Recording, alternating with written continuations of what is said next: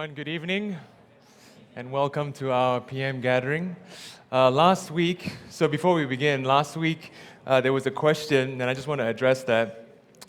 Someone asked about Abraham blessing Melchizedek from Genesis 14, and she asked me essentially, how is it that Abraham blessed Melchizedek? And you know what? That's a great question because he doesn't, so you were right. So I made a mistake last week, and I just want to apologize for that. As I read through Hebrews again, it does make sense that the one who is inferior gets blessed by the one who is superior. And in that text, in Hebrews 7, Melchizedek was superior over Abraham. So whoever asked that question, thank you very much for that question. It shows that you're paying attention even to minute detail like that, and I really appreciate you listening and seeking to know the truth of the Word of God. Okay, before we begin today, let me pray. All right. Heavenly Father, as we are confronted by Genesis, I pray that we will struggle appropriately. Lord, I am before you right now. We are all before you right now. May our hearts be laid bare, and may you convict us of our sin, and that we'll come to a greater clarity of your holiness, of your sovereignty, and of our sin, and how we are deserving of your judgment. So would you please be with us now as I preach. In Jesus' name I pray. Amen. All right, so here's what we're going to do today. We're just going to take off from where we left off. So if you've been coming to our series, we've been covering the book of Genesis, God's story. This morning I gave an illustration, and well, what I did was I gave a memory device, so to speak. How many of you binge watch or watch shows like that? Right? Oh, there are more hands today, the PM than the AM. Okay, so as a memory device, here's what I'll say at times. I'll say, we're in this particular season, and then we're looking through multiple episodes. But imagine if Genesis 1 and 2 was season 1, okay?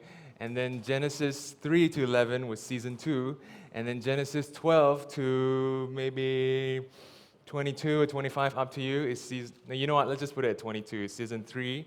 And then season 4 is what we're going to look at today, Isaac's life. And then season 5, Jacob's life. And then season 6, Joseph's life, okay? So we've had 2 weeks in the past to cover 3 seasons. Today, we're going to try to cover all 4, 5, and 6. So essentially what we're going to do is just walk through Genesis, okay? Genesis 22, and Lord willing, we'll arrive at 50 with what we actually need to know from Genesis. Okay? So, let's begin by opening your Bibles and looking at Genesis chapter 22, verse 20. And as you're turning there, let me just remind some of you of the background. So, in the previous section, we looked at the Abrahamic narratives, and there we saw the promises of God that God made to Abraham. And we saw that God promised Abraham that he would be a great nation, and that implies that there will be land and descendants, and that God will bless Abraham, and that he will make Abraham's name great. And by blessing Abraham and choosing his family, the idea is so that Abraham's family would establish God's kingdom, and through them they will be a blessing to the rest of the world. So what we see in Genesis 12 onwards in what God is doing in Abraham's life is the recreation of humanity. Okay, a new humanity within the fallen humanity.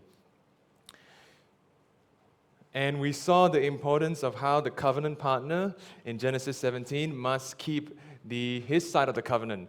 But at the same time, we know that from Genesis 15 that the covenant essentially will be kept by God. God will keep both sides of the covenant. Even if the covenant partner fails, God will uphold his covenant because of who he is as the covenant-keeping God. And that is a very important point to remember, as we'll see today, because God made his covenant with a sinful humanity. So how will God fulfill his purposes? How will God establish his plans? Through a sinful humanity. Only a sovereign God can do something like that. Okay, and so we come now to Genesis chapter 22, verse 20 to 24. what we have is a genealogy. So at the end of Genesis 22, God made a divine oath to Abraham. I hope you still remember that. In chapter 22, verse 16 to 18, God says to Abraham, "By myself I have sworn, declares the Lord, because you have done this and have not withheld your son, your only son, I will surely bless you. I will surely multiply your offspring as the stars of heaven and as the sand that is on the seashore." So God makes a divine oath to Abraham because of his faithfulness. Abraham's faithfulness results in blessing, not only for himself, but also to the rest of the nations. And now we come in chapter 22, verse 20, we see a genealogy of Abraham's brother, Nahor. And Nahor has 12 sons. The most important thing that you need to know from this is that in verse 23, Bethuel would father Rebekah. Now, Rebekah will be a key figure soon that we'll see. And it's important that Abraham knows this because he's going to start looking for a spouse for his son Isaac. Abraham's getting old. He's going to die. He's moving on. The last thing that he needs to do as a father, as the one who has been given the covenant promises of God, is to ensure that his son will be able to carry on the line. And then in chapter 23, we have a chapter that is about the land. Chapter 23 is one instance in which Abraham managed to buy a land from the Hittites. So Sarah lived 127 years and she died. Verse 2, at Kiriath Arba, that is in Hebron, in the land of Canaan. So he mourned for her, he wept for her, and he wanted to buy land to bury Sarah. And in his conversations with the Hittites, he managed to secure the field of Machpelah. There is a cave there, and that's where he will bury Sarah. And later in Genesis, you'll see that many of the patriarchs will be brought back to the cave of Machpelah, and that's where many of them were buried. But here's some of the important facts about Abraham that we need to keep in mind. In verse 4, look at what Abraham says. "I'm a sojourner and a foreigner among you." So Abraham doesn't really see himself as a resident of the land yet, but the Hittites were. Okay? And interestingly, in verse 6, the Hittites considered Abraham a prince of God. So in some ways, although Abraham did not have all the promises that God made to him fulfilled in his lifetime, especially land and descendants, but there were some promises that God did fulfill to him. Like he would have a great name and he was blessed. And those things were fulfilled in Abraham's life. So at the end of chapter 23, what we see is that Abraham has a son, Isaac, and that he has a piece of land, and evidence that he has a foothold, at least, in the land of Canaan. And now we come to chapter 24. And in chapter 24, Abraham is looking for a wife for his son, Isaac. In verse 1, we see a summary of Abraham's life. The Lord had blessed Abraham in all things. But now we see an old Abraham. And so Abraham commissions one of his oldest and most trusted servant. In verse 2, we see that Abraham asked the servant to look for a wife for his son. Okay, so if you look at verse 3, that I may make you swear by the Lord, the God of heaven and the God of earth, that you will not take a wife for my son from the daughters of the Canaanites among whom I dwell, but will go to my country and to my kindred and take a wife for my son Isaac.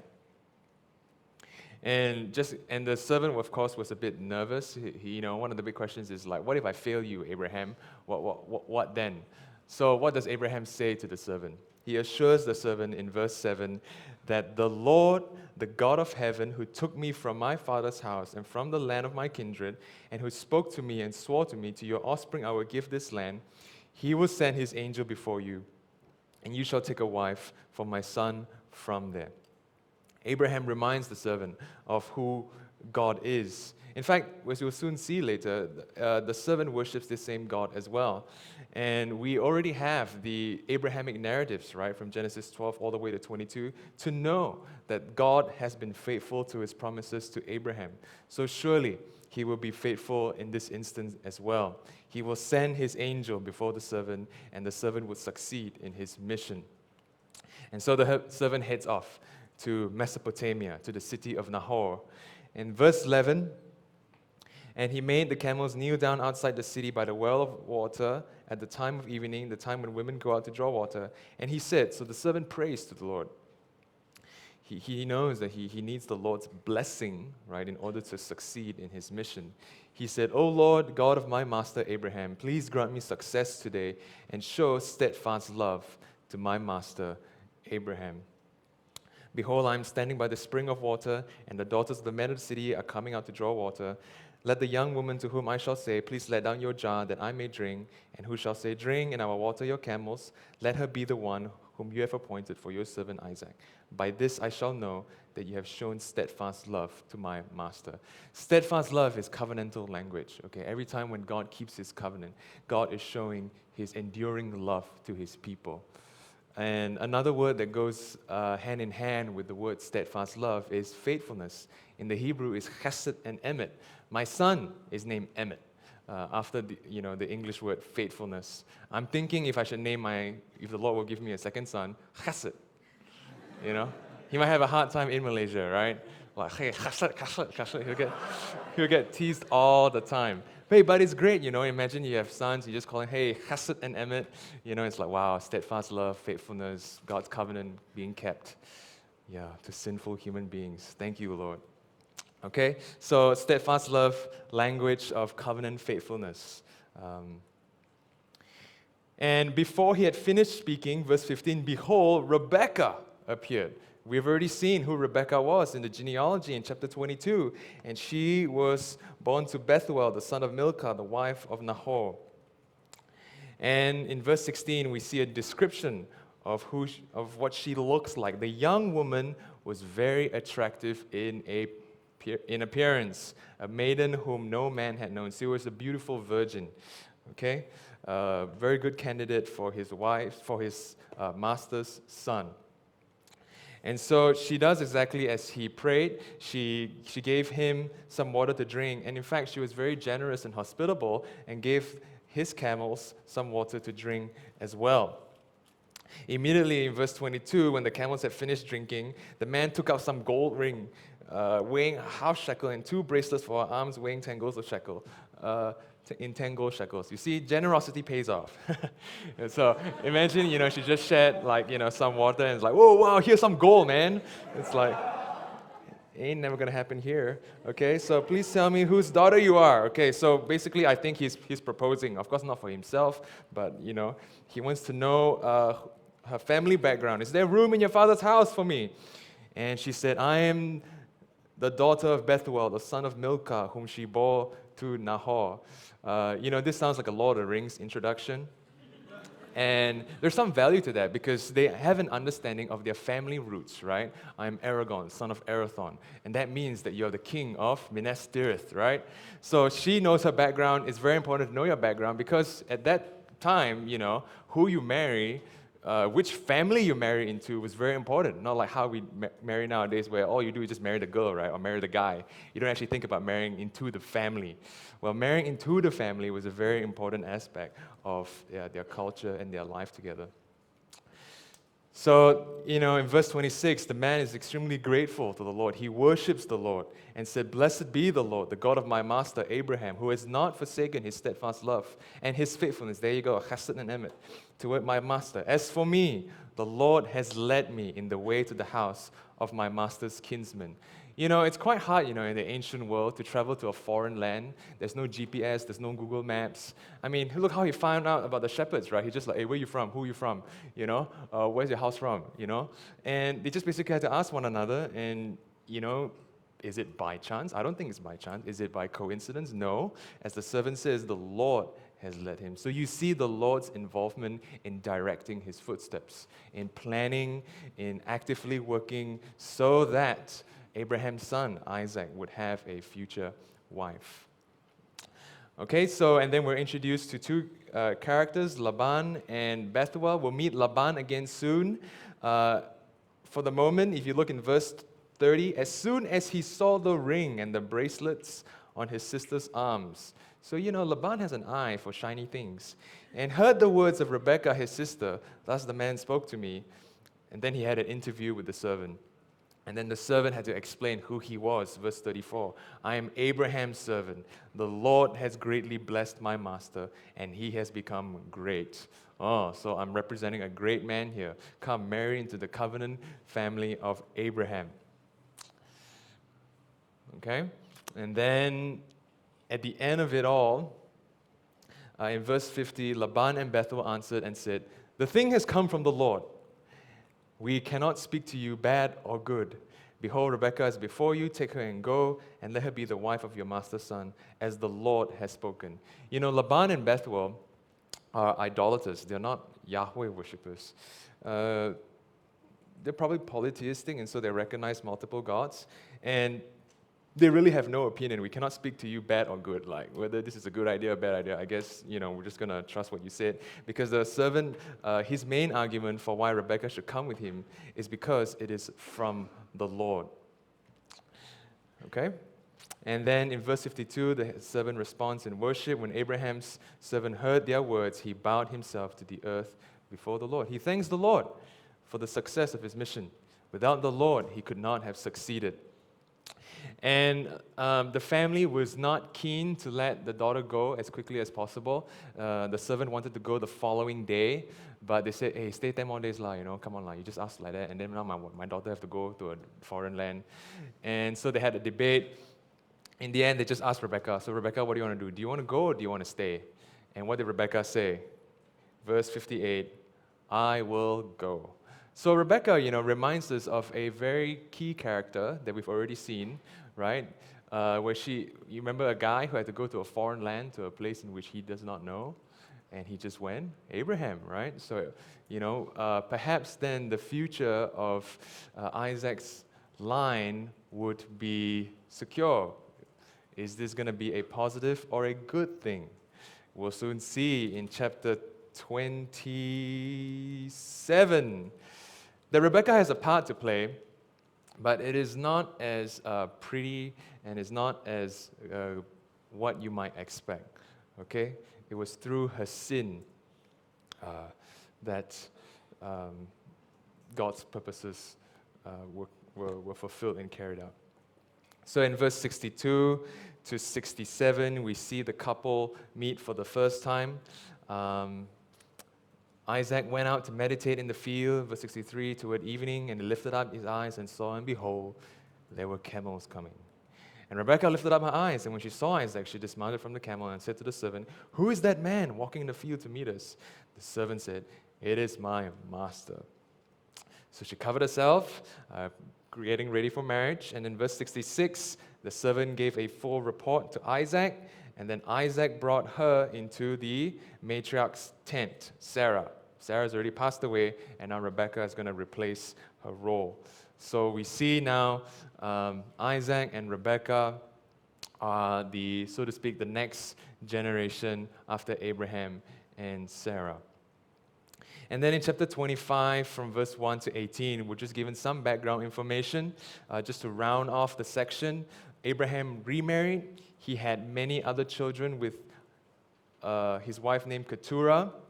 And many of these sons would eventually become part of nomadic tribes that live around Canaan. But verse 5 is the important information. Abraham gave all he had to Isaac. Isaac was the sole heir to Abraham's wealth and inheritance. Okay, and to the rest of his concubine sons, he just gave some gifts. And then verse 7, these are the days of the years of Abraham's life, 175 years. He died in a good old age, a man full of years, and was gathered to his people. And they buried him in the same cave that Sarah was buried, the cave of Machpelah of chapter 23. And then verse 11, after the death of Abraham, God blessed Isaac, his son. So you see now the covenant promises are being transferred from Abraham to Isaac. Isaac will now carry the mission forward. Now, before we look at the generations of Isaac, before we get into season 5 and look at Isaac's life, the author of Genesis, Moses, gives us some background information of Ishmael's line in chapter 25, verse 12 to 18. Ishmael well, Hagar and Ishmael were promised by God that Ishmael would have 12 sons. And in this short genealogy, we see that that promise has come true. So if God's promise to a minor character like Ishmael would come true, how much more will God keep his promises to the main characters, the chosen line, right? Isaac. And now we're primed and ready to enter into the next stage of Genesis season. What are we season in? 4, 5? 5, whatever. And we're going to look at Isaac's life.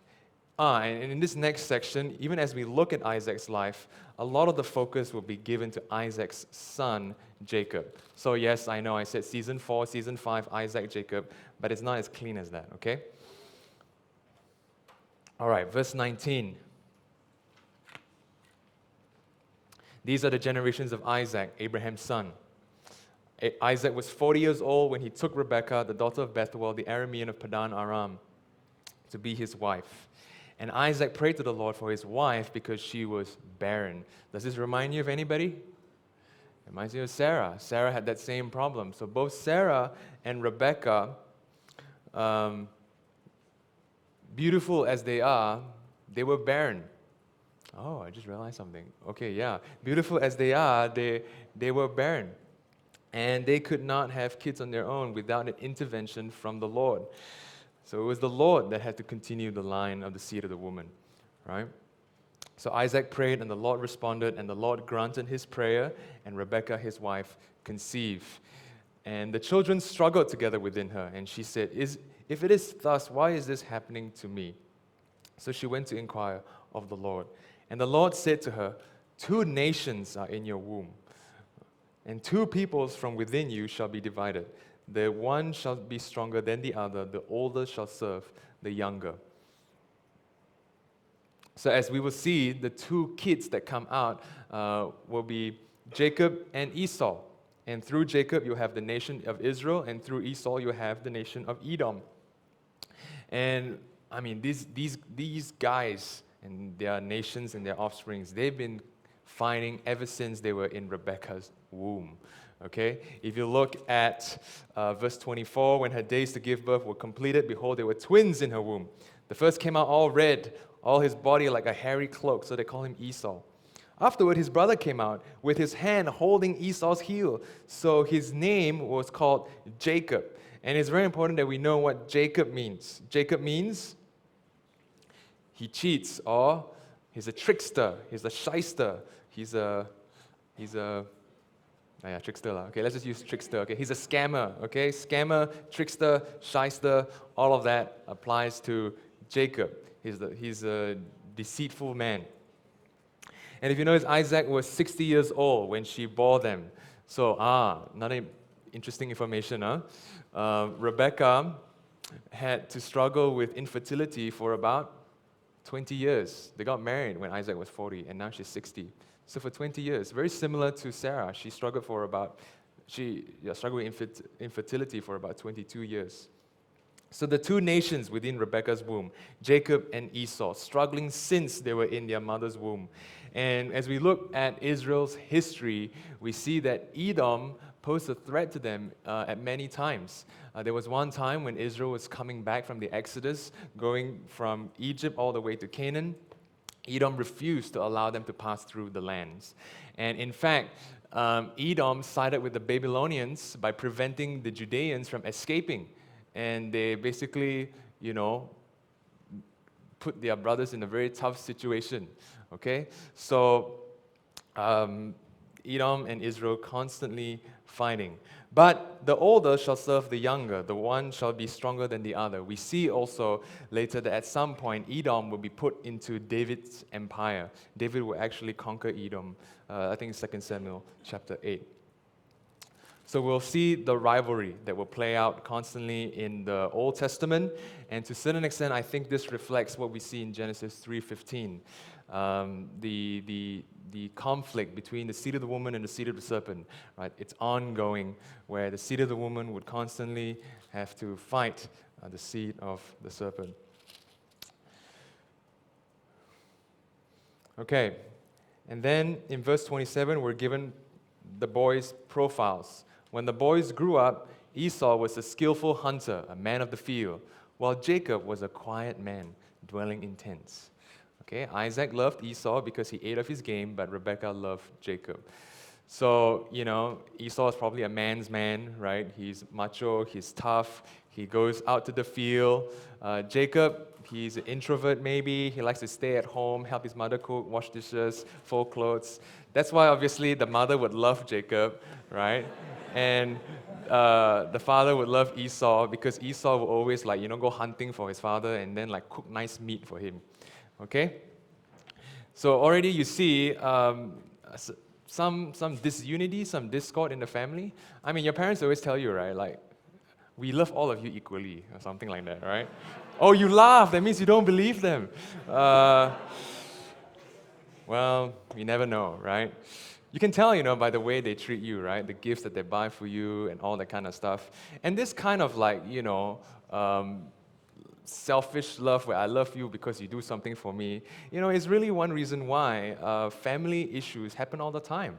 It's sinful human beings wanting to do what they want, having kids to satisfy their needs, and that's why you have a lot of family problems, as we will soon see. Okay?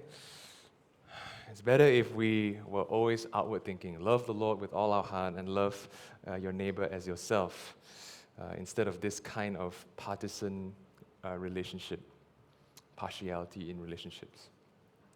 In verse 29 to 34, we see a very, how do I say this?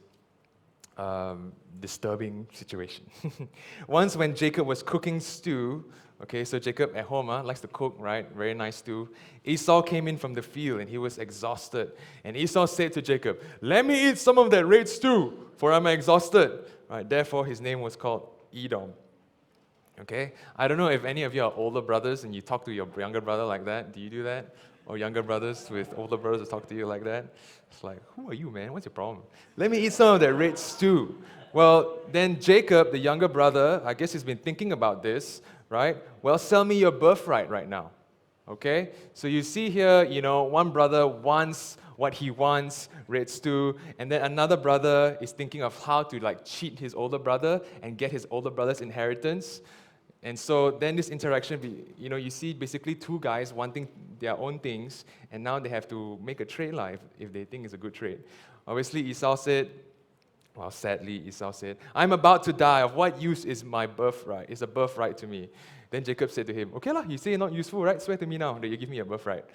So he swore to him and sold his birthright to Jacob. Then Jacob gave Esau bread and lentil stew, and he ate and drank and rose and went his way. Thus Esau despised his birthright. The author of Hebrews make much of this, right? In chapter 12, verse 15 to 17, the author of Hebrews pictures Esau like an unbeliever who has in mind his immediate desires, his immediate relief. He is not someone who thinks about the future. He doesn't have the long... he doesn't look forward to the kingdom of God. And I think this is something that we need to think about as Christians, right? Many of us commit the sin of Esau all the time because we live by sight and not really by faith. We want to satisfy our own desires instead of trusting in God's promises and longing for a greater city that is yet to come. Instead of establishing God's kingdom and working towards building up His church, we focus on what we want, and that is sin. And that is what we see in Genesis 11, making a name for ourselves, right? The little itsy-bitsy things that you do to just kind of build your own kingdom, well, that's all building up towards the Tower of Babel. And that's what you're doing if you're constantly sinning against the Lord. And that's what we see in Esau's life. That's what we see in Jacob's life. Not just Esau, both Jacob and Esau are presented as sinful brothers, trying to outdo one another, while Jacob trying to steal his brother's birthright. Okay, so now moving on. In chapter 26, now there was famine in the land. Okay, so we're taking a break from looking at Jacob's life, and now we're going to look back to Isaac. There was famine in the land, besides the former famine that was in the days of Abraham. Do you remember Genesis 12? When there was famine in the land, what did Abraham do? He left and went all the way to Egypt, right? He's trying to escape the famine. And what did he do there in Egypt to Pharaoh? He told Pharaoh that his wife was his sister, right? So that Pharaoh would spare his life. And do you remember Isaac doing the same? Oh, well, Abraham did it again in chapter 20, right? Where did he do it this time? In the land of the Philistines with Abimelech, the king of Gerar. And what did he tell the king of Gerar?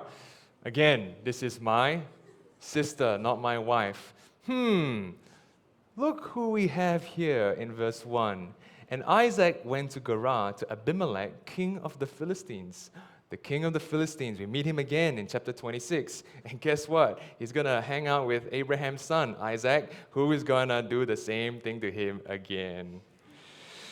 So there was famine in the land, and Isaac wants to go to Egypt to find some relief. But the Lord appeared to him and said in verse 2, "Do not go down to Egypt. Dwell in the land of which I will tell you.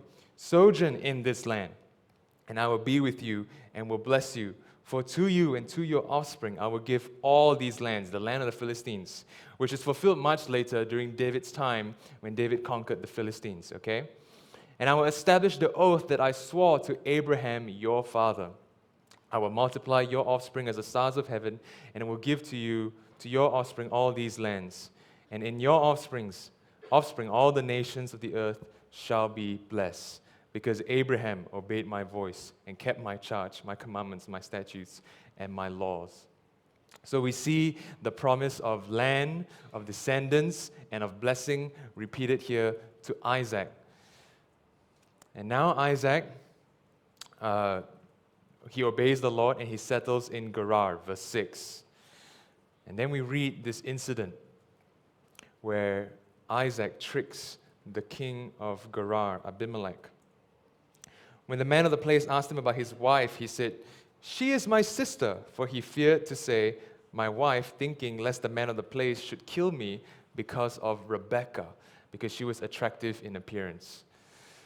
When he had been there a long time, Abimelech, king of the Philistines, looked out a window and saw Isaac laughing with Rebekah, his wife. Wow, imagine if King Abimelech didn't look out that window, you know. Maybe he was just trying to look for some trees or look at some birds. And then he look out, oh, whoa, that guy, Isaac, he's living in my land and he's laughing with this woman. I thought she was his sister. No, it's Rebekah. Because you see, you can't laugh with your sister, but you can laugh with your wife.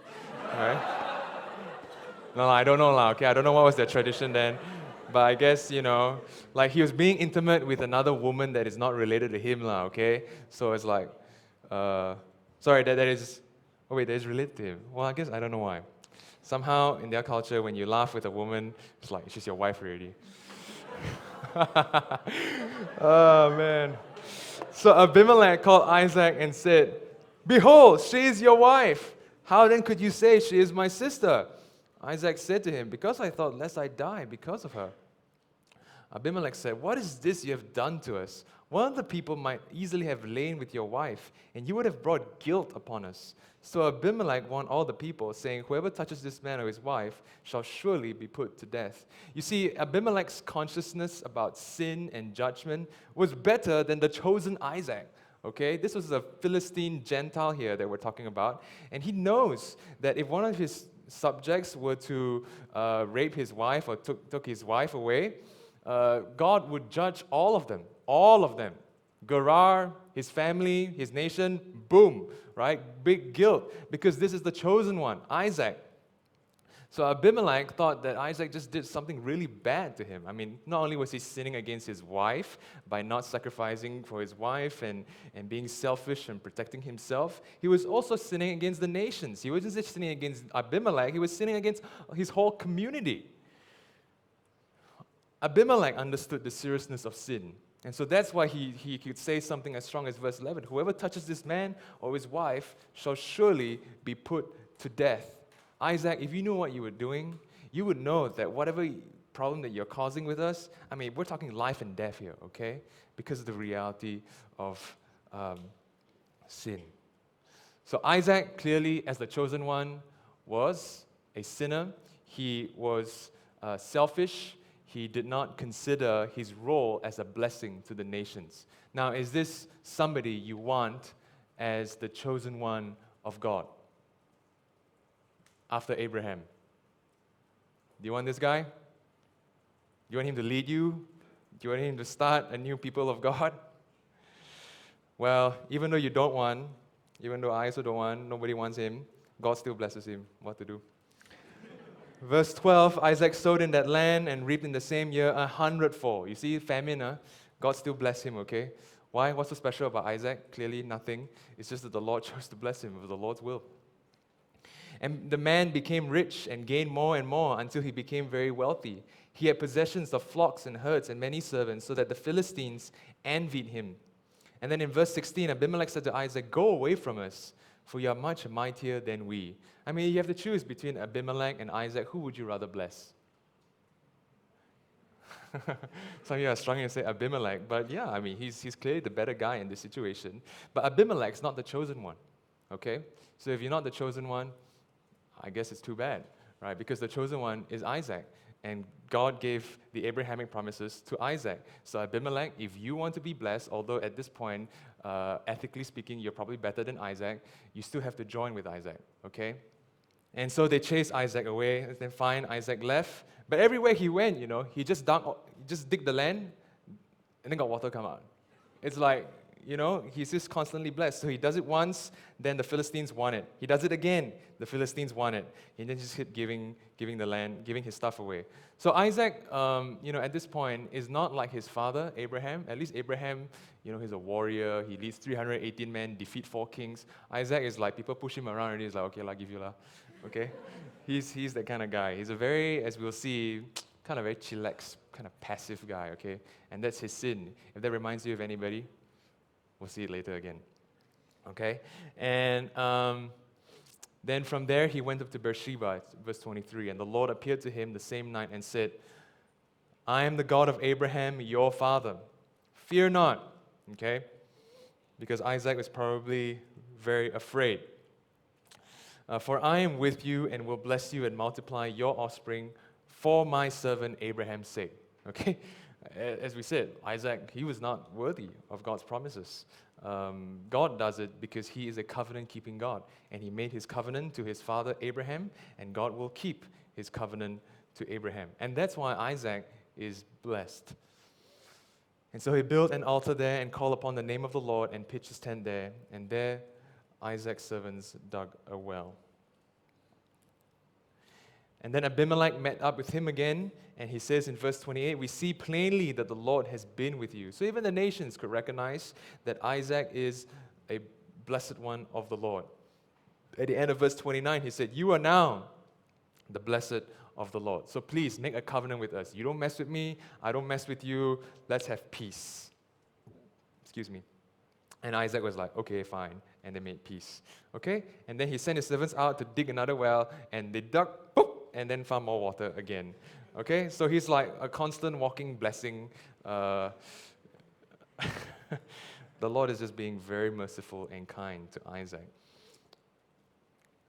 Now, in this next section, we're going to look at the life of Jacob and Esau. Isaac is still there, but we're going to focus now on the life of Jacob. Okay, so what does that make us in season 5? Okay, the life of Jacob.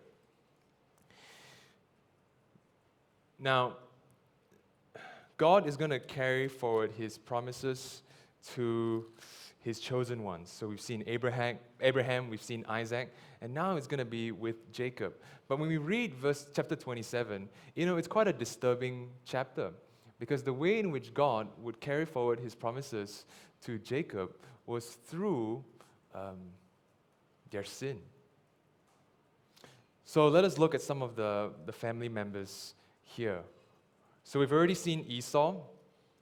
Okay, Esau, in verse 34, when he was 40 years old, chapter 26, verse 34, 40 years old, he took Judith, the daughter of Beri the Hittite, and basically he married Canaanite women.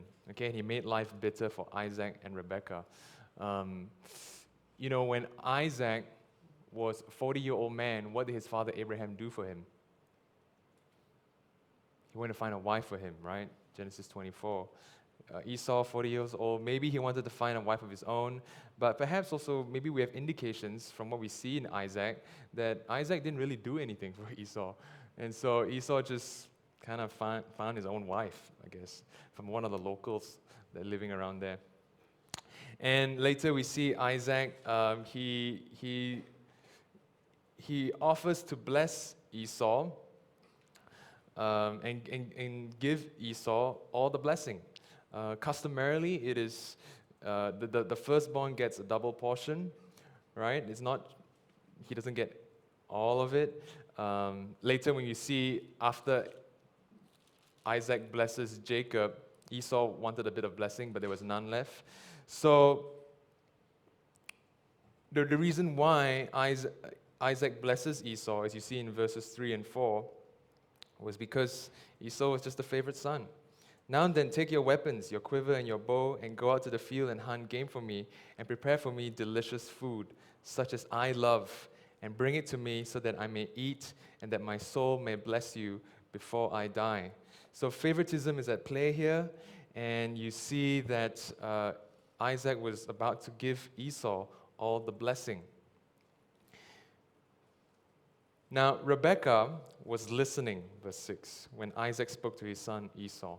You know, Rebekah probably wore the pants in the family. You guys know the expression? She was probably like the mommy boss, okay? We saw earlier in chapter 24, many good traits about her. She was energetic, she was beautiful, she was generous, she was brave. But now we see a very sinful Rebekah, okay? She was a dominating woman, and she was a manipulative woman. Doesn't mean if you're energetic, beautiful, smart, brave, you're like completely free from all sorts of sins, okay? Your very strengths will be your weaknesses. Your very strengths would accentuate some of the sinful capacities that you have. So she has a propensity for being dominating and manipulative. And in this way, she sinned against her husband. Instead of being submissive, she messes with him. So Rebekah was listening. So when Esau went to the field to hunt for game and bring it, verse 6, Rebekah said to her son Jacob, I heard your father speak to your brother Esau. Bring me game and prepare for me delicious food, that I may eat it and bless you before the Lord before I die. Now therefore, my son, obey my voice. Right? Listen to mama, listen to me, okay? I know what I'm talking about. Go to the flock and bring me 2 good young goats, so that I may prepare them delicious food for your father, such as he loves. And you shall bring it to your father to eat, so that he may bless you before he dies. So you see what Rebekah is trying to do? Isaac, as the man of the family, had every right to bless whoever he wants to bless. Okay, that's how it worked during that time. And Esau, rightfully speaking, was the firstborn son. But here we have Rebekah trying to manipulate the whole situation so that her favorite son would get the blessing. But Jacob said to Rebekah, his mother, Behold, my brother Esau is a hairy man, and I am a smooth man. Perhaps my father will feel me, and I shall seem to be mocking him and bring a curse upon myself and not a blessing. His mother said to him, Let your curse be on me, my son. Only obey my voice and go bring them to me. You see how self-confident she was in this. So Jacob obeyed his mother. He went and took them and brought them to his mother, and his mother prepared delicious food, such as his father loved. Then Rebekah took the best garments of Esau, her older son, which were with her in the house. Yes, she knows where everything is. And put them on Jacob, her younger son. And the skins of the young goats she put on his hands and on the smooth part of his neck. And she put the delicious food and the bread which she had prepared into the hand of her son, Jacob. When you read this, right, and let's say if you're Esau, are you happy if your youngest brother does this to you? Your younger sister does this to you? Take all your inheritance, all gone, right? Make a secret pact with mama to get all that 3 houses that your father bought last year. Then when he dies, then the will, nothing for you, gone, okay? In fact, to make it worse for you, your mother planned it.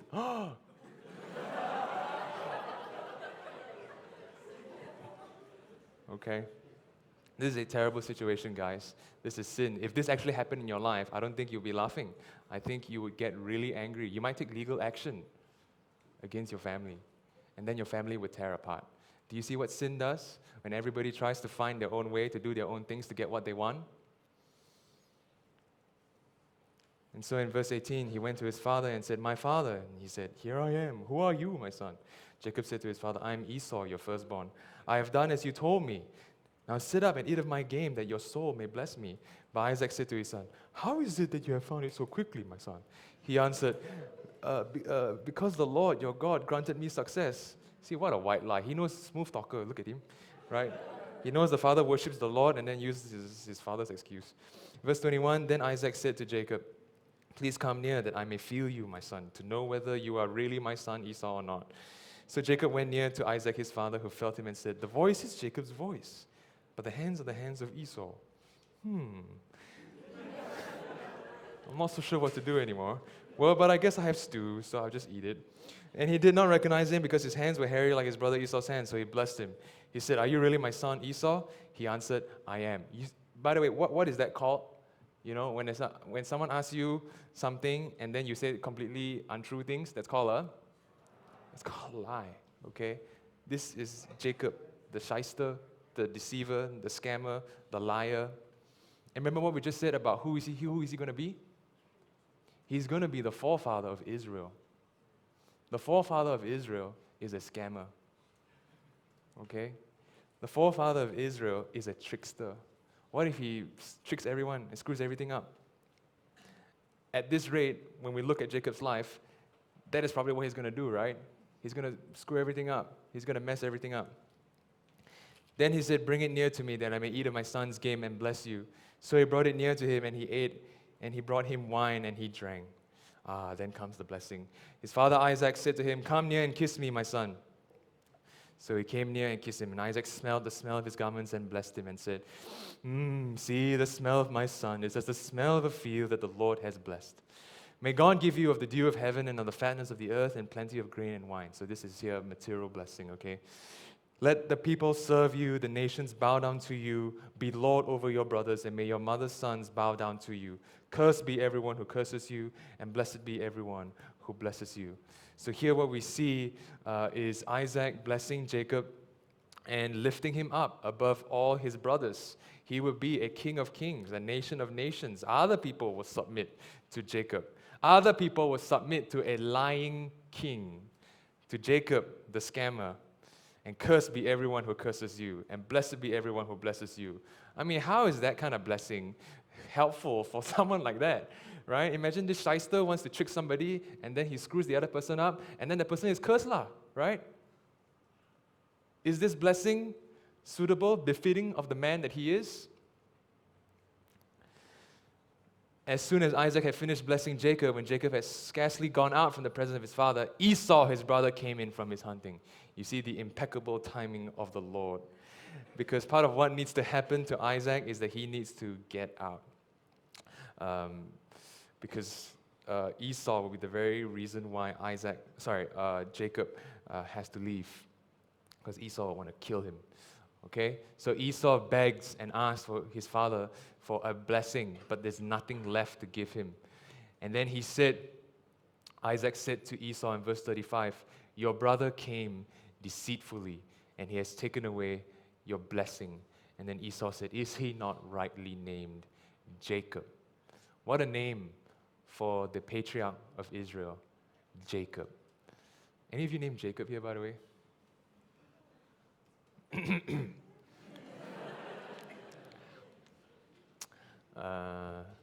Let's see. "For he has cheated me these 2 times. He took away my birthright, and behold, now he has taken away my blessing." Okay, so Jacob, the shyster, the trickster, has tricked his older brother twice. Isaac answered and said to Esau, "Behold, I have made him lord over you." And then Esau said in verse 38, "Have you but one blessing, my father? Bless me." Verse 39, Isaac said to Esau, "Behold, away from the fatness of the earth shall your dwelling be, and away from the dew of heaven on high. By your sword you shall live, and you shall serve your brother. But when you grow restless, you shall break his yoke from your neck." So here we see that Esau will not enjoy the luxuries that the descendants of Jacob would enjoy. He would be a militant nation. He will live by the sword, and he will serve his younger brother. You know, earlier we spoke about how Esau is the forefather of Edom, right? And you know lah, okay, because you know when you read stories, you always prefer the bad guy. I mean, you always have to choose like the good guy over the bad guy, right? And probably in your minds right now, Esau is the bad guy, right? Right? Right? Is Esau the bad guy in your mind right now? I mean, he is a bad guy, but the good guy, which is all in our minds supposed to be Jacob because he's the chosen one, doesn't he seem more like the bad guy to you? Don't you feel sorry for the bad guy whom you thought was the bad guy? Who is now kind of like the good guy who was victimized by the good guy who was supposed to be the main character, who is now the bad guy? This is Jacob the shyster, man. I don't think Esau, deserved any of that. Poor guy. But this is Jacob sinning against his brother, manipulating and deceiving to get what he wants. He wants the blessing. He wants the inheritance. He wants the Tower of Babel, Genesis 11. He wants the fruit, Genesis 3. Now Esau, he's still a bad guy. Verse 41, hated Jacob because of the blessing with which his father had blessed him. And Esau said to him, the days of mourning for my father are approaching. Then I will kill my brother Jacob. So he's looking for an opportunity to kill his brother. Does this remind you of anybody? A brother killer? Right? Genesis 4, Cain wanting to kill Abel, his brother. And here we see it again. So, the Genesis 4 sin is happening right here. But the words of Esau, her older son, were told to Rebekah. So she sent and called Jacob, her younger son, and said to him, behold, your brother Esau comforts himself about you by planning to kill you. Now therefore, my son, obey my voice. Arise, flee to Laban, my brother in Haran, and stay with him a while until your brother's fury turn away. Then I will send and bring you from there. Why should I be bereft of both of you one day? Rebekah, for all her scheming and conniving, she is hoping that, her favorite son will have all the blessing, and that even though he has to go away for a little while, she's hoping that he'll come back really soon. But little does she realize that all this family strife that she has perpetuated and created by her manipulative sin would cause her son to be separated from her for about 20 years. Okay? So you see the sin of the father in being passive. You see the sin of the older brother. You see the sin of the mother. You see the sin of the son. And at the end of chapter 27, what do you see? You see what God has said in Genesis 3, the breakdown of the family unit, discord, disunity in the family. This is, by the way, the chosen family, the chosen line. Do you want these guys to be your patriarchs? Then Isaac called Jacob, chapter 28, and blessed him and directed him. So now Isaac has to leave, okay? Now Jacob has to leave. And so Isaac blesses his son Jacob and told him to go to Padan Aram, okay, in Mesopotamia to find a wife, that he may not take a wife from the Canaanite women. Okay, Jacob has to go to Bethuel, the mother's father, his granduncle, and take as your wife from there one of the daughters of Laban, his uncle, your mother's brother. And look how Jacob look how Isaac blesses Jacob. God Almighty bless you and make you fruitful and multiply you, that you may become a company of peoples. May He give the blessing of Abraham to you and to your offspring with you, and that you may take possession of the land of your sojournings that God gave to Abraham. I hope you see over and over again, right? When they make the promises, right, they always look back to God's promise to Abraham. Because if they look forward or look at themselves, I don't suppose they would say that they are worthy of such promises. It's because God is faithful to His promises that He made to His covenant partner, Abraham. And because part of the context now is that Jacob's supposed to look for a wife, so that's why the emphasis here is that God will make him fruitful, he'll be a company of peoples, he will have that kind of blessing. Okay, thus Isaac sent Jacob away, and he went to Padan Aram to Laban, the son of Bethuel, the Aramean, the brother of Rebekah, Jacob and Esau's mother. As I'm going through the Bible right now, I'm just putting ticks at the promises where I see God making big promises to His people. And so we've seen one in chapter 26, right? Let me see. 26, verse 2 to 4, 2 to 5. Maybe the projectionist can start a new slide. These are all the promises that God made to his people, right? 26 verse 2 to 6, 2 to 5, and then in chapter 26, 24 to 25, and now we see Isaac saying this to Jacob in chapter 28, verse 3 to 4. Okay. And then in verse 6 to 9, we see Esau's pathetic attempt to please his father. That's it, moving on. And then now in chapter 28, verse 10 to 22, we see a very important little section of Jacob's life and story. Because all we've seen so far is Jacob, the trickster, the scammer, the shyster. And now, because of their sin, he is exiled from home. He's exiled from Canaan, and now he has to go all the way to Padan Aram. So you wonder, like, how will God fulfill his promises, number one, to someone like Jacob? And number two, how will he fulfill it to Jacob if Jacob's not in Canaan anymore? How is this going to carry on? How is God going to give Jacob the land now that he has to leave the land? Verse 10, Jacob left Beersheba and went toward Haran, up north to Mesopotamia. And he came to a certain place and stayed there that night because the sun had set.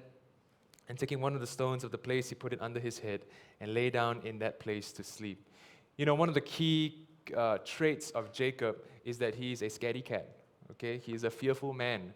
I mean, think about it. You live, at home most of your life. You just prefer not to go out and hunting and all that.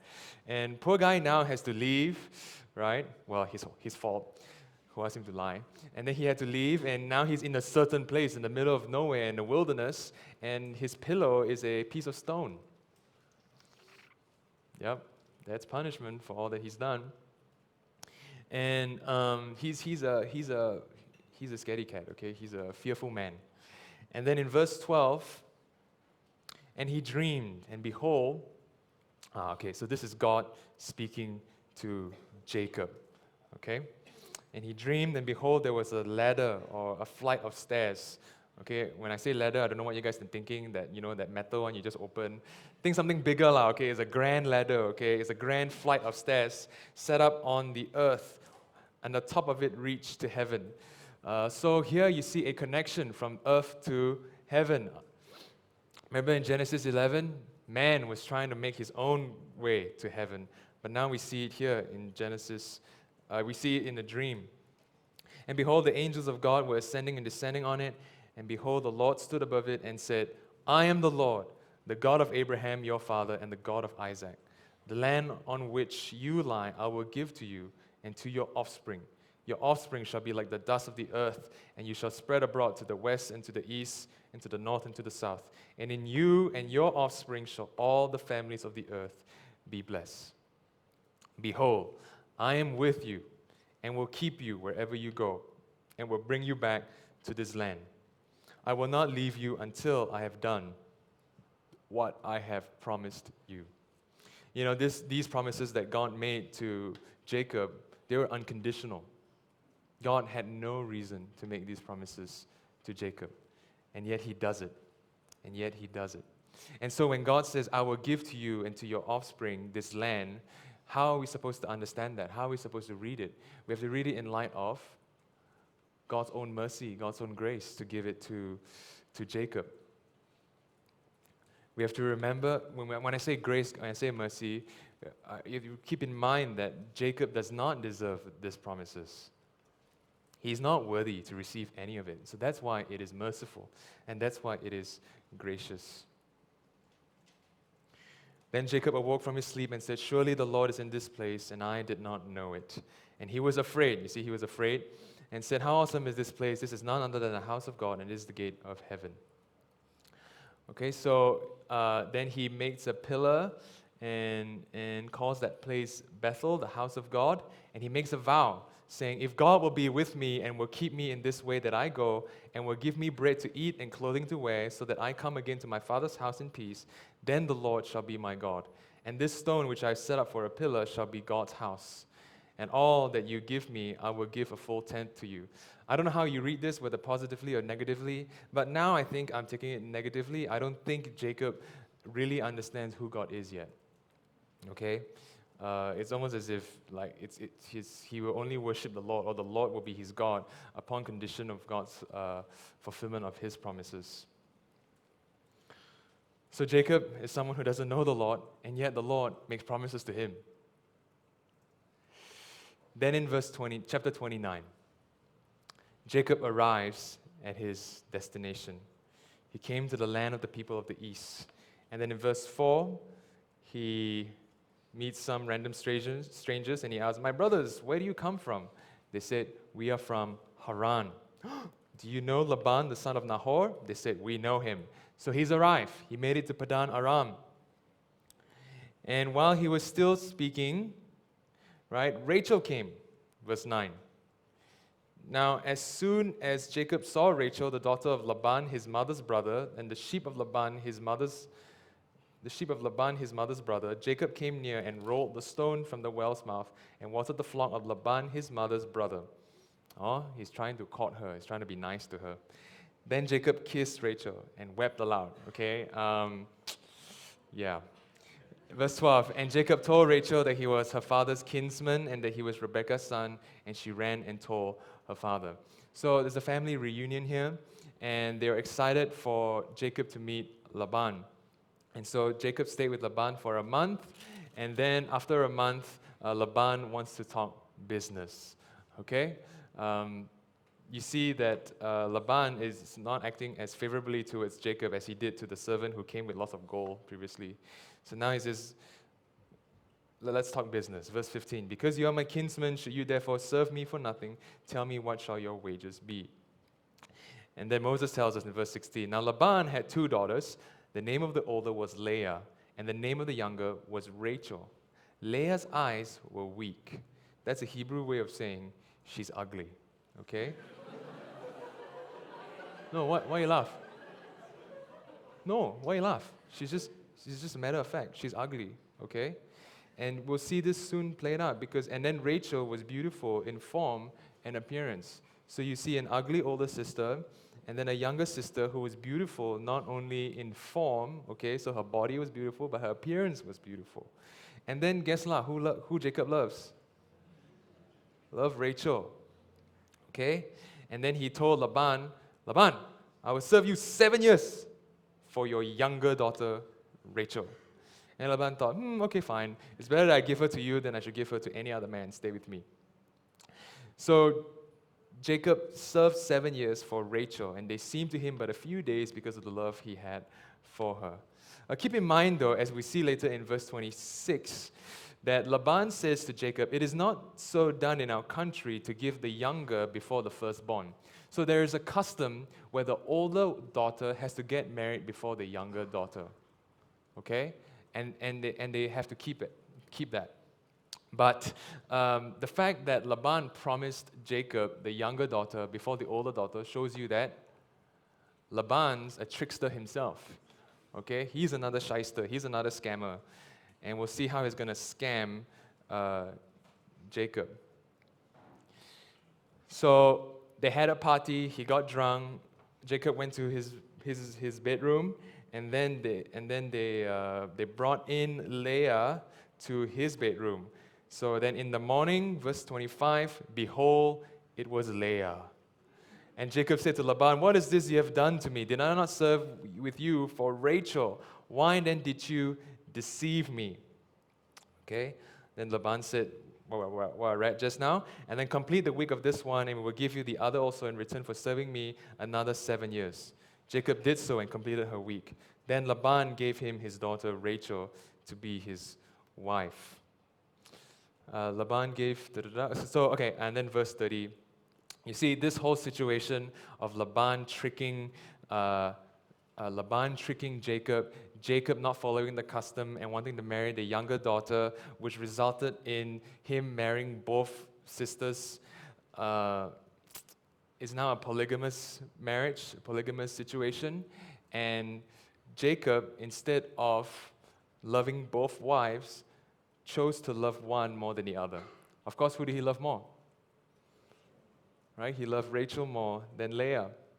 In fact, maybe he even resented Leah because she represented Laban's trickery, deception to him. So Jacob went into Rachel, also verse 30, and he loved Rachel more than Leah and served Laban for another 7 years. You know, if you think of Leah in this whole situation, don't you feel sorry for her? She's like being thrown around by her father, you know, being unloved now by her husband. Her younger, beautiful sister is like, you know, getting all his attention. But guess what, man? The men may be sinful and screwing one another up, but the Lord sees all of this.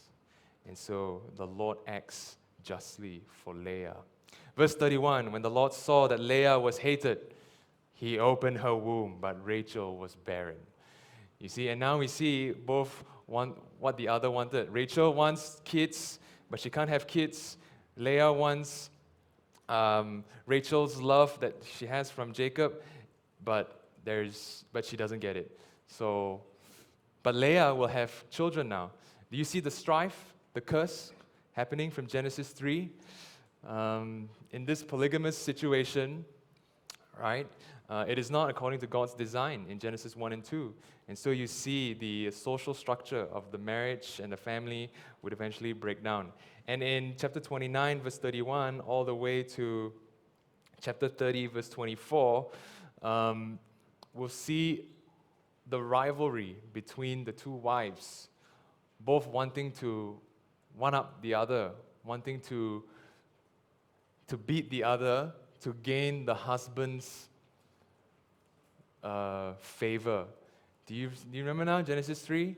Your desire shall be for your husband, and he shall rule over you. We see the curse of Genesis flowing out as the women sin against each other, and Jacob not loving them equally. And so, what happens? Verse 32, and Leah conceived and bore a son, and she called his name Reuben. For she said, because the Lord has looked upon my affliction, for now my husband will love me. What does Reuben mean? It means see.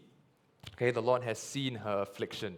So as you will see, the wives would name their sons based on what they feel at that point. Okay? And then she conceived again, verse 33, and bore a son, and said, because the Lord has heard that I am hated, he has given me this son also. And she called his name Simeon, which means heard. And again, she conceived and bore a son, and said, now this time my husband will be attached to me, because I have borne him 3 sons. Okay? Levi means attached. And she conceived again and bore a son, and said, this time I will praise the Lord. Therefore she called his name Judah, which means praise. Then she ceased bearing. By the way, Leah, she bore 4 of Jacob's oldest sons. Reuben, Simeon, Levi, Judah. We'll see them come out again as important characters later in Genesis.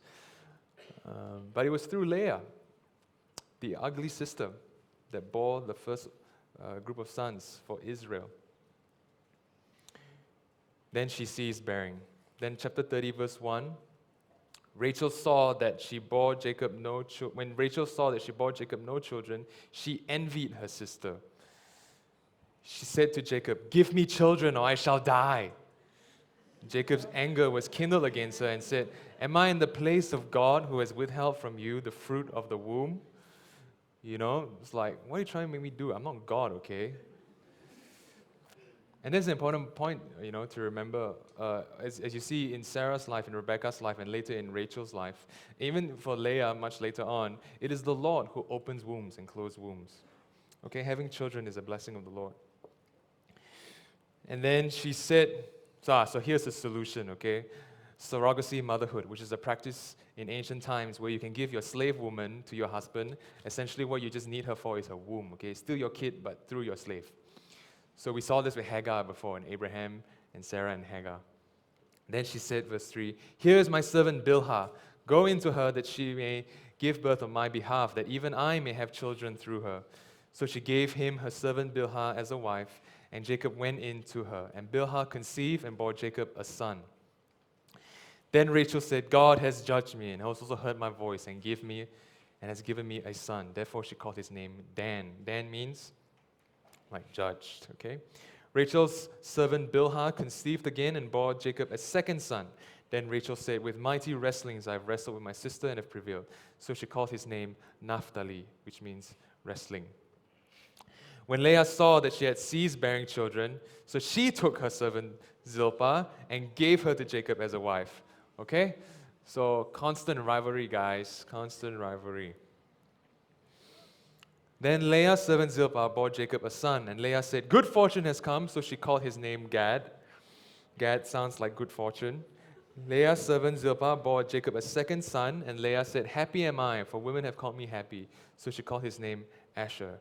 Asher sounds like the word happy. Okay, then we have a very interesting scenario where we see like how far these ladies are going at this thing, okay? It's not even a matter of like, honoring my husband anymore. It's like the husband is some sex tool for them, okay?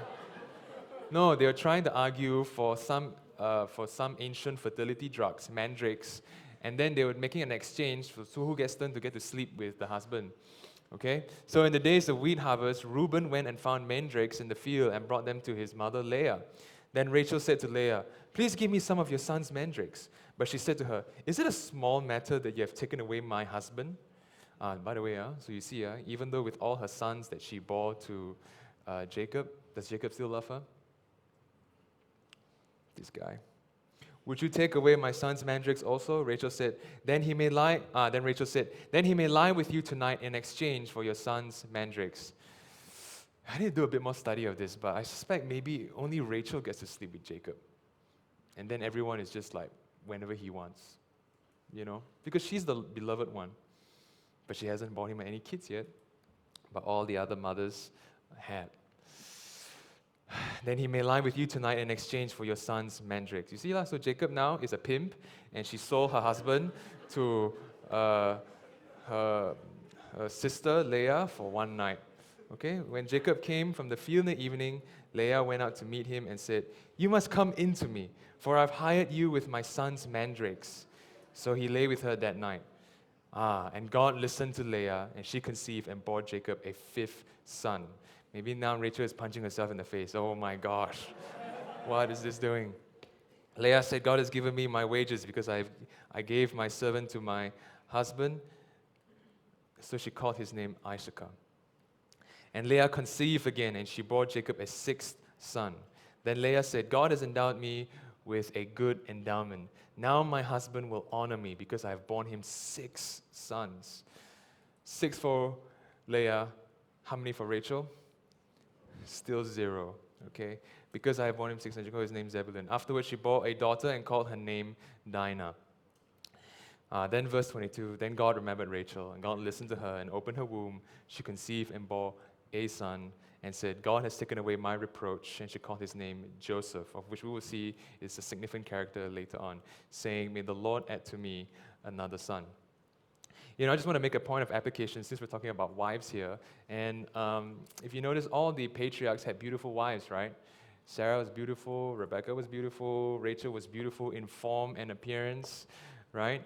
But you see, in Sarah's life, I mean, she was a woman of faith. She hoped in God, but she was clearly a sinner as well. She did the exact same thing. Instead of trusting in God, she gave Abraham her servant slave Hagar. And then Rebecca, she was manipulative, how she tricked her husband. And now Rachel, the one who is beautiful in form and appearance, look how manipulative she has been, right? And how desperate she is, and how pimp-like she is, And we makes you think, that in our world today, we live by sight, and only those who are beautiful, should get more privileges, right? Right? A lot of you are like, no. Yeah, no. Obviously, the answer is no, right? But that's how our world works, right? Those who are more beautiful, more rich, get all the blessing. But here, Genesis is showing you all the beautiful women are actually ugly on the inside. Ugly. So what if you're beautiful on the outside when you live your life like this? You don't know how to honor your husband. You don't know how to live and raise your children in the instruction of the Lord. I mean, so what if you're beautiful? You're still a sinner against the Lord. Do you want to be beautiful and a complete hopeless sinner? Or do you want to be ugly and a righteous worshiper of God? What do you want to do? I'd rather be ugly, Lord, and worship you. Okay. Now in chapter 30, verse 25 onwards. So we've just we just saw Jacob, his 4 wives and how many sons? 10, 11, 10, 11. I can't remember. 11 sons. Okay? Now, after Rachel has born Joseph, Jacob said to Laban, I want to leave now and go home. Okay, so he has got his offspring. Now it's time to go home to his own country. Give me my wives and my children for whom I have served you, that I may go, for you know the service that I have given you. But Laban said to him, if I have found favor in your sight, I have learned by divination that the Lord has blessed me because of you. Name your wages and I will give it. Okay, so Laban really wants Jacob to stay because because Jacob is the reason why Laban is successful in all that he does. And you know, not only is Jacob making Laban successful, Jacob also married both his daughters and fathered a whole bunch of grandchildren for Laban. If you're a grandfather, would you let him go? All right, you want him to stay. And so Jacob said to him, you yourselves know how I have served you, and your livestock has fared with me. Okay? And then verse 30, but now when shall I provide for my own household also? So he served Laban for the 2 wives. And now he's asking Laban to give him an opportunity to make some money for his own family. Okay, and Laban, the trickster that he is, the scammer, wanted to scam Jacob. Okay? So here's the deal. We don't have time to read all of it. But Jacob offered to take all the ugly sheep, okay, the speckled, the spotted, and the molted sheep, where Laban will have all the monochrome sheep, the pure white sheep, the pure black sheep. Okay? And Laban said, sounds like a good idea. But then here's what Laban did. Laban gave all the speckled, spotted, molted sheep to his sons and asked them to go far away. And then he gave Jacob all the monochrome colored sheep, all the black and white sheep. So the question is, how will Jacob have speckled, spotted, and molted colored sheep from monochrome colored sheep? He can't. So what does he do? Well, through some amazing breeding techniques, okay, I think it has to be miraculous, right? Jacob basically did something like he took sticks and then they're different colored and then he put it in front of the sheep, and then when they mated, the babies will come out like in different colors and all that kind of stuff. Okay? So through Laban's monochrome colored sheep, Jacob managed to produce all the speckled, spotted, and molted sheep. And so now Laban's own possession of those type of sheep were far away, and even his own one that he's just given to Jacob also produced that kind. So now Jacob has a double portion, okay, from the one that he just raised on his own, and from the other one where Laban's sons will have to bring back to him. So verse 43, thus the man increased greatly and had large flocks, female servants and male servants, and camels and donkeys. Now Jacob heard that the sons of Laban were saying, Jacob has taken all that was our father's, see the monochrome one, and from what was our father's, he has gained all this wealth. And Jacob saw that Laban did not regard him with favor as before. Okay, so obviously Laban hates Jacob now. And then in verse 3, the Lord said to Jacob, return to the land of your fathers and to your kindred, and I will be with you. It's clear instructions from the Lord to leave Laban and go back to the land of Canaan. So Jacob now has to have a conversation with both of his wives.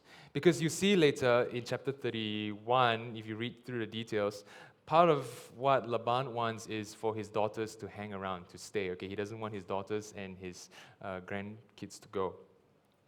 So Jacob has to talk to his wives to clarify with them. So Jacob sent and called Rachel and Leah into the field where his flock was and said to them, I see that your father does not regard me with favor as he did before, but the God of my father has been with me. So Jacob here is quoting the promises that God made to him when at Bethel. You know, when he was exiled, he was in the wilderness heading towards Padan Aram in chapter 28. He remembers that. He remembers what the Lord said, that the Lord will be with him, the Lord will keep him and guard him.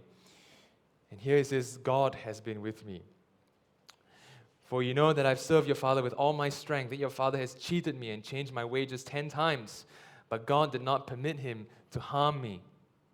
Okay? You see how God protects against cheats and shysters and tricksters? It's interesting that now Jacob starts to realize this, okay? Jacob himself was a trickster, remember? And now he's got a taste of his own medicine from his uncle at full force. How many times? Twice, well, many times. 10 times the wages has changed. Then got tricked for his wife. Served uncle 14 years, okay? Your uncle tricked you, you served him 14 years, you like ah? And then he changed your salary 10 times. And then now when you're asked to provide for your own family, he go and trick you some more. Jacob had a full taste of his own medicine, okay? And he knows, now that he's on the, so to speak, the side that's being protected by God, that God is not someone to mess with, okay? If you sin by being a trickster, a shyster, a scammer, God will execute his justice upon you. And he said, the spotted shall be your wages, then all the flock bore spotted. And he said, the striped shall be your wages, then all the flock bore striped. Verse 9, thus God has taken away the livestock of your father and has given them to me. In the breeding season of the flock, I lifted up my eyes and saw in a dream that the goats that mated with the flock were striped, spotted, and molted. Then the angel of God said to me in a dream, Jacob, and I said, here I am.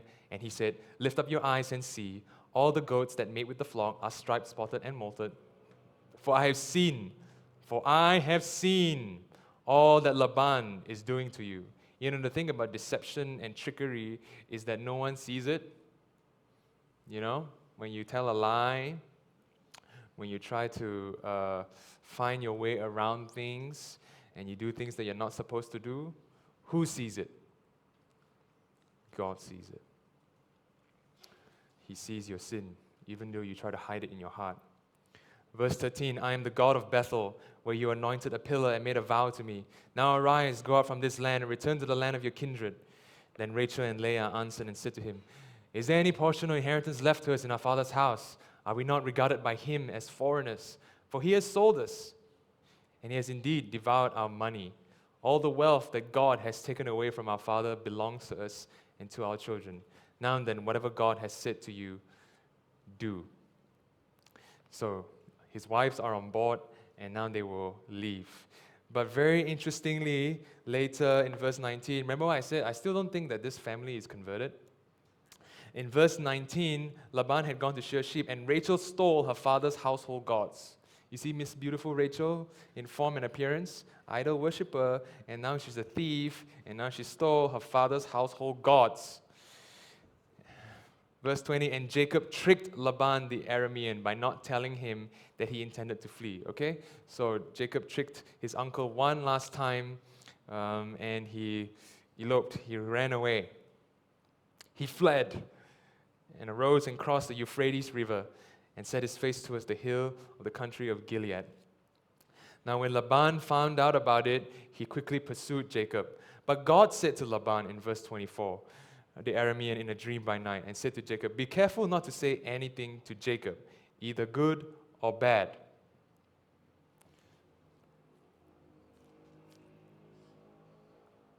And then Laban overtook Jacob, and he came to Jacob, what have you done, that you have tricked me and driven away my daughters like captives of the sword?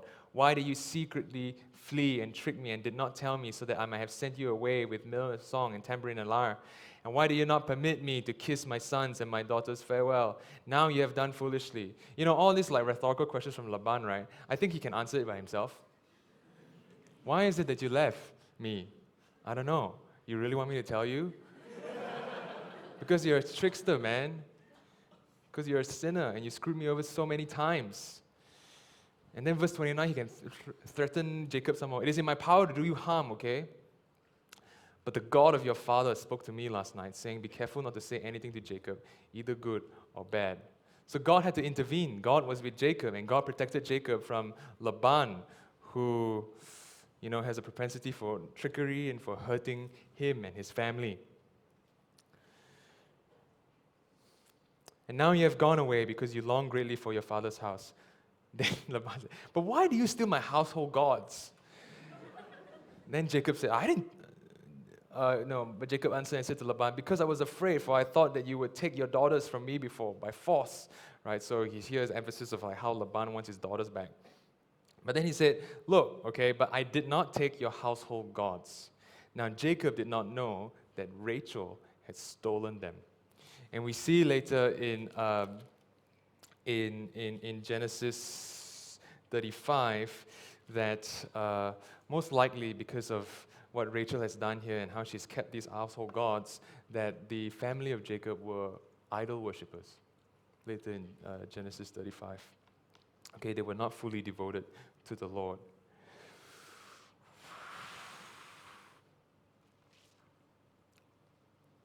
And then Jacob became angry with Laban and berated Laban, right, 36, because Laban went and searched everything but couldn't find anything. And then Jacob said to Laban, what is my offense? What is my sin that you have hotly pursued me?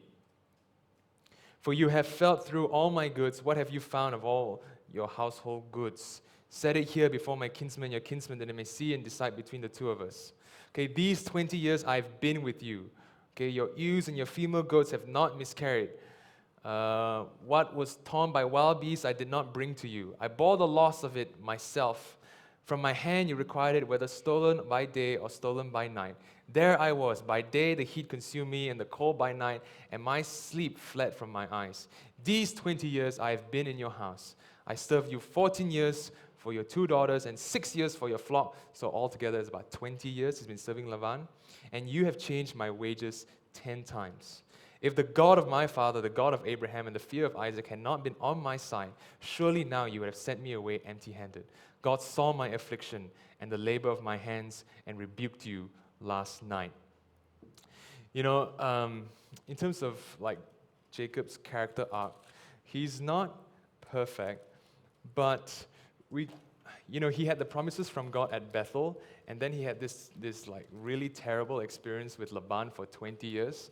And you could see that Jacob had a full taste of his own medicine as from Laban, the deceiver, right? And he has learned that trickery and doing such things, right? It's not loving towards others, right? Laban was sinning against Jacob the entire time, and now Jacob could see his sin. He tasted it in full measure. And Jacob says in verse 42, if God had not been with him, if God had not preserved him, surely now he would have suffered greatly under the hand of Laban. He would be empty-handed. But God saw his affliction and the labor of his hands and rebuked Laban. So it was the covenant-keeping God, the God of Bethel, that stayed with Jacob, that was with Jacob and kept him and protected him all this time. And then they made a covenant, and funnily enough, Laban will also say, okay, let God be the witness between the two of us. In verse 50, if you oppress my daughters, or if you take wives beside my daughters, although no one is with us, see, God is witness between you and me. Good theology. Even Laban realizing that God sees even when no one else sees. Okay? So this is insightful for those who sin with deception. God knows the secrets of your heart and all the deception that you make. And then in chapter 32 onwards, on his way back to the land of Canaan, Jacob, the timid Jacob, the fearful Jacob, has to face his greatest fear. And what is it? His brother Esau, the very reason why he had to leave in the first place. You know, throughout his life, any time when Jacob was afraid, what did he do to kind of get out of his fear? He does the Jacob thing, which is his trickery, right? Every time when he was afraid, he tries to find his way out of it. He uses trickery in the face of fear. We saw that with what he did to Laban. And now he's going to meet Esau. There's not much that he can do, really. He had to face Esau head on. In fact, he sent some messengers to go out and say hello to his brother Esau. The messengers came back and said, actually, your brother didn't say anything, but he's coming to meet you with 400 other guys. It's like, If you were Jacob, I mean, you know, oh man, that sounds really scary, man. The guy whom I sinned against, right? Jacob would be thinking, the guy whom I tricked and stole all his money, his inheritance, his birthright, and now he's coming to see me with 400 guys. To a certain extent, you know, Jacob had it coming. Okay? The consequences of sin. It's very apparent in the fear, in the shame, in the guilt that all these people experience. Then Jacob was greatly afraid and distressed.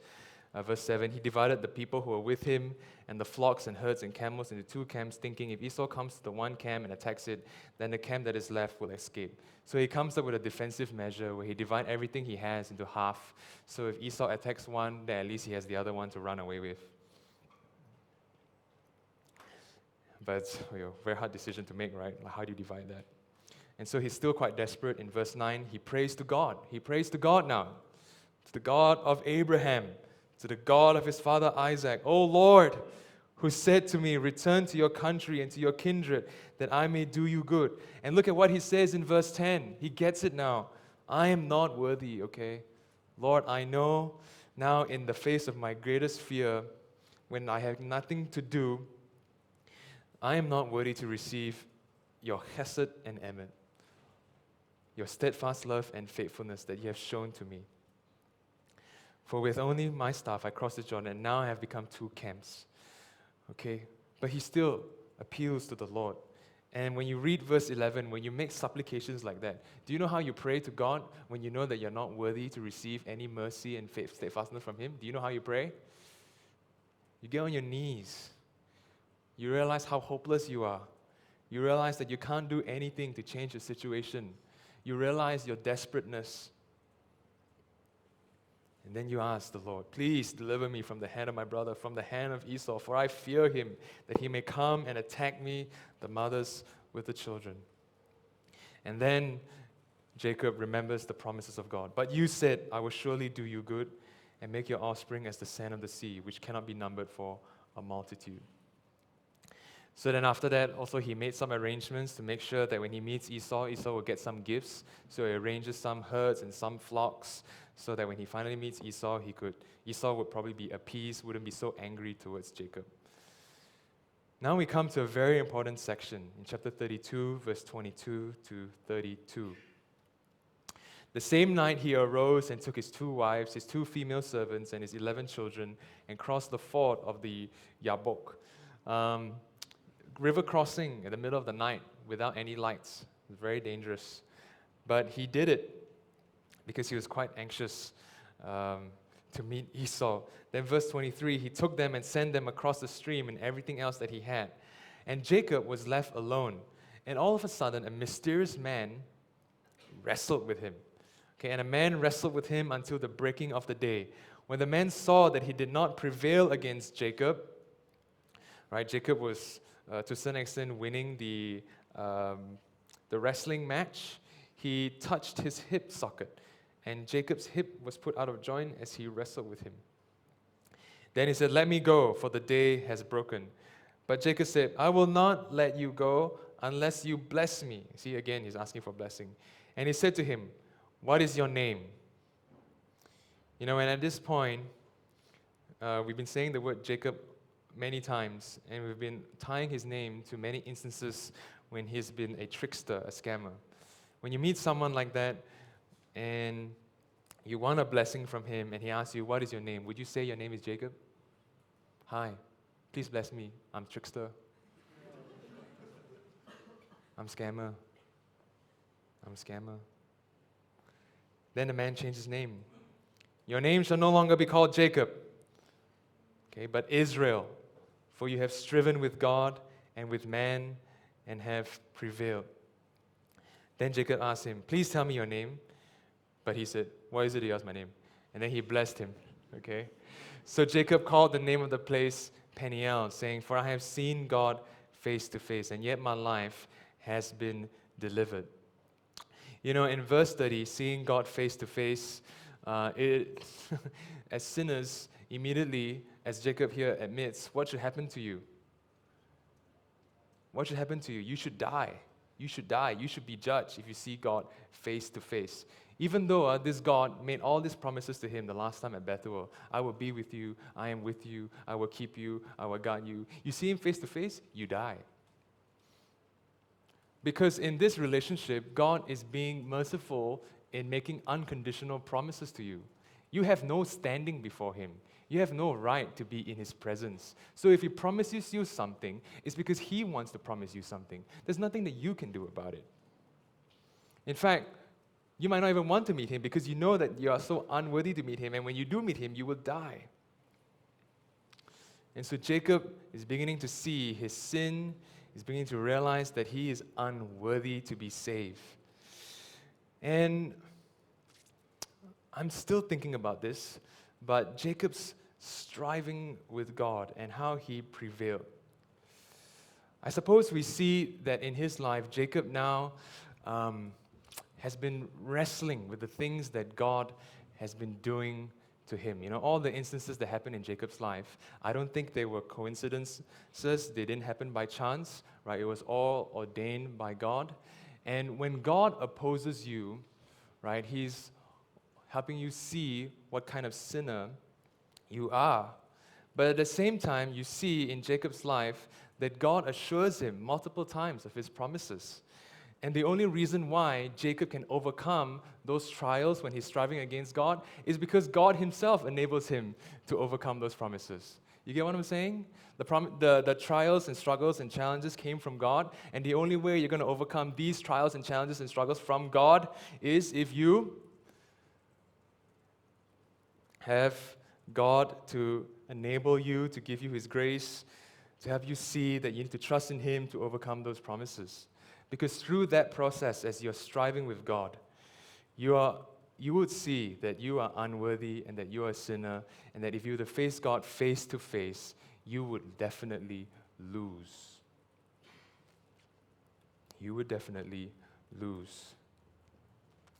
And so if you live, if you are blessed, if you prevail, it is because it is by the mercy of God. And when that man touched Jacob's hip, and now his hip was put out of joint, you know, for the rest of his life, Jacob will walk as a lame man. He would have to limp.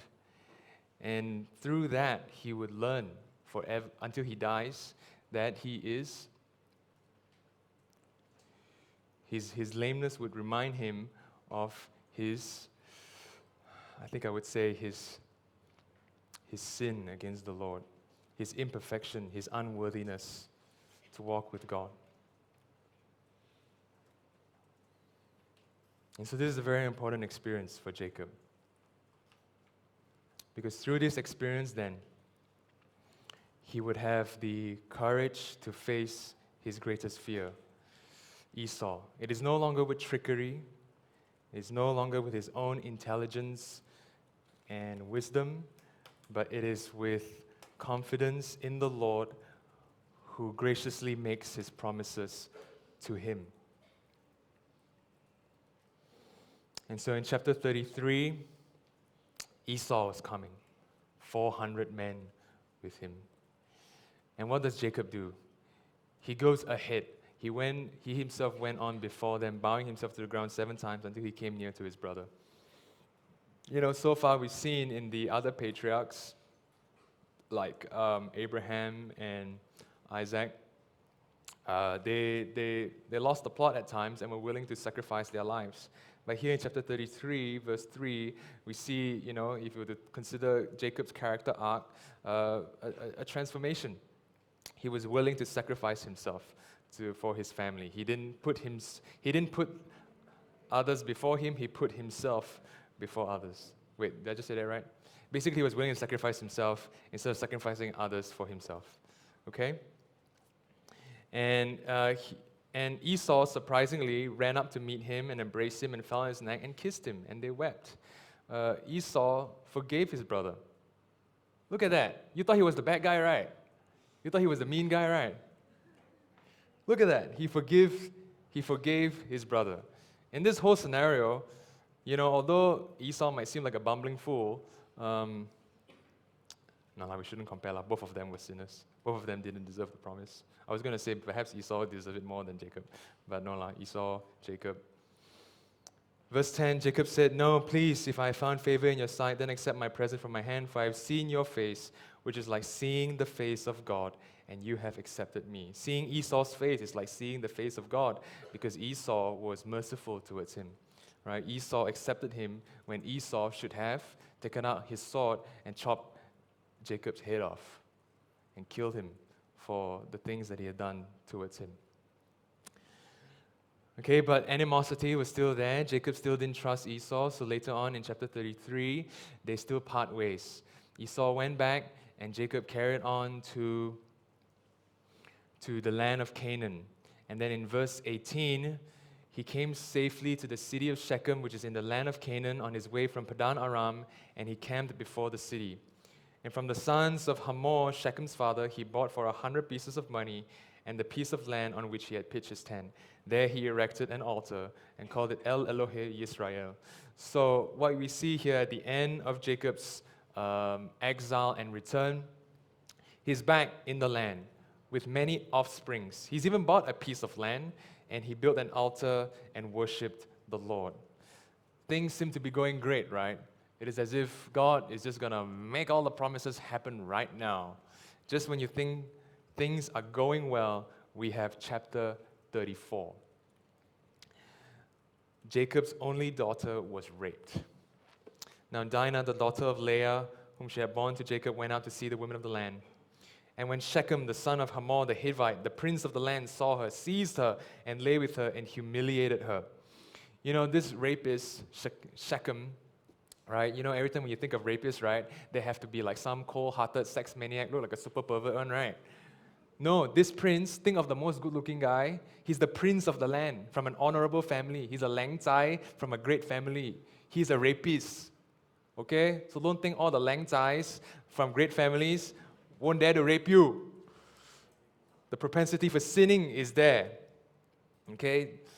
An honorable man commits such an outrageous thing by raping a woman. And Jacob, unfortunately, as a father, didn't really do anything about it. And when his sons heard about it, especially the sons of Leah, right, all her brothers, they obviously were not happy about it. Okay, this is wrong, right? We should punish these sinners. And so the sons of Jacob. So now it's not just Jacob, okay, but the sons of Jacob deceitfully told Hamor and Shechem, his son, that they're okay with letting Dinah marry Shechem. So Shechem really loved Dinah. Although he raped her, he still really loved her, and he wants to marry her. So the brothers thought, okay, fine, we let her marry you, but here's the deal. All of you have to be circumcised, okay? And not just you, your family, you need to get your whole city circumcised. And surprisingly, they agreed. And Shechem was a very honorable man, so he managed to convince everybody to get circumcised. He ain't gonna convince me, but he managed to convince everybody to get circumcised. And then later we see the true intentions of the brothers revealed. In verse 25, on the third day, when everybody was sore, when all the guys were sore from the pain, two of the sons of Jacob, Simeon and Levi, Dinah's brothers, they took swords and came against the city while it felt secure and killed all the males. One rape led to a complete massacre of an entire city. And they plundered the city. They took all the wives, took all the flocks, they took all the herds, all the donkeys. This is war, guys. This is war. You know, this whole incident, by the way, to a certain extent, prefigures what we'll see later in the conquest of Canaan. All right, some of you will definitely ask, is it right for God to kill all the Canaanites? We'll see that later when we come to Joshua. But this prefigures that. Okay, there was sin that was committed by the city, by the leaders of the city. And you know, usually, when the big leader of the city commits a sin, like Abimelech, he knows this, right? If one of his people went and raped Isaac's wife, Rebekah, what happens to his whole city? They get smashed. And so here, the sons of Jacob, Simeon and Levi. Later you see in Simeon and Levi, they are always very zealous for the Lord.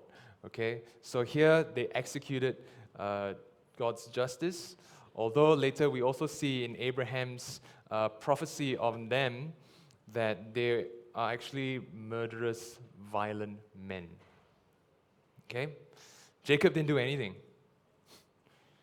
And so his sons Levi, Simeon and Levi, took action and killed everybody in the city. By the way, these are the sons of the people of Israel, the people of Jacob, the new humanity that God is creating. And then Jacob said to Simeon and Levi, "You have brought trouble on me by making me stink to the inhabitants of the land, the Canaanites and the Perizzites. My numbers are few. If they gather themselves against me and attack me, I shall be destroyed, both I and my household." But they said, "Should he treat our sister like a prostitute?" Right? So Jacob rightfully has concerns about the implications of their actions, that other inhabitants would kill him. So it's very kind of diplomatic, political kind of consideration. Whereas his sons, had that strong sense of justice. Should he do this to our sister? Chapter 34 of Genesis raises a number of questions that we need to think about at some point, right? How come all of a sudden Jacob was open to intermarriage with the Canaanites? I thought he was always don't marry the Canaanites. And then what does it mean to execute justice in an appropriate way upon those who sin against one another?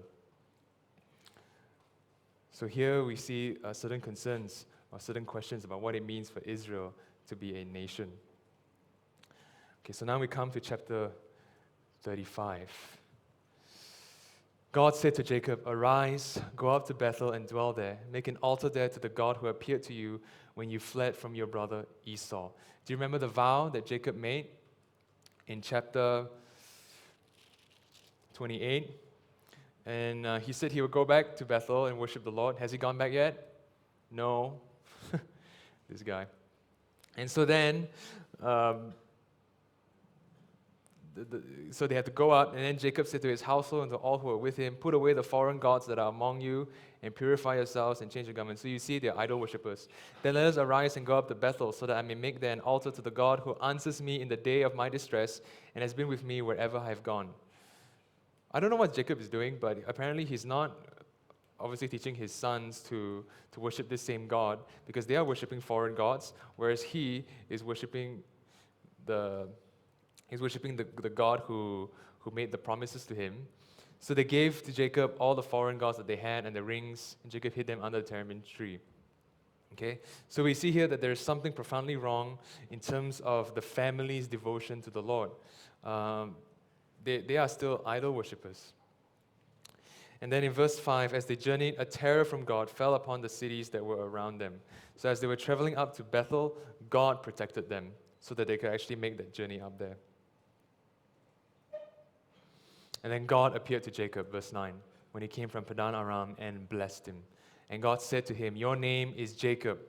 Okay, no longer shall your name be called Jacob, but Israel shall be your name. Now you are the father of the nation of Israel." So he called his name Israel, and God said to him, "I am God Almighty, be fruitful and multiply. A nation and a company of nations shall come from you, and kings shall come from your own body." So God begins with the opening statement again about who he is. He is the God Almighty who makes all these things possible, and the God Almighty whom Jacob must worship. And his command to Jacob is to be fruitful and multiply, right? To establish God's kingdom by having many descendants, and then many kings and many nations will come from the line of Israel. "The land that I gave to Abraham and Isaac I will give to you, and I will give the land to your offspring after you." Okay, so here we see the promise of offspring and the promise of land as well. And then in chapter 35, verse 16 to 29, there are four pericopes, so to speak, that we just kind of need to finish up to round off this section of Jacob's life. We see that Rachel dies. Okay? But Rachel dies at childbirth. She has a son, Ben-Oni, son of sorrow, but Jacob wants to call him Benjamin. And Rachel was buried. And then in verse 22, we see an abominable thing happening in Israel. While Israel lived in that land, Reuben went and lay with Bilhah, his father's concubine, and Israel heard of it. You know who Reuben is? Do you remember? He was the older son. Do you remember who Bilhah is? I think Bilhah was Rachel's servant. So, Israel's son, older son, went and slept with his father's concubine. And to say it differently, he went to sleep with his brother's mother. Okay? He uncovered the nakedness of Israel. This is probably worse than the offense that the rape of Dinah had towards Jacob. This is a greater offense. Later we'll see how by the way, the three older sons have been mentioned, Simeon and Levi, right? Number 2 and number 3, they are murderers, violent murderers. And now we see the older son, Reuben. All 3 sons, later when we read Genesis 49, are disqualified, okay? Are invalidated from carrying on the line of the seed of the woman. And then it's a summary of the number of sons of Israel. And then from verse 27 to 29, we see that Isaac breathed his last and he died, and he was buried at the cave of Machpelah. So two great patriarchs have died, Abraham and Isaac. And now we're about to enter into the last season, the last section of Genesis, chapter 37 to 50. But before that, as I've said earlier, before we look at the line of the chosen elect, Moses, the author of Genesis, would give us the line of the non-elect. And so in chapter 36, we see the line of Edom. And here we see some of the significant points would be that Edom rejected his family roots, right? He married Canaanite women, and Edom moved out from the land of Canaan and went to the land of Seir.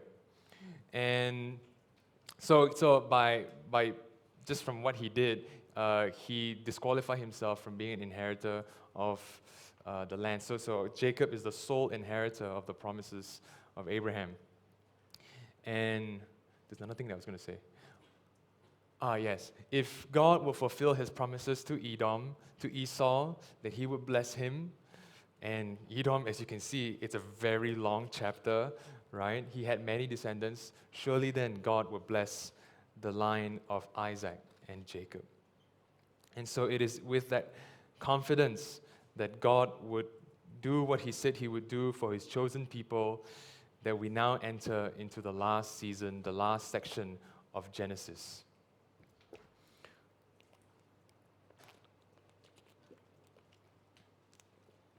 Chapter 37, verse 2. These are the generations of Jacob. Yeah, so that's how they usually introduce the father's name, and then we look at the son's life. Okay? So here we're introduced to our new main character, Joseph, 17-year-old Joseph. And he was pasturing the flock with his brothers. He was a boy with the sons of Bilhah and Zilpah, his father's wives. You remember Joseph is the son of Rachel. And Rachel and Leah are rivals, and so he's not hanging out with Rachel and Leah's sons. He's hanging out with Bilhah's and Zilpah's sons, okay? And Joseph brought a bad report to them, to their father. So, Joseph, a young 17-year-old guy, if he has anything that he could say about his brothers to his father, guess what? He's going to say it, okay? He's going to complain to his father about his brothers. And now we see the favoritism in verse 3. Now Israel loved Joseph more than any other of his sons because he was the son of his old age. And so that everyone could know and so that it would be super obvious, he made him a robe of many colors. Okay? That's not smart, man.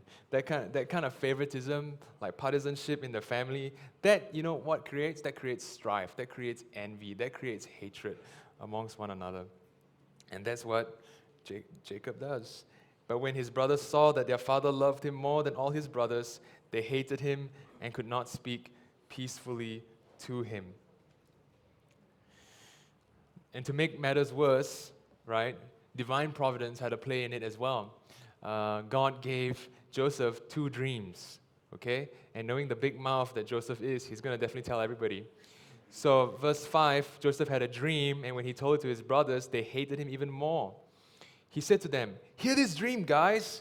Behold, we were binding sheaves in the field, and behold, my sheaf arose and stood upright.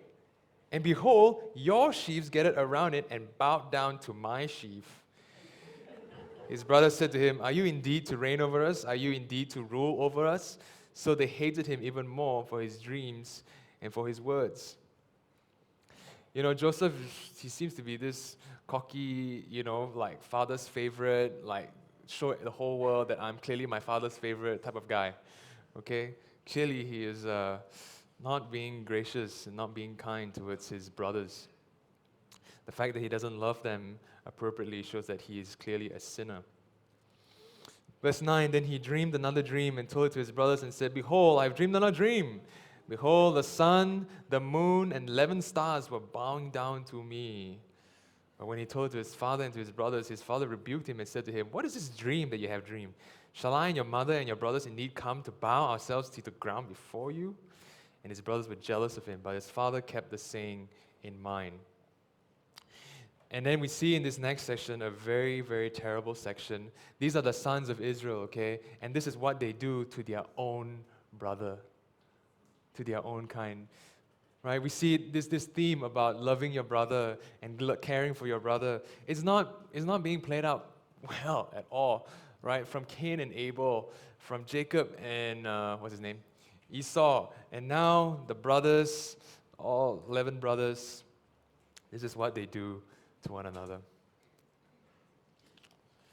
Joseph was handsome in form and appearance. He took after his mother, Rachel. Okay? Wait, sorry, my Bible flipped. Sorry, going back to chapter 37. Thought that sounded weird.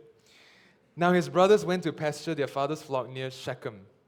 Okay, so the brothers went far away to do some pasturing, and then Jacob, he went and sent Joseph to go and meet them. I don't know, would you send the son whom all the other brothers hate in the middle to go to the middle of nowhere? I don't think that's a good idea. And when they saw him from afar, verse 18, and before they came near to them, they conspired against Joseph to kill him. They said to one another, "Here comes this dreamer. Come now, let us kill him and throw him into one of the pits." They really had some problems with his dreams, And you see, they were being a threat to the fulfillment of the dream. And it is very important that this dream is being fulfilled because it came from God. And we see later how, whatever the brothers did towards Joseph, they were not successful because God gave Joseph that dream. God had a plan to use Joseph for something later on. So they said, "Come now, let us kill him and throw him into one of the pits."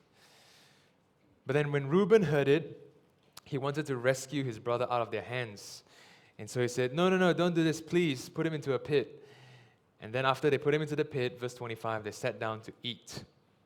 And looking up, they saw a caravan of Ishmaelites coming down from Gilead, and their camels bearing gum, balm, and myrrh, and on their way to carry it down to Egypt.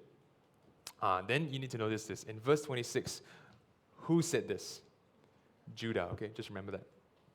Judah said to his brothers, "What profit is it if we kill our brother and conceal his blood? Come, let us sell him to the Ishmaelites, and let none of our hand be upon him, for he is our brother, our own flesh." So it was Judah's clever idea to sell his brother Joseph and make some money.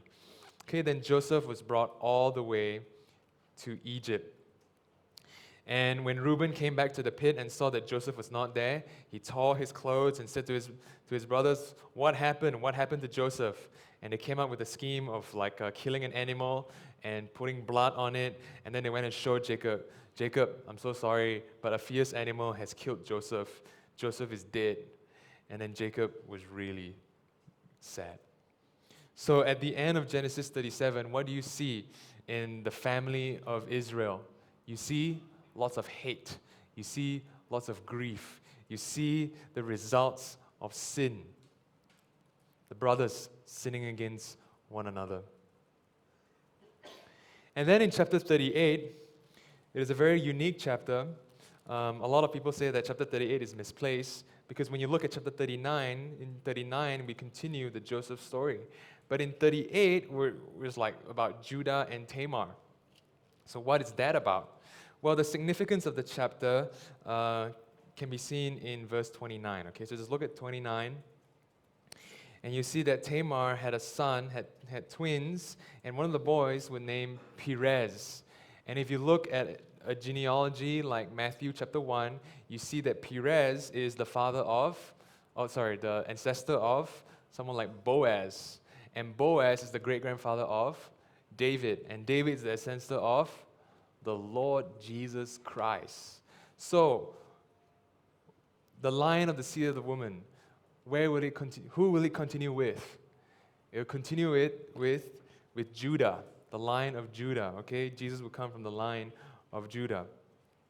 But here, the author of Genesis wants to show us what it took to make that happen. Okay, and how shady and how messed up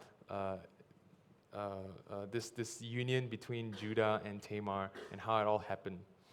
So Judah married a Canaanite woman and had 3 sons, and he gave his first son to Tamar, but then died. And then he gave his second son Onan to Tamar, but Onan didn't want to perform the duty of a brother-in-law to her by raising up offspring for her older brother, so God killed Onan for sinning against. He did what was wicked in the sight of the Lord, verse 10, and he put him to death also. Oh, by the way, I didn't mention this earlier, but if you look at verse 7, the reason why Judah's firstborn died was because he was wicked in the sight of the Lord, and the Lord put him to death. Okay? Wicked, die. And then verse 10, and he was wicked in the sight of the Lord, and he put him to death also. So now Tamar's a widow. But Judah had a younger son, the younger son, Shelah, which he feared would die if he gave him to Tamar. Right? So he thinks like Tamar is cursed or something like that. Right? But is it because of Tamar that God put his older sons to death? No, as we see in the book of Genesis, it's because they were wicked in the sight of the Lord. There's nothing wrong with Tamar. So Tamar went and remained in her father's house. Now, when Shelah has grown up, Judah didn't want to let Tamar marry him. Okay, he was just like, skirting around the whole issue and never actually really telling Tamar if she gets to marry Shelah. And so Tamar came up with a scheme to pretend to be a prostitute so that she could sleep with Judah. Okay? And yes. And verse 16, he turned to her at the roadside, so her that is Tamar, and said, "Come, let me come into you." For he did not know that she was his daughter-in-law. She said, "What will you give me that you may come into me?" He answered, "I will send you a young goat from the flock." So the price for prostitution then was a young goat. And she said, "If you give me a pledge until you send it." He said, "What pledge shall I give you?" She replied, "Your signet and your cord and your staff that is in your hand." So he gave them to her and went into her, and she conceived by him. Then she arose and went away, and taking off her veil, she put on the garments of her widowhood. And then later, when they found out that she was when she was pregnant, Judah was very angry and wanted to kill her. Right? Verse 24, she's pregnant by immorality. And Judah said, "Bring her out and let her be burnt." And as she was being brought out, she sent word to her father-in-law, "By the man to whom these belong, I am pregnant." Right? So she gave Judah back his cord, his signet, and his staff, and he realized, oh no, it is actually my fault. Then verse 26, Judah identified them and said, "She is more righteous than I, since I did not give her to my son, Shelah." And he did not know her again. Okay, so you see the shadiness of the whole situation. In fact, what Tamar essentially wanted to do was perpetuate her husband's name. Right? She had every right to marry Shelah, but because she was stuck in her situation she was in, well, she was manipulative. She manipulated her father-in-law, and That's how she could be pregnant. But Judah was sinful as well. He had no concern for Tamar's welfare. Okay, he was, I guess, superstitious because he feared that his youngest son would die. So Judah did not act righteously as well. In this situation, both Tamar and Judah sinned against the Lord. But hey, the result was Perez was born, and Perez would be an ancestor of the line of Boaz. Now we come back to the story. So just in case that you're wondering, is Joseph the line of the seed of the woman? Well, we have Genesis 38 to remind us, actually, it's from the line of Judah. Okay? The Joseph story is important to show us how Israel ended up in Egypt. It prepares us for Exodus. And then in chapter 39, Joseph had been brought down to Egypt, and Potiphar, an officer of Pharaoh, the captain of the guard, bought him. And in verse 32 is a very important point. The Lord was with Joseph, and he became a successful man, and he was in the house of his Egyptian master. And then his master himself saw that the Lord was with him, and that the Lord caused all that he did to succeed in his hands. So so Joseph is like Jacob in that sense. The Lord was with him, and the Lord gave success to his master because of Joseph. And Joseph found favor in the sight of his master, and he was promoted very quickly. Okay? Joseph was made overseer of his house, verse 5, and the Lord blessed the Egyptian's house for Joseph's sake. The blessing of the Lord was all on all that he had in house and field. That's when I read. Now Joseph was handsome in form and appearance. He took after his mother Rachel. And he had one problem. Potiphar's wife, okay?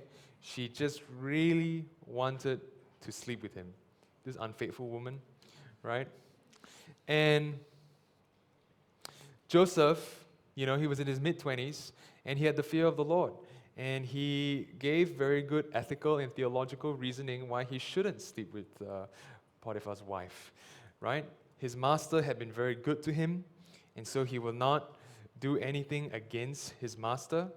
And in verse 9, at the end of it, he says, and secondly, theologically, how can I do this great wickedness and sin against God? So he's not going to sin against his master. He's not going to sin against God, but vertical and horizontal. Joseph here is being pictured here as a righteous person. Okay, he has changed. But one day, verse 11, when he went into the house to do his work, and none of the men of the house was there in the house, she caught him by his garment, saying, "Lie with me." Okay, but then he left his garment, he left his robe, and fled out of the house. And then now Potiphar has a way to accuse Joseph of wanting to rape her. What did she use? She used a robe, right? Similarly, in the previous incident, the brothers used a robe. I don't know what's with Joseph and robes, but he can't seem to keep his clothes on. But he used a robe to send Joseph slavery, and now use a robe to get into trouble. Okay, so there's a little motif there for you. And it's a terrible injustice to Joseph. Joseph here is a victim of a woman's sin. And he was thrown into prison. But then chapter 39, verse 21, the Lord was with Joseph and showed him steadfast love. You see that? Covenant language again. And gave him favor in the sight of the keeper of the prison. And Joseph was quickly promoted in the prison so that he was overseer of everything in the prison because, again, the Lord was with him. And whatever he did, the Lord made it succeed. Joseph would have completely failed if he was on his own. But because the Lord was with him, he could make progress throughout all of this. And then at some time after this, the cupbearer and the baker of the king of Pharaoh was thrown into prison. And Joseph was given the job of attending to them. The captain of the guard appointed Joseph to be with them, and he attended them. They continued for some time in custody. And then they had two dreams. They were very troubled by these dreams. And they asked Joseph if he knew how to interpret them. And Joseph said, Do not interpretations belong to God? Please tell them to me. And then they told him the dream, and essentially what happened is the baker was hanged and the cupbearer survived. His only request to them was that they would mention him to Pharaoh. So in verse 14, he says, "Only remember me when it is well with you. Please do me the kindness to mention me to Pharaoh. So get me out of this house, for I was indeed stolen out of the land of Hebrews, and here also I have done nothing that should put me into the pit." For a prideful guy like Joseph, right, who likes to walk around with his wonderful, colorful robes and talk about all his wonderful dreams, falling into the pit was probably what he needed to do, probably what needs to happen to him, right? And God ensured that Joseph really was in the pit. He was in a pit when his brothers sold him to the caravan business salesman people, and then now in prison, he was languishing in prison. But unfortunately, verse 23, the chief cupbearer did not remember Joseph, but forgot about him. And it took 2 whole years, okay, verse 41. So Joseph spent 2 more years in prison. This time, the Lord gave Pharaoh 2 dreams. So you see in the Joseph narrative, Joseph had 2 dreams, something happens to him. The baker had the people in prison had 2 dreams, something happens, and now Pharaoh has 2 dreams, and now something happens. Then suddenly, verse 9, the chief cupbearer said to Pharaoh, "I remember my offenses today. When Pharaoh was angry with his servants and put me and the chief baker in custody in the house of the captain of the guard, we dreamed on the same night, he and I, each having a dream with his own interpretation. A young Hebrew was there with us, a servant of the captain of the guard. When we told him, he interpreted our dreams to us, giving an interpretation to each man according to his dream. And he interpreted to us, so it came about, I was restored to my office, and the baker was hanged." So immediately Pharaoh wanted to get Joseph to come to speak to him. And Pharaoh said to Joseph, "Hey, I heard you can interpret dreams. But Joseph said to Pharaoh in verse 16, "No, Pharaoh, it is God who will give Pharaoh a favorable answer, okay? It is not in me." So Joseph deflects the praise to God. And Joseph said to Pharaoh, in verse 25 onwards, God has revealed to Pharaoh what he was about to do. And then in verse 28, he says again to Pharaoh, God has shown to Pharaoh what he's about to do. What did God show Pharaoh? God showed Pharaoh that the next 7 years, there will be a time of abundance. And then the 7 years after that will be a time of severe famine. Okay? And then in verse 32, and the doubling of Pharaoh's dream means that the thing is fixed by God, and God will shortly bring it about. So it's going to happen because God has ordained it to happen. And he gave some advice to Pharaoh about how to manage the whole situation.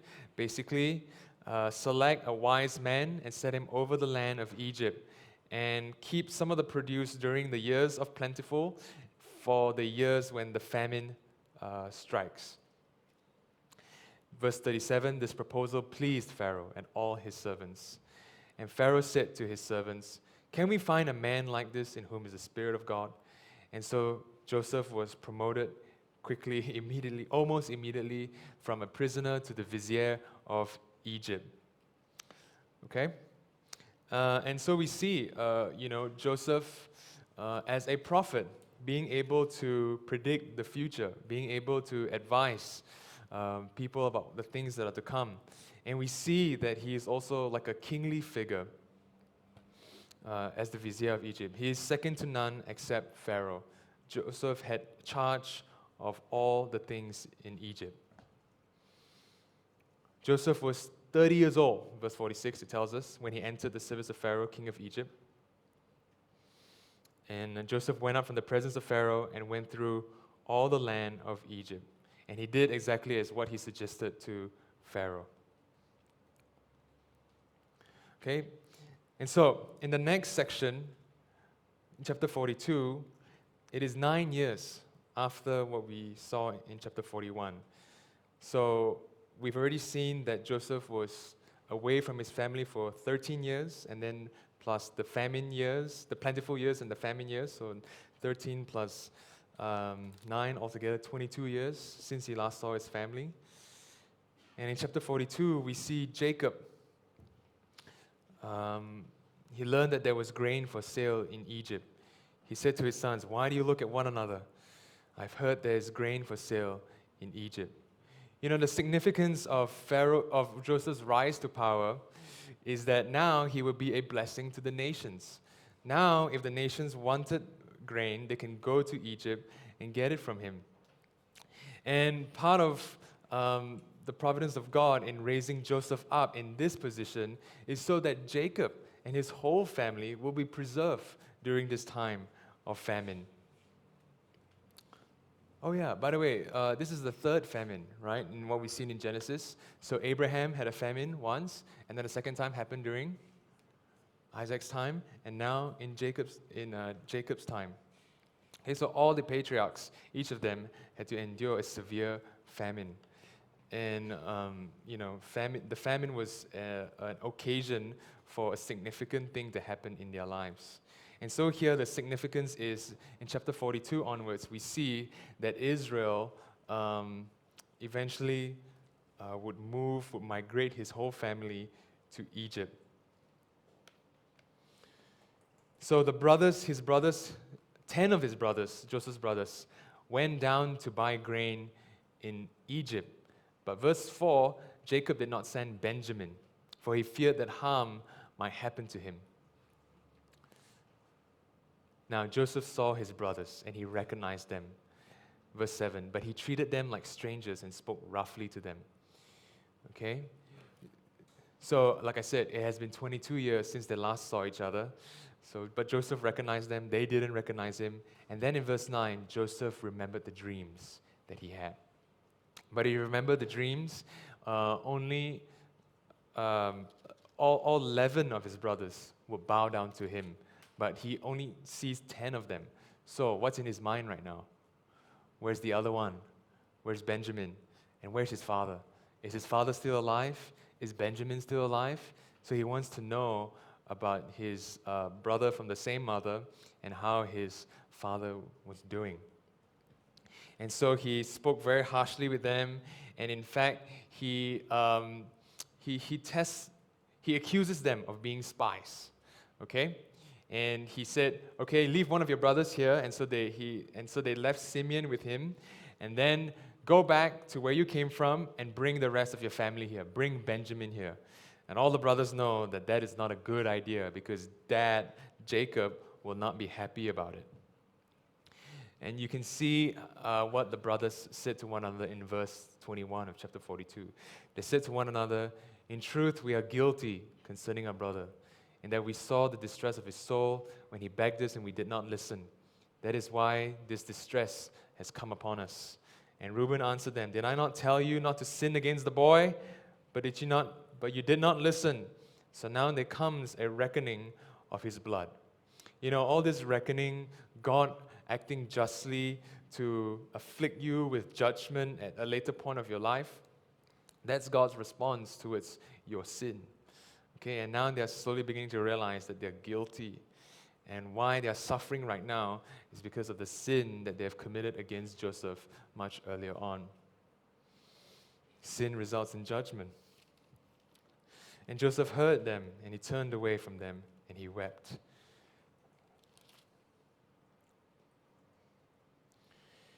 And then they went back and told Jacob the whole story. Jacob was not pleased, obviously, and he did not allow them to take Benjamin. But he could only do that for so long because the famine was so severe. So in chapter 43, in verse 2, when they had eaten all the food that they had bought from Egypt, they had no choice but to go back down to Egypt. But this time, one of the brothers, Judah, remember, Judah was the guy who gave the idea to sell Joseph to Egypt. Now Judah offers himself as a pledge for Benjamin. So if something were to happen to Benjamin, who's going to take responsibility? Judah is going to do it.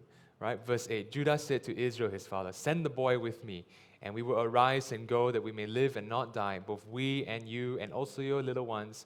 I will be a pledge to his safety." And then they go to Egypt. And then when they arrived in Egypt, they had a pleasant surprise where Joseph brought them to his house for lunch. They were really scared. They thought Joseph was going to kill them. But no, he actually just was really kind towards them. And they were surprised at the amount of food that Benjamin had compared to them, right? Benjamin had 5 times more food than them. And Joseph was very excited to see Benjamin, his brother. Verse 29. And he lifted up his eyes and saw his brother Benjamin, his mother's son, and said, "Is this your youngest brother of whom you spoke to me? God be gracious to you, my son." And his compassion grew warm for his brother, and he sought for a place to weep. Then Joseph wanted to test his brothers in chapter 44. He told one of his servants to hide a silver cup in Benjamin's sack. And then as the brothers were going away, Joseph told his servants to catch up to them and find the silver cup.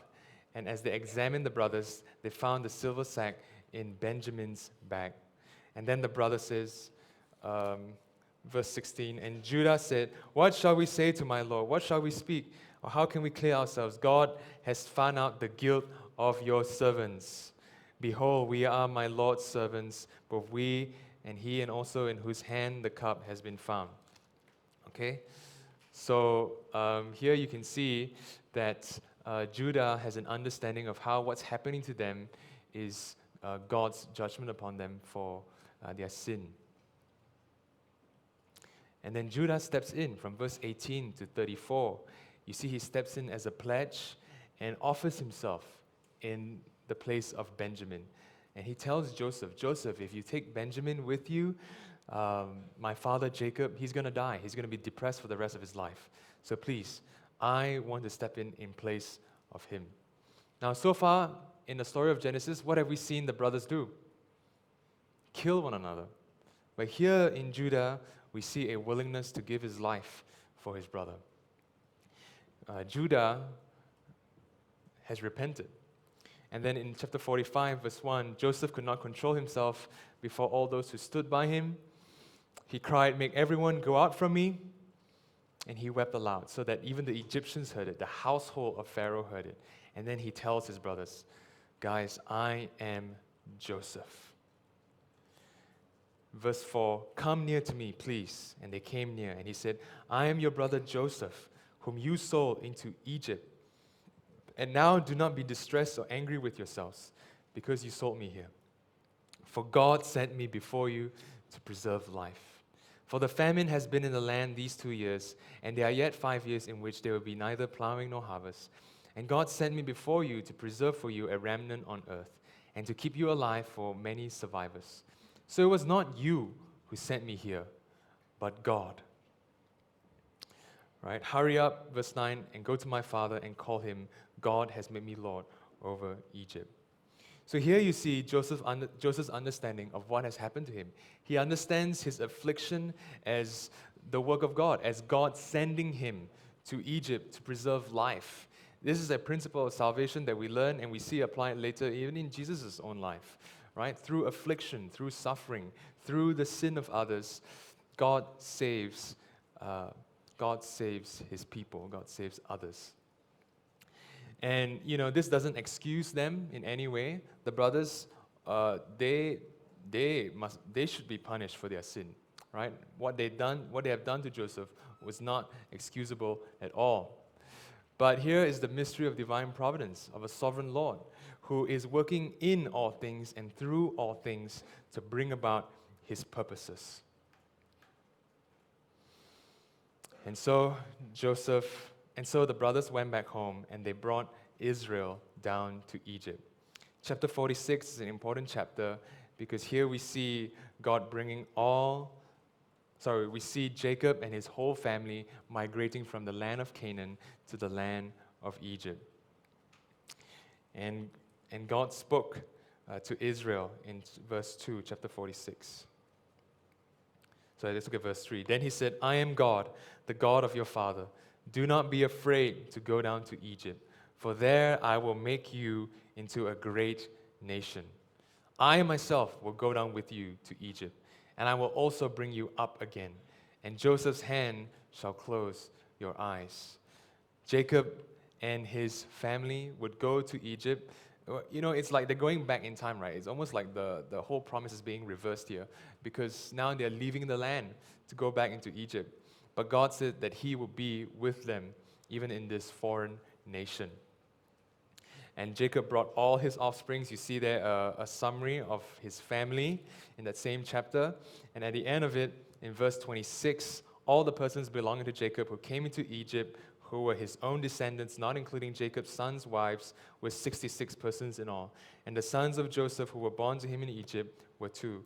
All the persons of the house of Jacob who came to Egypt were 70.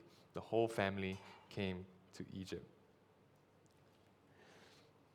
And then we see a reunion between Jacob and Joseph from 28 to 34. And in chapter 47, we see Jacob's interaction with Pharaoh.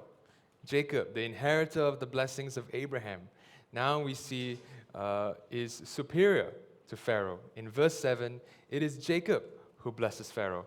And this is a very interesting point, especially when we look at Exodus very soon. Because now Jacob is an old man, a limping old man from a land that is not even his. And who is he talking to? He's talking to the great king, Pharaoh. But here, clearly, it is because the covenant promises are with Jacob and not with Pharaoh. Even Mr. Great Pharaoh has to submit to Jacob. Okay, and so verse 10, and Jacob blessed Pharaoh and went out from the presence of Pharaoh. And then in chapter 47, verse 13, all the way to 26, you see how Egypt strengthened its position as a superpower, okay? All the monies of the land came into Egypt, right? Because everybody wanted to buy grain, and so everybody used up their money. Once they ran out of money, what's next do they have? They have livestock. All the livestock came to Pharaoh. And then once they're out of money, once they're out of livestock, what do they have left? Land and their own bodies. So they sold themselves as slaves. So by the end of this whole incident, what you have is, in verse 20, Joseph bought all the land of Egypt for Pharaoh. The land became Pharaoh's. It belonged to Pharaoh. So what you see here is Pharaoh's ascendancy to great power and glory. Now, what is the purpose of all of this? Later, when you look at Exodus, at the end of it, right? At this point now, Egypt is blessed. They will have many things. But at the end of it, once at the Exodus, right, you see a battle between God and the gods of Egypt, and how God is clearly the supreme God. And when his people leaves Egypt, they plunder Egypt. All the possessions and wealth that we see in Egypt will be taken by the people of Israel. Because you wonder, right, when you reach chapter 47, wow, Pharaoh is so powerful. What about Jacob? What about his family? How is God going to bless them? Why does it seem that here a nation, a foreign nation, is being blessed? And in fact, Israel is now not in the land of Canaan anymore, but in the land of a foreign nation. How do we make sense of all of this? What is happening? Genesis is setting us up for what we need to see later in Exodus. And then in chapter 48, to all the way to the end of Genesis, it is the last section of the book. Jacob blesses the sons of Joseph, Ephraim, and Manasseh. The theological significance of this is that much later in Israel's life, you see Ephraim being a significant tribe. And then in chapter 49, as you read just now, all the sons of Israel, just read verse 1. That I may tell you what shall happen to you in days to come, right? So Jacob prophesies over his sons, and here we see what the tribes of Israel would turn out at some point in the future. Okay? So Reuben, Simeon, and Levi, as I've mentioned, they were invalidated because of their sins and what they've done, right? Reuben was an incestuous guy, and then Simeon and Levi were murderers. It's Judah. Right? In terms of the character arc, Judah, at the end, was a sacrificial guy. So it's through the line of Judah that many kings of Israel would come. And then Joseph as well, he he will have many descendants. If you look at verse 22 all the way to 26, Joseph will be blessed. Okay? I'm going to skip all that and then go to chapter 49, verse 28 to 33. So all these are the 12 tribes of Israel. This is what their father said to them as he blessed them, blessing each with the blessing suitable to him. Okay, and then Jacob dies, and then Joseph and his brothers and the whole massive entourage would bring Jacob to the cave of Machpelah and bury him there. Jacob will receive a king's burial. And so which shows you that God did fulfill his promise to Jacob by giving him a great name and by blessing him. And so, now that the patriarch has died, Joseph's brothers were concerned that now Joseph would take the opportunity to kill them. So they sent a messenger to Joseph saying, actually, our dad told us that you should forgive us, Joseph, right? So chapter 15, verse 17, say to Joseph, please forgive the transgression of your brothers and their sin because they did evil to you. Yeah, what they did was terrible. What they did was evil. And now please forgive the transgression of the servants of the God of your father. Joseph wept when they spoke to him. And his brothers also came and fell before him and said, behold, we are your servants, right? So now, they're humbling themselves, they're prostrating themselves, they are repenting, they are at Joseph's mercy because they are guilty for what they've done.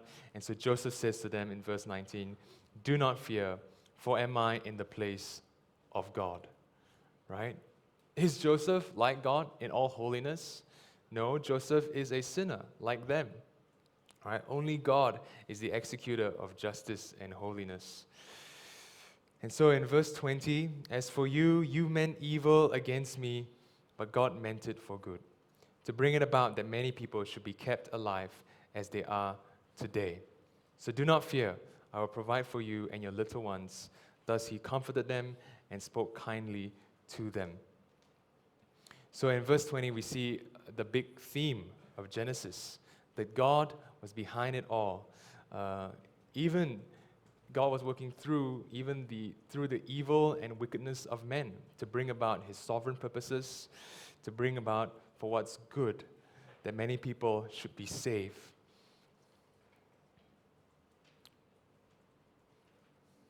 Yeah. And now we're at the end of Genesis, where Joseph tells his brothers that he's about to die. Verse 24, I'm about to die, but God will visit you and bring you up out of this land into the land that he swore to Abraham, to Isaac, and to Jacob. Then Joseph made the sons of Israel swear, saying, God will surely visit you, and you shall carry up my bones from here. So we see Joseph's confidence that God is going to come back, and he's going to bring his people out of the land of Egypt and bring them back into the land that he swore to Abraham, Isaac, and Jacob. And he didn't give them a command to say, oh, take my bones out of here. No, he says, and God will surely visit you, and you shall carry up my bones from here and bring it back to the land of Canaan. So Joseph speaks confidently that God will do as he said he would, and he would bring about his sovereign purposes and bring Israel back to the land of Egypt. Come back next week as we see how God fulfills this purpose and bring his people out in the book of Exodus. Let me pray.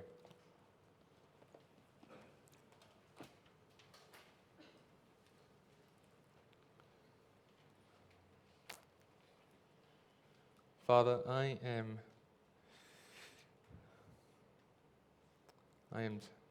sorry, and I'm humbled by the greatness of your word and how I am not fit to speak about it, and how we are all not fit to listen to it. We all don't deserve your mercy and your grace, O Lord, to listen to what you have said in the scriptures. We are so blind because our sins are so great. And we cannot see what you're doing because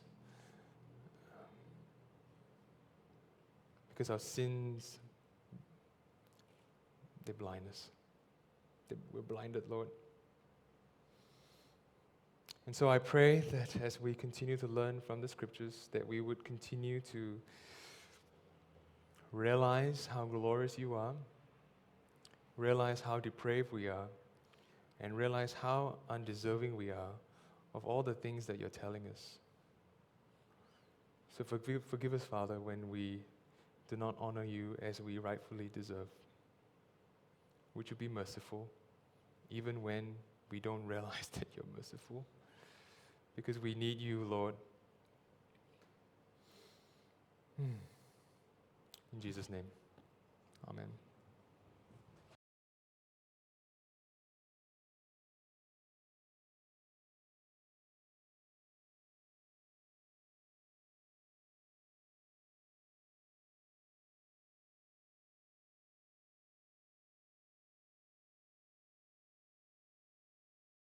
Discuss the sermon and think about whether or not you've learned what you need to learn from Genesis.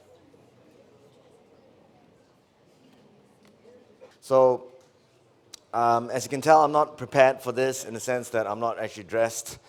Jerome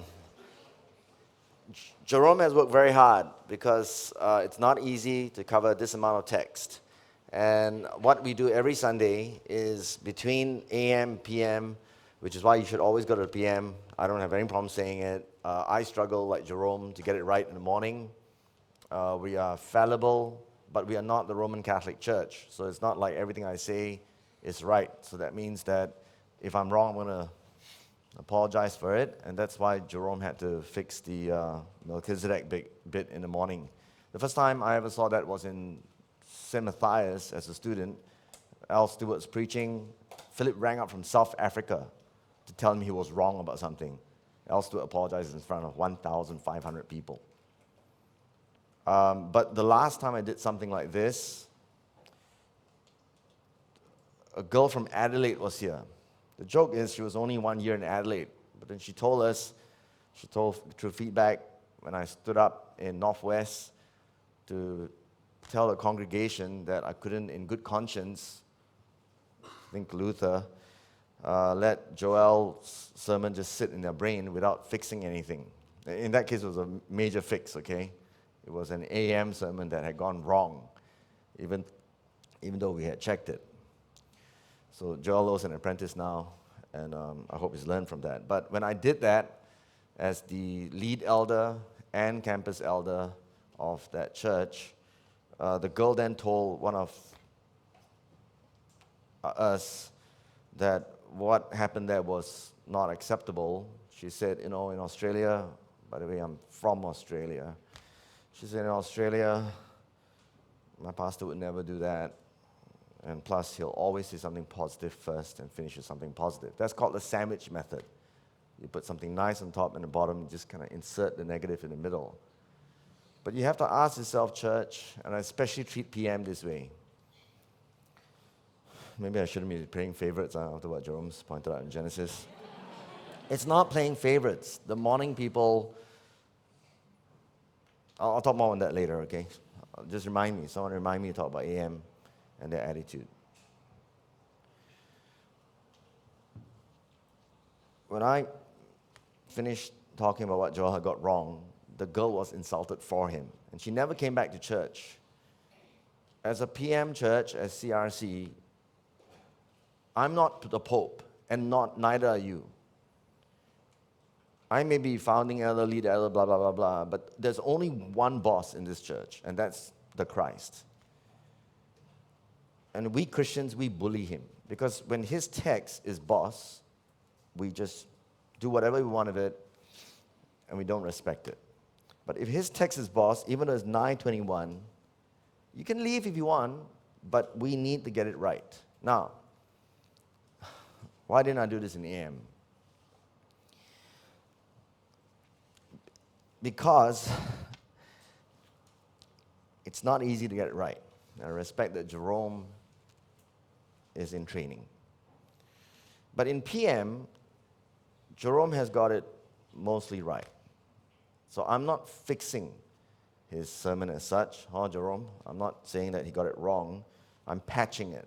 So that's why I announced the TSS guys just now and Sam Yehan, the congregational boss. I'm patching this. You make up your mind whether or not you think what I'm doing here, the 5% extra, makes a clear difference. But we are definitely not putting up the AM on video and audio on the internet. We're only going to put up the PM. But I'll have to discuss with Jerome after what he hears here, whether or not he thinks he should put up anything at all. Because although what I'm adding on is, I wouldn't say crucial, it does make a difference. And as PM, I want you to learn, especially. I want you to learn. In fact, let me ask you, plead with you, to put the extra time. Listen very carefully, CF leaders, future pastors, students, people who care about God, which should be all of you. Go and listen to the morning one and work out what the difference is. I want you to listen to especially one thing. Listen to how the congregation laughs. And then maybe you'll realize you're not that different. So let me start, okay? Jerome, you okay? If you make it verbal, they'll know I'm not bullying you. I'm very afraid of Jerome and Joel and all the young men in this church, because as two ladies have said in the last 3 weeks, I just love Jerome. Everybody wants to protect the young men in this church. And I've been there myself. Back in another denomination, all I did was, us being big in the Bible, when we pray God's thoughts, right? So in this large denomination, I was praying, and the ladies would come up to me and go like, your mouth is like so anointed, There's a reason why younger politicians like Nurul Izzah, etc., win elections over older ones. Being young is sexy. I don't think I'm that old, but the older ladies in church are swooning over the young guys. That's a good thing, yeah? We want more people in church. If they can understand the young guys better. It's complicated. Communication is complicated. But never at the expense of the text. Never. So I'm going to be this annoying guy who comes up, especially in PM, when I've sorted out as well better, even though my clothes aren't sorted out, and I'm going to try my best to be a responsible overseer. Admittedly, no one does this in Malaysia, but I'll let them run church how they think they should run it. The word is boss. So let's pray quickly first. God, please help me to get this right and help this congregation, especially to learn from the lesson that we've learned today in both congregations. And we pray for our brother Jerome, our student, our pastor in training, that over the next 10 years he's going to be a great pastor, one who both preaches winsomely, but especially with the authority of the word, because he gets the theology and the text right at the same time. And he cuts our hearts and leaves no one on the floor. He leaves no one escaping your justice and your salvation at the same time. This we pray for in Jesus' name. So what we need to do is we need to especially make sure we know our chapter 1 to 12, and that will become apparent as we go along. We need to understand what's really happening in Genesis 12. And Jerome made sure that you, I think, understood this over the 3 weeks. But let me just say it, Genesis 3 is a major cataclysmic event. I'd say philosophically and what we might call hermeneutically in terms of how you see the text, one difference that may help Jerome, is that when you look at Genesis 3, if you look at it as a text thing, the way we might call a literary approach, then all you're going to do is you're going to see that it's one point in the narrative. You're going to do this is a problem with biblical theology sometimes. You get stuck in the storyline. Then you don't see how it is true, meaning, or / vis theological. If it's true, everything after that is affected by that. You never step out of Genesis 3 in human life. As long as you're on a planet, any part of this universe, Genesis 3 is the issue. Whether you're reading a gospel or Psalms or Proverbs or anything, Genesis 3 is the issue. That means when you look at Genesis 3, you're not just reading a part of a book in a story. You're reading about us. That means every time you read anything that shows you a measure of Genesis 3, your point as a preacher, as a reader, you've got to be concerned about how this shows you Genesis 3 is happening, and your main conclusion, therefore, your main concern and application is, what does this tell me about sin? Now, I don't know whether I'm right, but during lunchtime feedback with all the leaders, I wasn't sure Jerome was using the word sin very much. Even in the evening now, I think if he had more time, the poor guy only had an hour plus to work on this, I think he'd change his sermon a bit more. So we need to be clear what Genesis 12 is doing. One thing that I have strived to make sure you understood, which obviously I'm quite sure very few people remember, is that you must see, as I explained to you in the first 4 sermons for the 2 years. Remember, the first 4 sermons will last you 24 months. You should have seen that, yes, in Genesis 3, God is going to give us a serpent killer or a savior. It is unilateral. Genesis 12, I will do this, you will be blessed, I will take care of you. But especially from Genesis 15 on, you start to see it's bilateral. Genesis 17, Genesis 22, I said that to you. Which means that you do not pit Paul against James. James argues the reason why Abraham is number 1 is because Abraham obeyed God. Now, I think you, Jerome, myself, all of us, anytime we see works, we tak boleh jalan. We cannot look at it because it doesn't work for our silly evangelical justifications by faith, no works. Justifications, of course, by faith. But God wants a holy people. That means chapter 22 is a key text. Chapter 26 is a key text. When Abraham sacrifices Isaac, or he's willing to, that's when God says, here's my righteous man. Together with when Abraham trusts God. But that trust, as the reformers would say, must have works. Otherwise, it's not a real faith. That's James's argument. You can't keep saying you have faith if you have no works. Justification is by faith, but that faith has works. That faith is not alone. So it's not justification by empty words or empty belief, I believe, which is the common Christianity around us. But it's justification by a faith that has works, because God is concerned in Genesis 1 and 2 to have a holy people. Don't forget design, role, task, purpose, scope. You forget that, you lose the gospel as you preach the gospel. And you won't understand why we're being attacked all the time as a church.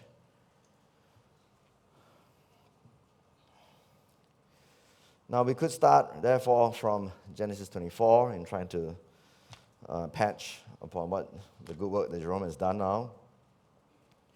We could start on, say, I told Jerome that we need a slide, and they tried to do that just now, with a clear sequencing of all that we see is a reiteration, a repetition of the Genesis 12 fulfillment, which you should look at carefully, because in each time it occurs, sometimes there are subtle clarifications and additions which show you progress.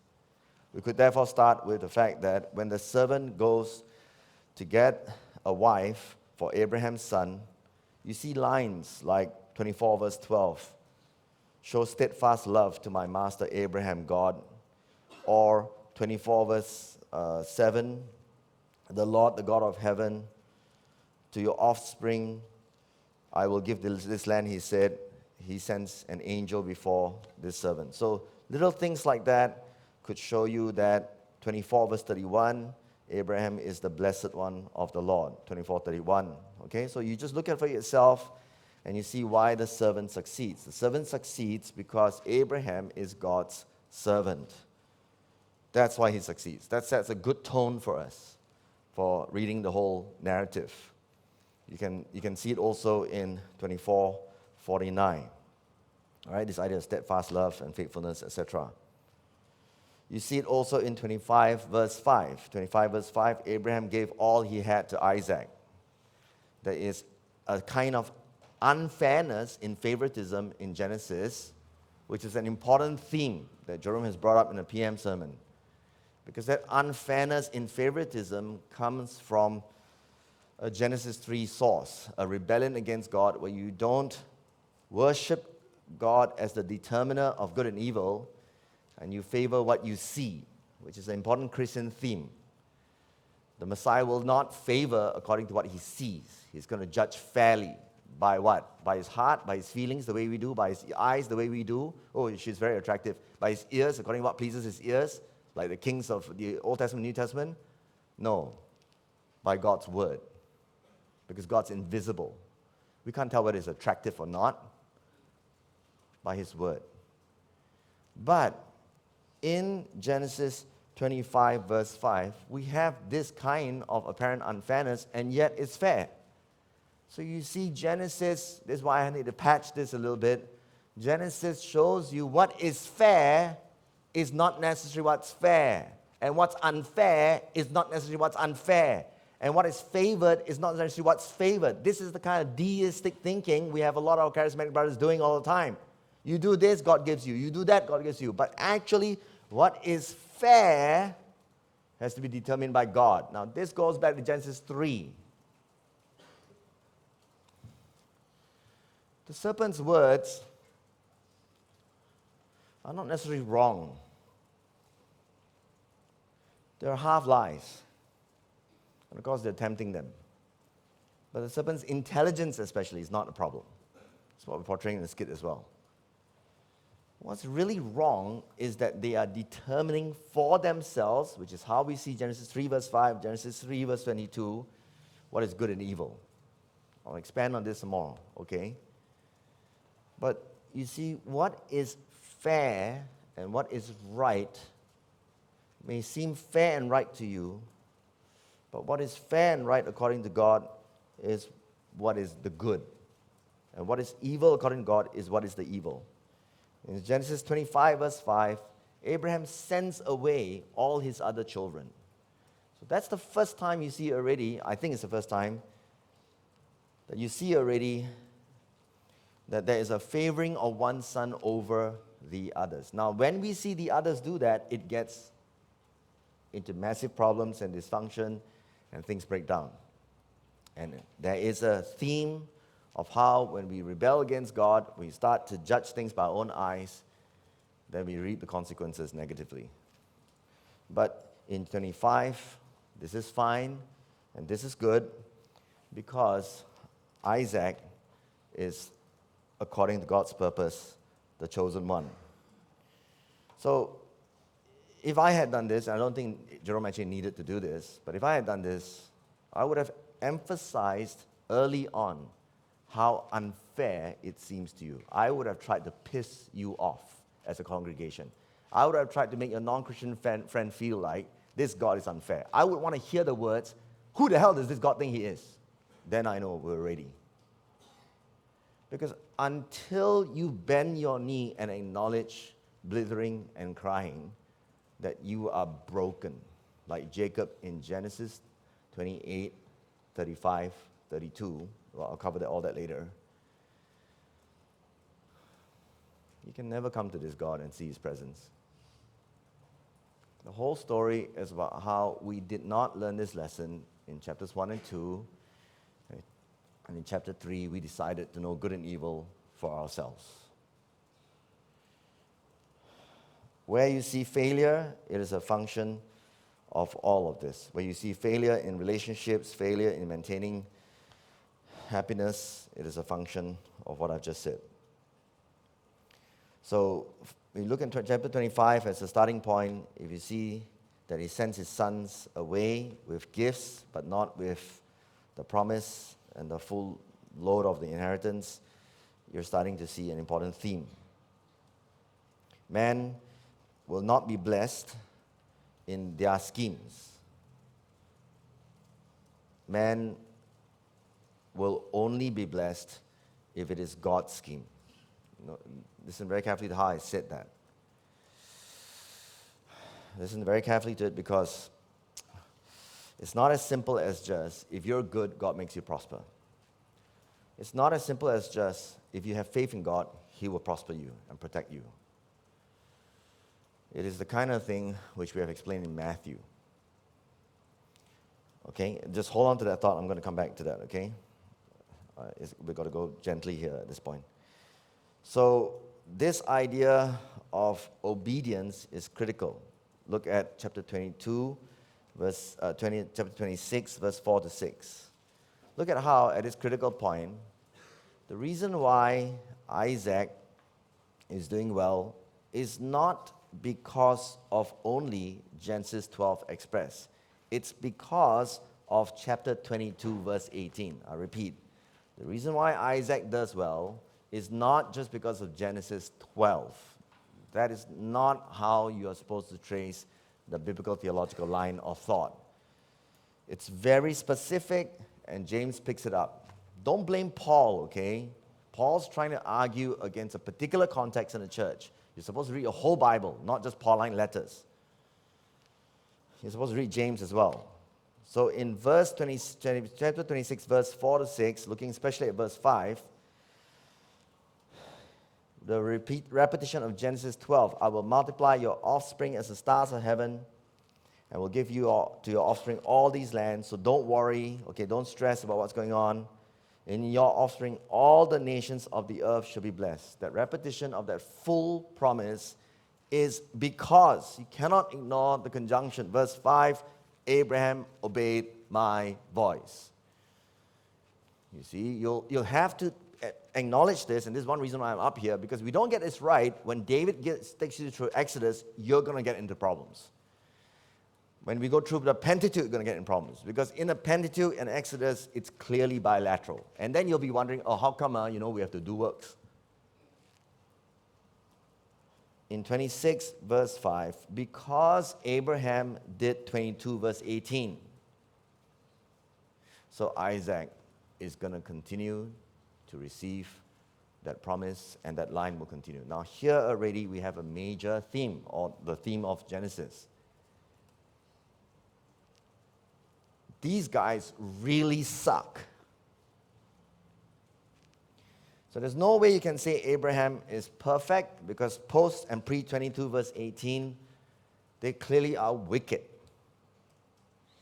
And that means the larger theme of the New Testament will come through at the end, which is that even their bilateral keeping of the covenant, which is once in a while they obey God's voice, is really nothing compared to Jesus Christ's obedience. That's really an argument the prophets will make for you. Okay? So here we have a tension. That's why I said to you, when you read the Bible, this portion is the most important. Otherwise, you're stuck in Genesis land, and then you don't know how to make it to Pentateuch. Yes, Abraham obeys God's voice once. Yes, Noah obeys God's voice once. But they really suck most of the time, all the time. In fact, if anything, if Jerome reworked the sermon some more and he had more time, I'd want him to basically hammer that in again and again and again. And the AM congregation, I shouldn't tell you, I should make you all test. Then you'll be lost. The AM congregation spent most of the time just laughing at the horror. In the morning, I was in tears almost, because it reminded me of watching Les Miserables and hearing Malaysians laugh as Anne Hathaway got raped. I don't know what the hell is wrong with Malaysians. When they read about people doing crazy stuff, terrible stuff, they laugh. They just find it so funny. So freaky, these people are so weird. Yeah, it's the same as when you watch Netflix and you see really horrible stuff, you don't react at all. We got to make sure that we see this bilateral component of the furtherance of God's fulfillment of promises. That means God is holy, His people must be holy. You see? That's just a consistent theme. At the same time, therefore, there is rightly a tension. God is holy. God will prosper His people. He has a big picture. He has made people of a certain design. There's a scope of this promise to be fulfilled. He'll be bringing glory to Himself through people's holiness. And yet, at the same time, not only are we failures in His eyes, we are wicked, Not only do we play favorites in a way that contradicts the trust in God, but also we end up being in tension against our neighbors. So then again, you see, there's this hope that on one hand, although God's blessing will be good for the whole world, yet at the same time, people are not for God. On one hand, sometimes you look at, say, Abimelech character versus Jacob. Abimelech looks pretty terrible. Abimelech looks pretty good. On the other hand, it can't be helped but to be seen that so long as you are not on God's side, you're always on the losing end. Now, in the Old Testament, that is clear, especially in the patriarchs. In the New Testament, that same lesson is there, but not, shall we say, in an escalated way, not so materially experienced. That is, you won't be rich just because you're a Christian. And this is critical to state because people will then take it and then get it wrong with material or prosperity-oriented gospel. So what we have in, say, 26 verse 12 to 16 is an example of how wealthy you are and how, I use the leaders, how almost parasitical being God's people is in effect on the surrounding environment and other people, your neighbors. So on one hand, to be a blessing to the world, as anticipated by Genesis 12, as hoped for by the prophets, is obviously God's purpose. I mean, you can see that in the garden, right? Humanity benefits from the garden.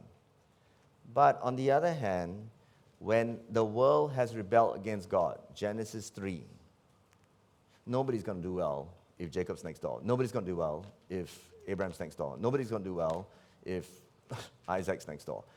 In fact, that's the tension carried through in the name Jacob, because Jacob's name means scammer. On one hand, it's completely understandable today that people hate Jews. On the other hand, if you look at this Judaism, I'm not saying today is necessarily a continuation of that, that's another story. But if you look at these Jews, and you are as a non-Christian or you are a non-Jew and you're reading this Bible, Moses' book, and you see again and again and again and again and again and again and again, no matter what you do, how many men you have, Jacob prevails over you. In fact, Israel's name is to struggle. And Jacob's name is the scammer. It always reminds me of a Stephen Chow's movie, right? Trickster. It's one of his famous Cantonese movies, the trickster god. The god of tricksters, sorry. He's a Loki, right? Well, better than Loki. If the average Jewish person is a descendant of this guy, and he always wins, and that's the conclusion in chapter 32, that he always wins. You have prevailed over men. Then what do you do? What's logical? Now, this is the difference between an evangelism, which was in the morning, kind of what you'd get if you heard that sermon, which is trust God because He is your protector and He will take care of you. Versus, dudes, you've lost lah. You down. You know, like little children when they play football, you going down. You can't ever beat Jacob. The fella steal from you, he also win. As you ride there to try to catch the fella, your own son-in-law, God will say to you, you don't harm him. Huh? But God, what happened to God of justice? There's a tension. But if I get the congregation pushed into this corner where they realize, oh my God, you are God, I am not. After Genesis 3, we're all wrong. We're all suckers. We're all wicked. I have nothing to say. That's evangelism. Whereas if I say, this God will take care of you. What's that? That is my ancestors going to this temple, that temple. Because that God, you give him Mandarin, he give you prosperity. The God of Israel, of this planet, is nobody's servant. Okay? You are horrible also, He will bless you. You get what I'm saying? As I told you before in my sermons, my mother taught me this. She was telling her sister, why you complain? Grandma want to give that property to her, let her take her. It's up to her, what? It's hers. My mother's teaching me on the phone, as I listen, sovereignty. Malaysia, grace is not understood tied to sovereignty. But grace is all about sovereignty. Now that I'm a man and I have property, I have assets my father has given me, I completely get that it's up to me. And that my relatives should not sue me just because they don't like the will. Grace is a function of bossness. But in Malaysia, grace is also a function of bossness. But guess who's the boss? Me. I give you faith, you give me love, grace. We have not converted from our ancestral worship of idiot gods. This is the problem. Genesis corrects that by stirring the pot and opening it all up, worms and all. Jacob is not a good guy. God blesses him. Isaac is a terrible person. God blesses him. Jews should have no reason to be proud. God blesses them. You and I, when we talk about Calvinism and election, our friends think that we are arrogant. It's the complete opposite. It's because God elects that we understand we are completely unworthy. You have 3 siblings. Appa chose you to be the boss. The older serves the younger. Your older brother sues you in court. I didn't ask for this. I was chosen. Now let me do my job. Unless you want to dig the grave up and ask Appa, please, I resign, choose the older brother. Accept that God is boss. You always know that Christians don't understand this when they complain to you after receiving the gospel and becoming Christian. How come my grandmother is not elect? This theme is so strong, you see it even in the barrenness of the children, or the barrenness of the wives. Not one, but 3 ladies are barren. Every girl that the guys marry are all barren. There's also another theme, as Jerome brought up. The sexy ones are not necessarily the best ones. Okay? Plus, sexy girls get stupid husbands, apparently. So all of you who are ugly, praise God. Okay? Apparently lah.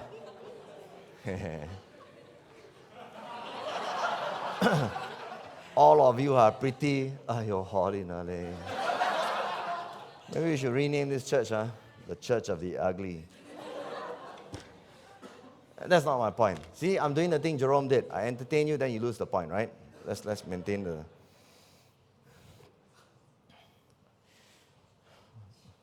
What we learn, where we learn this theme is in the barrenness. We learn that unless God opens their wombs, they will not have children. It's completely dependent on God, completely.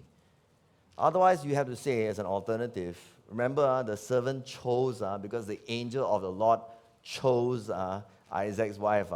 So you have to say, God, faulty product. What kind of stupid God are you? You want me to populate the whole planet? You pick the one woman who cannot have children. You solid. You ask me to come race car driver, you ask me to drive a Proton. What stupid God are you? You cannot say that. Right? What's God saying? In that subtle, but maybe now explicit cue, and you see it 1,000 times over, in every way you turn Genesis, you see the same theme. You're not God lah. Now you also see that later when God sends his royal family into Egypt. And then rightly, his royal family goes, how to go to Egypt? Such a scary place. And you see it in the way that every time the patriarchs, their wife is hot and then someone wants to go after them, they do the wrong thing. In these 2 examples and many more you can find, the theme is this. Precisely because you are a loser people, I will send you into the toughest country. You are not strong. You are not powerful. Deuteronomy 4. I'm going to send you to the hardest place in the world. And I'm going to show people who is boss. I'm going to use an army that doesn't know Kung Fu, that reads their Bible every day in Joshua, to whack people. Romans 9 says it explicitly. Guess why I raise up Pharaoh so what? Why did I make Pharaoh so strong? So that I can show the whole world, the ancient Near East, I'm stronger than the strongest. If I beat a small kid, pew, he fly across the universe. Not fair, right? Doesn't look good, right? I must make him so big like people go, he's God. Ramses II, he's God. I go and punch the fellow one soccer punch. I keep him alive for 10 rounds. I keep letting him flick my face. I go, oh, so funny, so tickle. Pew! And then he die. Then I tell people, oh, see who's God? Same for why I'm waiting the Canaanites to grow in their sin. Multiple reasons for that, but another reason now I think is so that we see the Canaanites growing in power, then my army walks in and whacks them. Now, of course, it's not a very popular way of reading in Genesis. But you think about it yourself, you see that is a very clear theme. So when Jerome says God is sovereign, as compared to the morning, I hope you understand now what that really means. What that really means. And there's a measure of instruction to you. Just two ways to teach people that God is powerful, that God is strong, that you must trust Him. One way. God will take care of you. So trust Him. Second way. God is the God who raises Pharaoh and then punches him. Which way is the New Testament, Old Testament, and pastorally right way? You see, to our ears, we think both are the same. We think that if a young pastor does the first way, God will take care of you. That actually is a good way. But I tell you again, our BOMOs used to teach us the same thing. Don't worry, Topikong will help you. Just pray with faith. The God of the Bible is historically the powerful one. You're supposed to trust Him because He is powerful. It's logical, it's scientific, it's historical, and it's not a matter of whether you trust Him or not that makes Him powerful. That is the difference. One builds up a strong faith, the other one might actually build up a false faith. Because in the end, the God in that relationship, which is wrong, is you.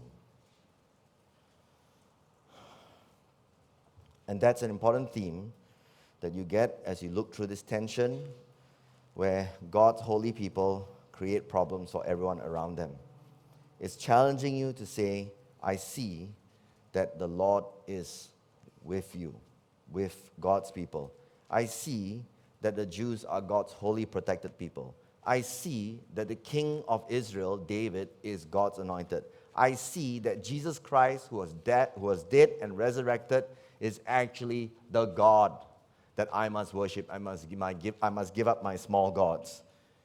That's what you're seeing really in the theme that you see of you are blessed.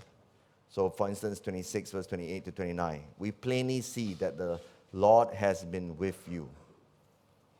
So if I can offer Jerome some feedback, if you say, here is the fulfillment of Genesis 12 promise, you're only doing a certain form of biblical theology.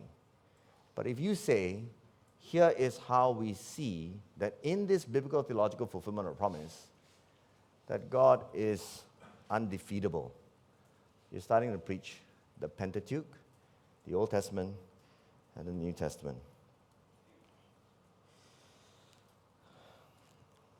So therefore, the key text is actually chapter 28 and chapter 25. And chapter 28 and chapter 32. So there are two framings of Jacob's life which help us see these themes. One is the birth scenes of Jacob. Chapter 25 and then chapter 32, where he is reborn. And then another framing is when he is asleep and when he encounters God in that sleep state. So the first one is his birth and rebirth. Think John 3. Okay? I make all these references. I hope you check it yourself. A man must be reborn. So for everything I've said, if you're confused by anything, you start from chapter 32 and 35. 32 and 35. Because in 32, his name Israel. But only in 35 does that name become formally complete. And in 32, the key thing that happens in this wrestling scene is that he is broken. And the reason for this is because Jacob ultimately represents, I would think, a key expression of what it means to be fallen man post-Genesis 3. In some sense, his father Abraham did that. In some sense, his father Isaac also did that, or grandfather, father.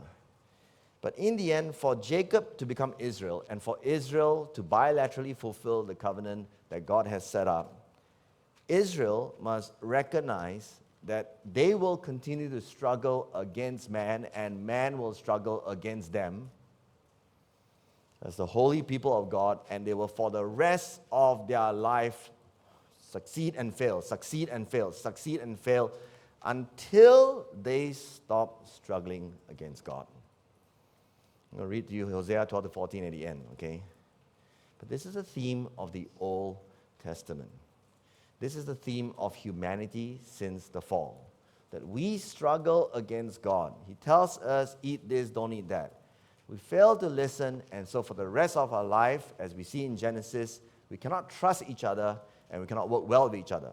Even when we work well anyway, God will scatter us, Tower of Babel. But post-Genesis 3, we cannot trust even our wives.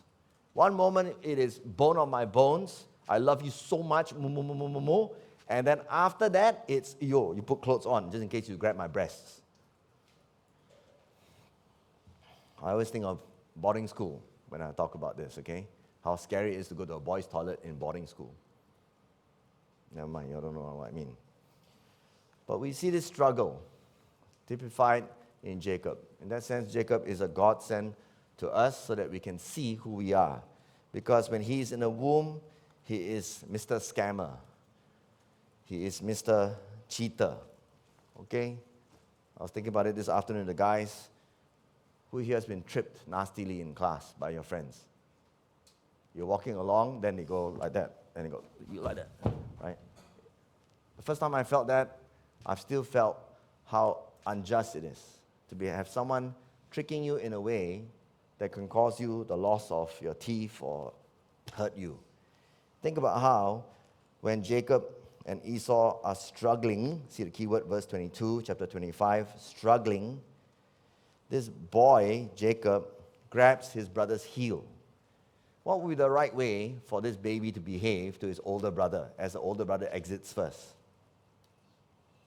Okay, guys, think of girls. Girls are walking through a door. Do you push her aside, smash her into the glass wall, and then walk across? Think about it. What's the right way to treat someone you respect? You open a door for her, or him, your boss. What does Jacob do? Joker, Esau's about to go out to see the world. He grabs the heel. Do you understand now the theme? Jacob is a struggler, a scammer, always trying to get on top of other people. Now you see, in Judah, his descendant, he will get on top of other people. But how? The whole of Genesis, they're getting on top of other people by scamming and doing their own stuff. But how does God show us humanity will rule? How? How? How? How does God show us humanity will rule and fulfill their design, role, purpose, scope, task? How? I can't hear. That's right. Because to keep the garden, to protect it, ultimately is to listen to God's word. Now, who shows that that's how you become and are king? Exactly. Okay? Jacob shows you what the Christ will be like by him not being like it. And so do his ancestors. He is the struggler. Verse 22, the children struggled together within her. And 23, again the same theme. 2 nations are in your womb, 2 peoples within you shall be divided, and 2 peoples from within you shall be divided. The one shall be stronger than the other, the older shall serve the younger. Again, we see the tension. Why should the older serve the younger? Again, you see something of election and Calvinism here. Again, you see the rightness of this ethics of God is in charge. But it's not as if the older shall always serve the younger. God does not support injustice. You'll see other times that Leah, for instance, is older and then is favored. Do you understand? It's not as simple as just election is just about turning everything upside down. But what we're seeing here, therefore, is a major theme of Jacob being this struggler, this scammer, as a result of Genesis 3. And therefore, one major part of reading Genesis is to look at Genesis 25, the beginning, and then Genesis 32, the end part, where Jacob finally realizes that he cannot keep struggling against man because that is him struggling against God. And God teaches him in the end who is on top, because only by that will you actually ever be able to do your task and to be so-called on top. And how does he do that? In this Kung Fu scene, he breaks Jacob. He breaks him until the next day he walks with a limp. That is the most critical thing that, of all the things that we missed this morning, that is the most critical thing. You miss that, you miss what Matthew has taught you about how we relate to this God and how we have faith. How do we relate to this God? How is faith created? How will we come in the presence of God? What is the answer? I can't hear you. You must be broken. Evangelical Christianity is you are triumphant.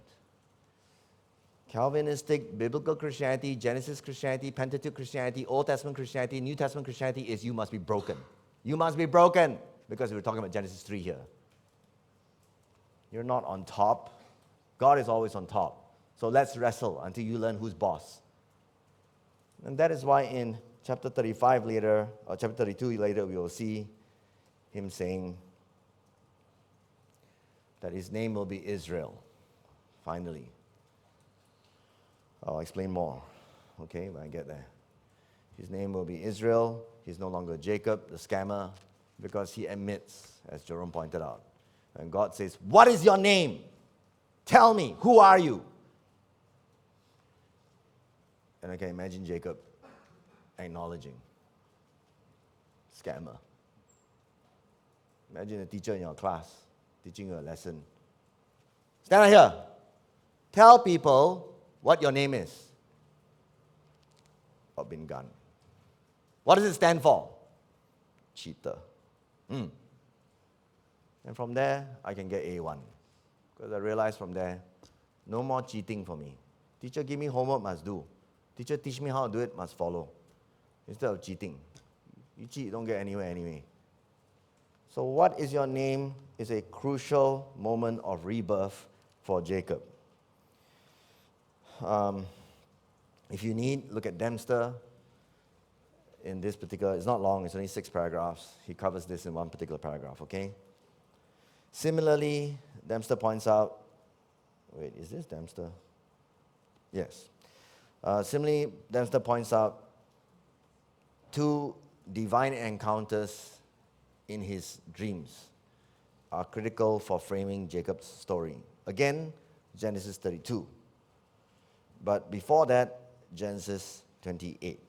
So this nighttime encounter with God is very important. Now, in Genesis 28, we'll cover that now because this too is part of the line of fulfillment. This too is part of that narrative of God being in charge. This too is developing the story of struggle, where God struggles with man in that sense and wins. and we need to be humble. Because where Jacob is in chapter 28, he gets a dream, which then we know is very important because John covers it. John covers it. You read it in John yourself, okay? Where Jesus says, you will see, I think it's to Nathanael, you will see the heavens open up. So this is critical because Jesus himself reads Genesis this way. So we know we're on the right track. In chapter 28, verse 10 to 22, Jacob gets a dream. And here, think Genesis 3 to 12, here he sees the heavens open up. In the gospel, same thing. In the baptism of Jesus, the heavens open up. And in garden, Genesis 1 to 2, we have direct access to God. But post-Genesis 3, we're exiled. So you see, this is not a small thing, especially later when Jacob goes to a place where he names it Mahanaim because there's a presence of angels. So it's God's encampment. So this theme is critical and it just pops up suddenly like this and it's massive. It's probably in some sense the center of Genesis. That here in this ground, but especially through this man,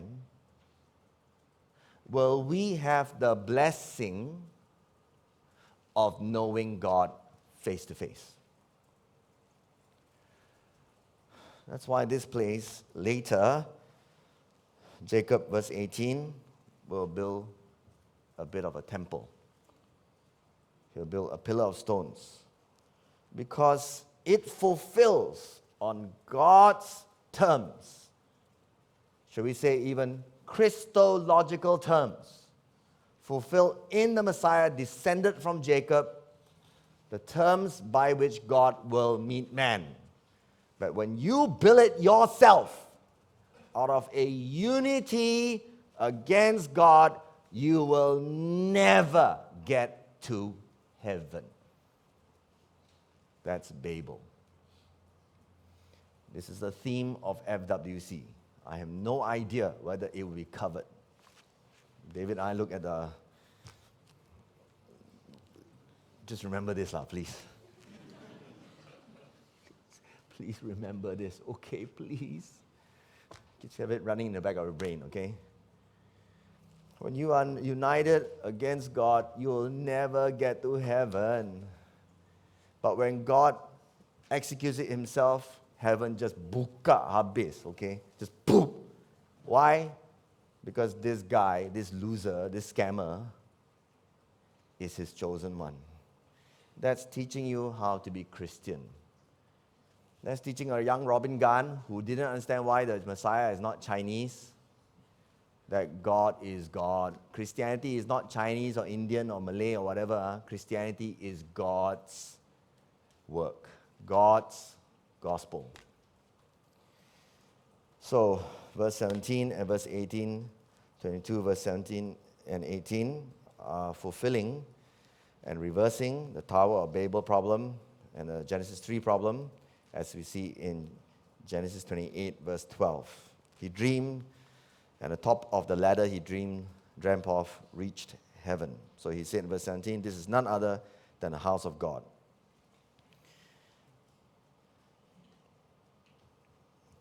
So to read Dempster again, I've just used his quotes here to help you. But don't think that it's only through Dempster we can get this. If you just read it yourself, you'll find it. The land upon which Dempster paraphrases 28 verse 13 to 14. Let's listen to his paraphrase of 28 verse 13 to 14. The land upon which you have been lying, I will give to you and your seed. Your seed will be like the dust of the earth spreading out in all directions. All families of the earth will be blessed through you and your seed. This vision is interpreted by the words. The ram connecting earth and heaven geographically links the unity of heaven and earth with the sleeping Jacob. Geography and genealogy coalesce on a rock in a field. God will build his tower, just wait, through a seed found in this land, or, in the language of this text, the blessing, Genesis 12, will come through Jacob and his seed. Now, if you lost all that, that's kind of an interesting way of putting what I've said. Doesn't matter. Just think the way I taught you, but for Dempster, he's big on geography and genealogy. But basically what he's saying is, if you want to paraphrase Dempster, who's paraphrasing Genesis 28, this guy sleeps here, and through this guy and his seed taking over this land, Genesis 12, will then come the fulfillment. Genesis 12, which is the Messiah ruling over his people. Again, you see, the concern in Genesis, maybe for you it's a bit too, but it's biblical theology, you see. The concern for Genesis is this spread, geographically, this spread of God's holiness. So that's why Israel is important, the land itself, in that way, in this limited way. Now you come to Genesis 32. Now you come to Genesis 29. Okay? So I've jumped ahead to 35 so you can see where we're going, and 32. I've jumped ahead to 32 to see where we're going. As I told you, I'm not fully prepared. But when you see how Jacob is scammed by Laban, I don't have a lot to say here because of how Jerome's already managed to handle it. But all this is paving the way for appreciating how Jacob is a scammer and needs to learn a very important lesson. Note that this is happening after we have seen already this struggle in his life, and also before he receives this new name. So we see this also in how, I think this is what I want to emphasize here, in how in chapter 29, we see this also in a parallel form in how Leah is hated, but instead she is the one who is through whom the blessing flows. So you see that all the children, the oldest ones, come from Leah, but Rachel is barren. So again, we see this theme, and we see it in the plaintive cry of Rachel in verse 1 of chapter 30. The fact that she can't really control her own fertility really reminds both Rachel and Jacob who is boss. So when you see the words verse 31, I think it's right that Jerome didn't necessarily cover it this way. It may be speculative. But in Jacob, I loved, Esau, I hated. We learn, as we see it in Romans and that version, in Jacob I loved and Esau I hated. We learn that Jacob cannot do what he wants to do himself, just as we see in verse 31 in chapter 29, when the Lord saw that Leah was hated, he opened her womb. So this idea of hate, which you see a lot of in Genesis, Esau hates his brother, wants to kill him. This idea of hate really captures for us the argument I gave you earlier, which is that it is not our right and it's not up to us who we hate and who we love. Think about Romans 13.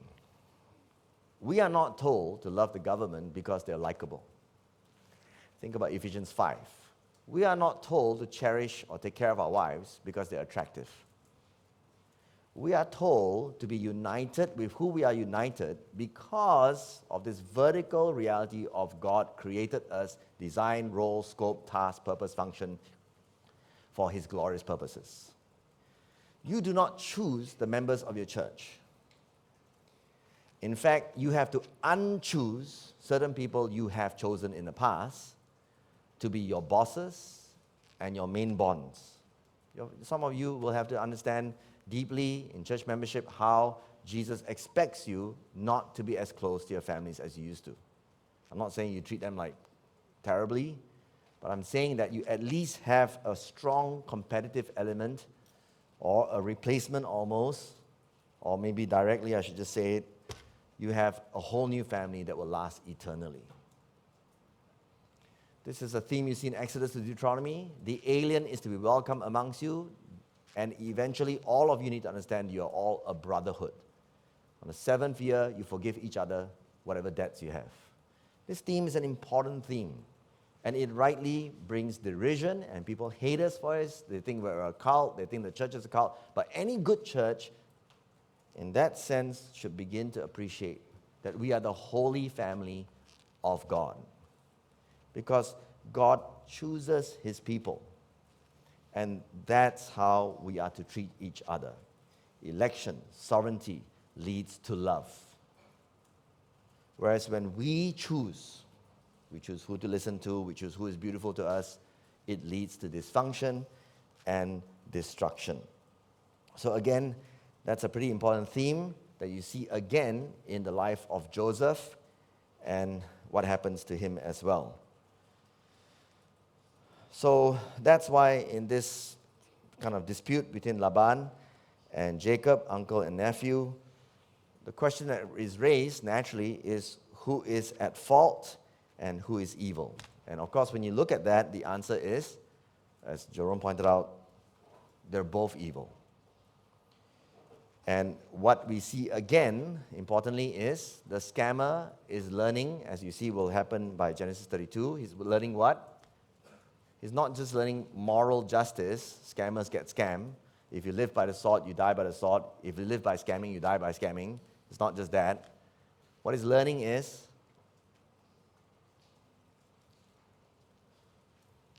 what he's learning, or he's supposed to learn.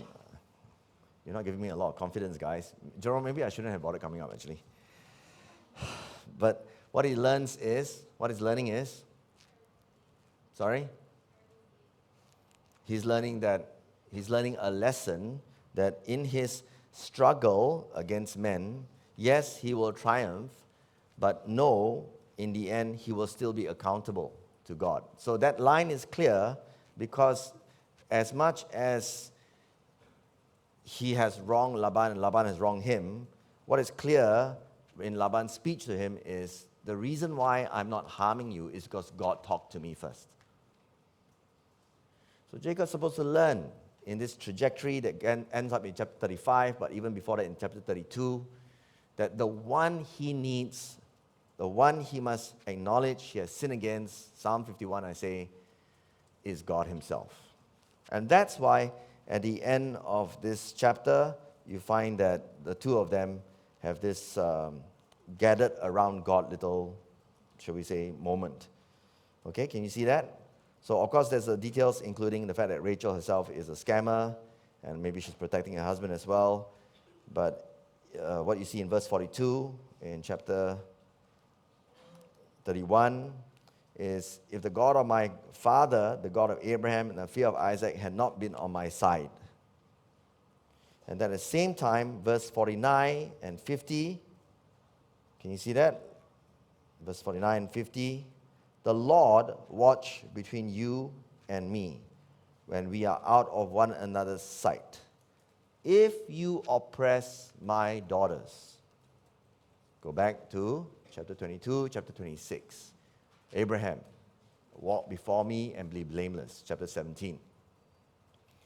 Isaac, I will bless you because your dad followed my statutes, my commands, and my voice. It's interesting how they use those words even though Moses has not given the 10 Commandments yet. Do you understand now? Just because God hasn't given you a stack of tax law doesn't mean that there is no control in this world by God's word. So here is this very special moment before he will be named Israel, where the two of them have to acknowledge who's boss. So, hey, you scammer, I also scammer, you also scam me, I scam you, you scam me, you also scam me, we both scammers, yeah, we both scammers, yeah. It's that kind of weird argument, Then, okay, fine, okay? But we know who's boss, okay? Okay? Now you see, this here is a perfect evangelistic opportunity. If you can explain to the non-Christian everything from 28 to 35. Because here are two people in an almost satirical fashion showing the whole world how you cannot, you understand, as the two jokers are riding at each other, it's like watching your two fathers fight, one father-in-law and the other, you're the wife, your husband, both of you are looking at each other, looking at these two fight. Then you argue about, good thing your dad's not so old, good thing my dad's not so old. Then you start fighting each other, then your children start fighting each other. In the end, who's going to fix it? You understand? The preacher's job in Genesis is to make you so desperate at seeing in a mirror image yourself that you know there's only one person who can fix it. You don't get off your high horse and stop pretending that you are right in the slightest, and you just say, let's just listen to God. Let's just obey God. Let's eat humble pie. Let's bow down, because God is the witness and judge. Verse 53. The God of Abraham, the God of Nahor, the God of the father, judge between us. You see the word? Judge. You can't think there's no ethics and there's no chapter 22, chapter 28 in Genesis.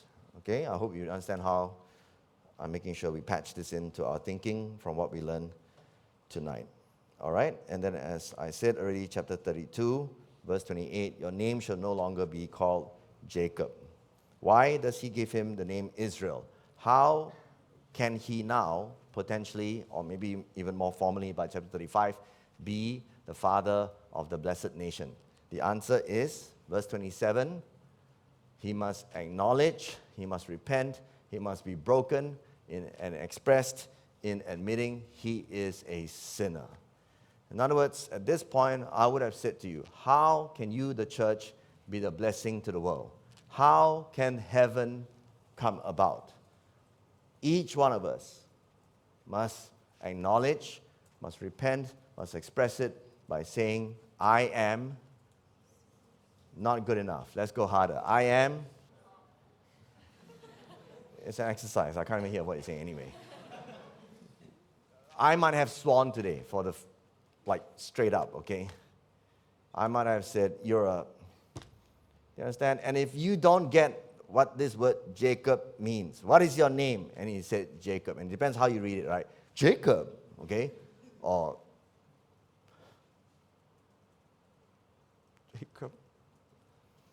Jacob. If you don't understand what that means, then you must look back at his life. Here's a man who is always not confident in getting anything other than by his own strength. If I was in businessman's fellowship, I'd tell them, read this and weep, you self-strivers. Read James, you who say, tomorrow I'll go to this place and do this and do that. If I was in a student fellowship, I'd tell them, the career counselor tell you, the world is your oyster. Read this. You're Jacob. I'm Jacob. If you're a father, as you tell your son like a hypocrite, hey, do this, do that, think to yourself, I'm Jacob. Do you understand? This is a key argument in Genesis. We are not beyond Genesis 3, obviously. We're still there. The only thing separating you from Isaac, Jacob, Abraham is the fact that you don't have the opportunity to sin like them. You are Jacob. I am Jacob. And then in this swift movement, the moment in verse 27 we admit, my name is liar. I am a sinner. God says, kindly, no more. No more. Israel, struggler. Your name was scammer, but now you'll be struggler. So here is where it gets really tricky. And Jerome was right not to tackle it with the short time he had. Maybe we had to be doubles partnership today. Because some commentators, I would think, aren't really sure what to do with this. What does it mean? But we have some clues. We already have, as I gave you the narrative of this struggling, and we also know that verse 28 is very clear in saying, you will be Israel, for you have struggled, striven with God. And here is where the translation doesn't help us. Here is how, I've checked the Hebrew. I'm not sure why all the English versions want to translate it the way they do, but it's pretty clear that a better version or translation is, and with God you have, and with men. For you have striven with God, comma, and with men you have prevailed. I'll read it again, okay? It's actually not the two ands that you see in verse 28, in my opinion. Jerome, you want to check again for yourself? But in 28, chapter 32, 28, correct, 32, 28, your name shall no longer be called Jacob, but Israel, for you have struggled or striven with God, comma, and with men you have prevailed. I think Hamilton is right. That's probably the better translation. Let me try to explain it to you. Okay, firstly, let me cover some basics as I've already covered. Israel has this play on words because from one particular verb in the Hebrew, it means struggle. In Genesis 32, although commentators argue what's really going on, this particular commentator thinks that you must interpret Israel as or God will rule, rather than Jacob has struggled with God. Because where you have the Israel, God is usually the subject. So in Israel, what we have is, yes, Israel struggles, but in the end, God will rule. That's pretty perfect, I think, because in Genesis 32, Jacob wrestles, representing all of us, and guess who always wins? That is why, and I've always struggled with this, and now I'm okay with it, thank God. There's this weirdness in this wrestling where the man, who is basically God, okay, that's confirmed, you all know that's God, because Jacob himself says he's God, and he's the chosen one, so he knows. God actually cannot prevail at one point. There's this weirdness. When you read that, you're like, how come? But that's the point. The narrative shows you that, yes, you look like you're running the whole world. Clever you think you're doing well. Skyscrapers, shoot things at each other, divorce as many times as you like. God just one touch, poof, die. It's like when my older cousin, who I told you before, taekwondo, jiu-jitsu, karate, the two boys, me and my cousin, we fight him, the older cousin. He likes to let us win for a while.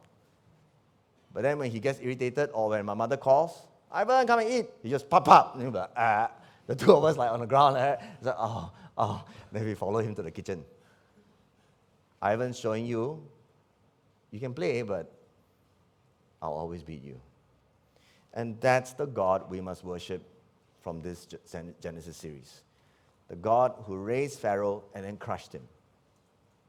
Do you understand? It's a different God from, I think, the one we saw this morning, although Jerome's intents were pure, okay? So there is a play on this idea of struggle in the word Israel. It should mean, in the end, that God will rule. Let me read this commentator. It's helpful here. Up to this point in Jacob's life, Jacob may well have been called Israel Jacob, like Jacob shall rule, or Jacob is struggling, or Jacob will rule. In every confrontation, he has emerged as the victor. That is the tension.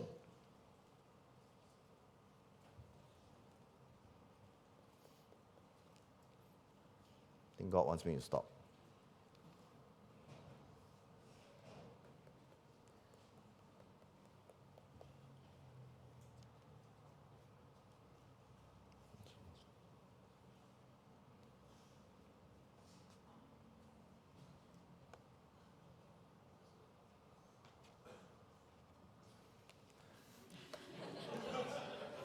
Facial recognition, sorry.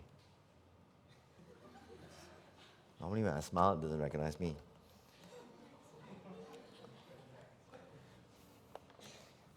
Sorry, I realize why.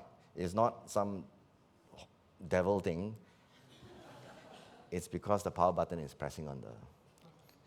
Paise, sorry. Sorry. Where am I? Jacob Shuru, okay. In every confrontation, he has emerged as the victor. So that's a very good name for Jacob to become, because God is showing here two things. On one hand, it is saying that God will rule. On the other hand, it's also showing how Jacob went from being the one who thinks he will rule and does rule. There's this sense where he still rules because he managed to defeat everyone, all the men, everyone he's encountered, and they lost. So that again is that tension where you should get on God's side even though Jacob's a loser. But in the end, as we see, it is God's show. So that's why the verse actually says, you have struggled with God, comma, and with men you have succeeded.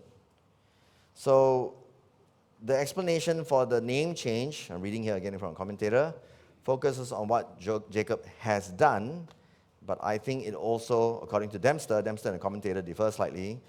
According to Dempster, I think it's right in it's focusing now on God's success or God's rule. So then, to pick up from Dempster on this point, in a very helpful way, I urge you all to listen carefully to this paragraph and to get a look at it in your own book. In a very important way, therefore, the conclusion of everything I'm trying to say, just as Abram became a new man when he was circumcised and consequently renamed father of many nations, one interpretation alternative to what Jerome gave you, Dempster argues, I have no idea, but Dempster says circumcision is God putting a knife to your throat and making a cut. That's not Dempster's exact phrasing, but it's like in a gangster movie. The gangster goes up to you. Gangster goes up to you and goes, your life is in whose hands? You point to me, okay? Then I just cut you, and you behave. That's what God's doing. In circumcision, he's saying to his people, I can kill you anytime, okay? So he takes your penis out, chops it. So he says, guess who makes life on this world? Guess who turns barren wombs into fertile life? Guess who from chaos creates order and life? It's a very powerful message. And that's why baptism is death and resurrection. It's going from death to life. That is why we must no longer live sinful lives. The Old Testament is a very powerful typology for understanding the New Testament. Without the Old Testament, our Christianity in the New Testament becomes just ethics, morality, being nice to each other. It's not this real stuff of animals being sacrificed, blood being laid out, and saying, guess who's going to die if they don't obey the covenant, and guess who's willing to die for the people to obey the covenant. You see all that? You see how real it is? I remember CRC in earlier days when we used to do the Isaiah, etc. Jerome used to preach Malachi. Oh, those were glory days of CRC. People were not complaining. People were just fighting hard because the Old Testament clarifies who this God is. You go to the New Testament, it's all, sorry, Paul. But Paul understands all this. The fault is us. Just as Abraham became a new man when he was circumcised and consequently renamed father of many nations. When he cuts him, then he gives him the new name. So Jacob becomes born again as Israel after being crippled in a desperate struggle with this divine assailant. Genesis 32. As Geller remarks, this passage is extremely significant. The eponymous, I still can't pronounce that, ancestor of the nation is about to receive the national name in what amounts to a second birth experience. The way to read Genesis is a la Christianity. The only problem is you don't know Christianity that way. Some of you tonight need to be reborn. Because for you, you've always been Christian. For you, you've always tried to be a good person. Nonsense. If you're not broken, you're not Christian. If you haven't been converted, you haven't had a second birth, John 3, Nicodemus, you are not, even if you're a teacher of Israel, you're not a Christian. You are going to hell tonight. Some of you are so proud, you're like, no lah, I'm Christian lah. Look at your life. What is stopping you from just acknowledging you were never a Christian? So what if you were? If you were, then okay, good lah. What's wrong with repenting one more time? You understand what I'm trying to say to you? Put away your pride. Face up to this God that you cannot struggle against and win. So, in what amounts to a second birth experience, he fights in the darkness, not with his brother. He's hounded by this memory of what he has done against his fellow man. just like Cain and Abel. But his real struggle is with God. This is the theme of ultimately Genesis. You fight with your wife, your boyfriend. But your real problem is you and God not friends. You struggle at work. You desire this, you desire that, James says. But your real problem is you hate God. You are rich, but you are not full. Your real problem is you're not okay with God. Genesis is very evangelistic. He fights in darkness, but not with his brother, but with God. By the way, liberals, they read this and they go, what's really happening here is Jacob is expressing his psychology of pain and suffering and his concern in dreams. That's really his subconscious talking, like that. Okay? He wins the fight. Listen carefully. You finish the words. He wins the fight by losing, by being broken and facing up to who he is. Consequently, he tells God who he is. Jacob, the deceiver, the heel grabber, and has his name changed to Israel. Dempster thinks this means God's fighter. Interesting, huh? Struggle to be able. Jacob wins the blessing and will be God's conquering warrior on the earth. Of course, Dempster would think that because it's coming from Genesis 1 to 2. We're warriors, you see. In a way, Christianity is, I used to fight for myself. Fight world, fight life, fight wife, fight everything, fight business, fight everything, fight stock market. Now I only fight for God. Save to serve, done. But he does not emerge unscathed. We might even say, adding my own now, you might say he emerges beautiful, finally. Except that it turns terrible at the next chapter. But anyway, he's now lame, wounded. So it's very important in narrative you note these points. He's broken. I don't think in heaven, therefore, will be perfect. Some of you hope that in heaven you have this beautiful plastic surgery face. Who told you are ugly? Rachel might be in hell. Anyway, so Jacob has been circumcised in his spirit. He has had a vision of God and receives, next chapter, chapter 32, a new vision of his brother, chapter 33. Isn't that beautiful?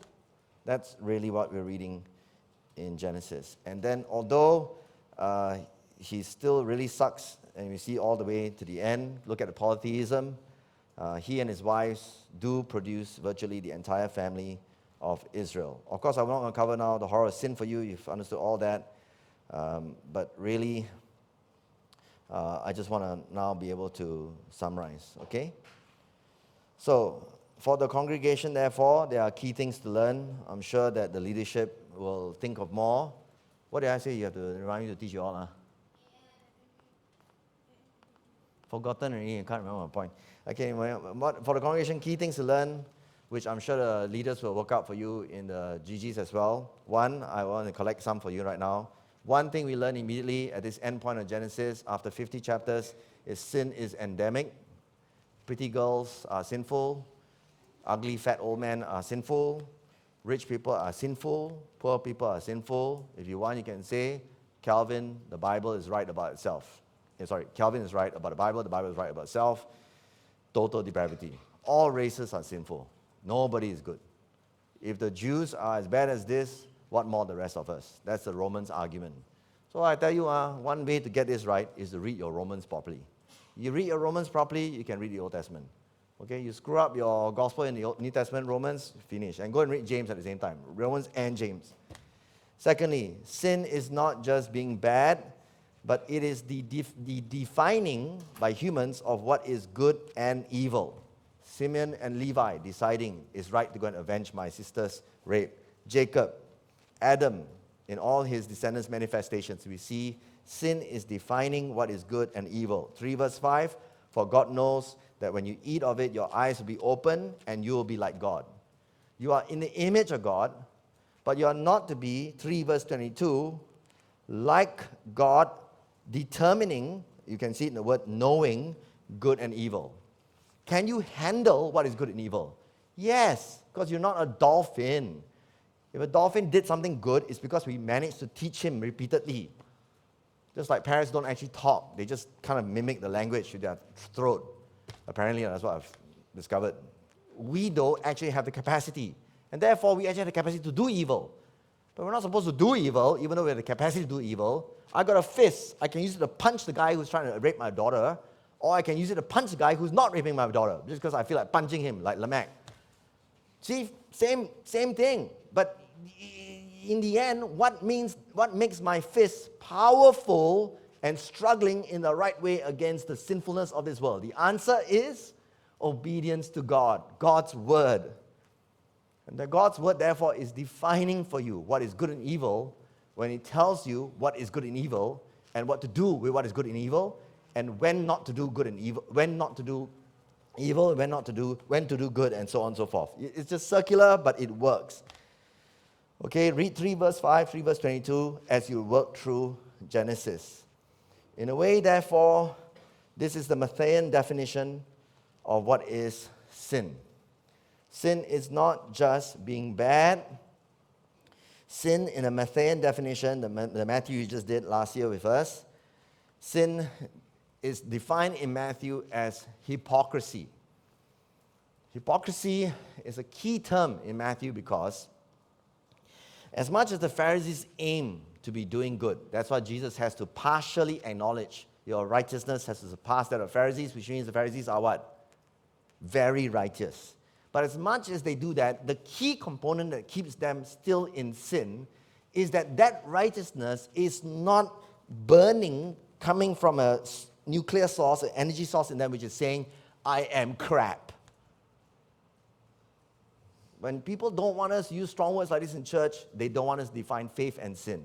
But to define faith and sin, you need to keep seeing, I am Jacob, I am a sinner, I am Robin Gunn, I am unworthy. That's what Genesis teaches us. Hypocrisy, acknowledgement of hypocrisy, this lack of struggle internally that will lead us to lay heavy burdens on others, that will cause us to think we're guides to the blind, but also secretly steal, that will lead us to be Jacobs, that will lead Jesus to rightly say about us in John 5, you are a liar just like your father, the devil. Genesis 3. That lack of clarity on our hypocrisy, of understanding and acknowledging Genesis 3 and its endemic effects is what is sin. Sin is not doing bad things. We kill people in Canaan. We have to kill people. Okay? That's a bad thing. But it's not bad, although it's terrible and bad. You can't enjoy it. If you're walking around as God's army killing, then you've gone from Christian to triad, Christian to gangster. It's bad. But you see, it's when you kill with this humility, you know these people are sinful as you. When you hold a man in your arms that you've just killed and you say, I'm sorry, man. And maybe the angel goes, don't say sorry. I'm not sorry. I gotta go. I gotta kill more people. It's not easy, is it? But it is this inner activity where you realize you yourself are no better.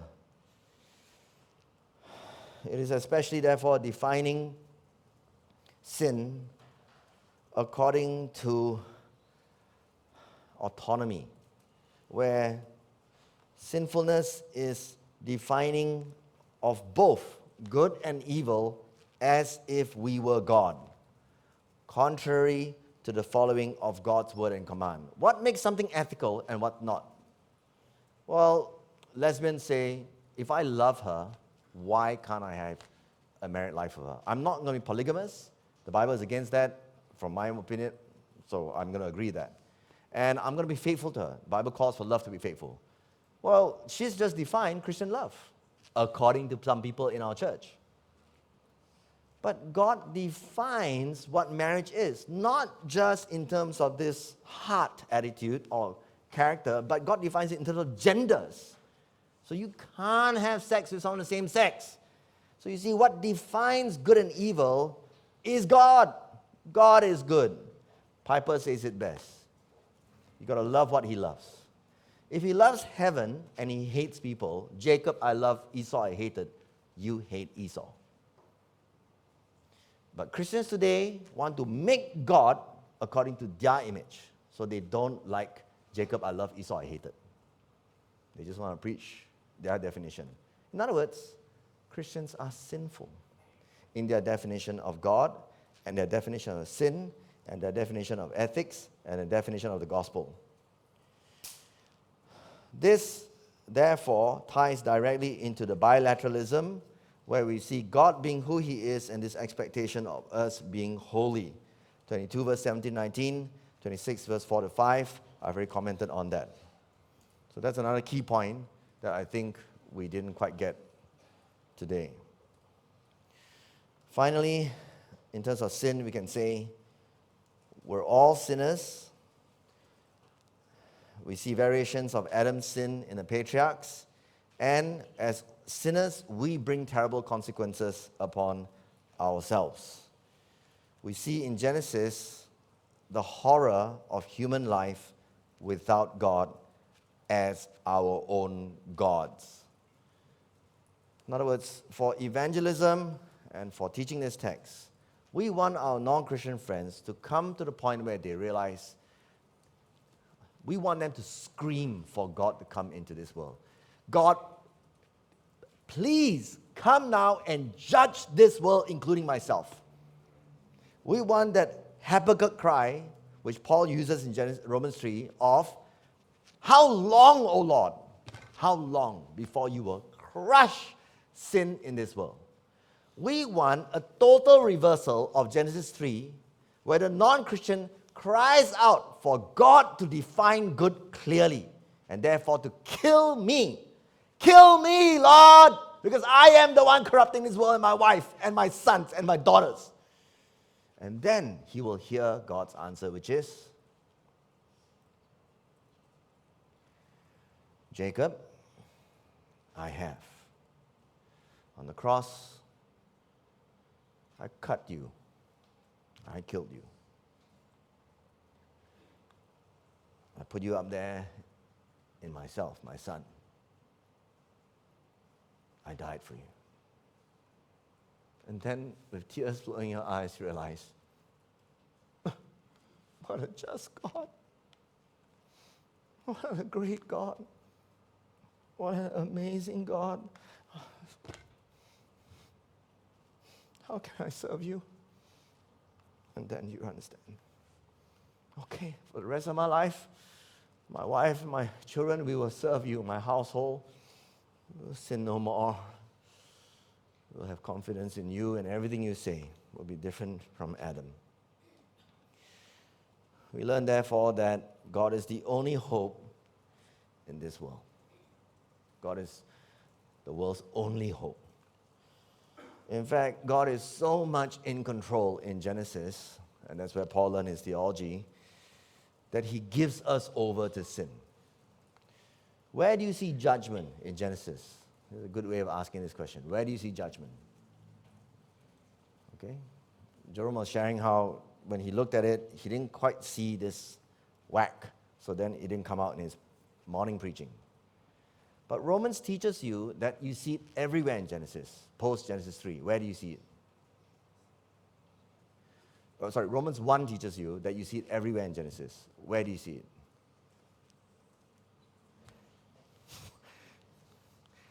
You see it every time human beings live like sinful human beings.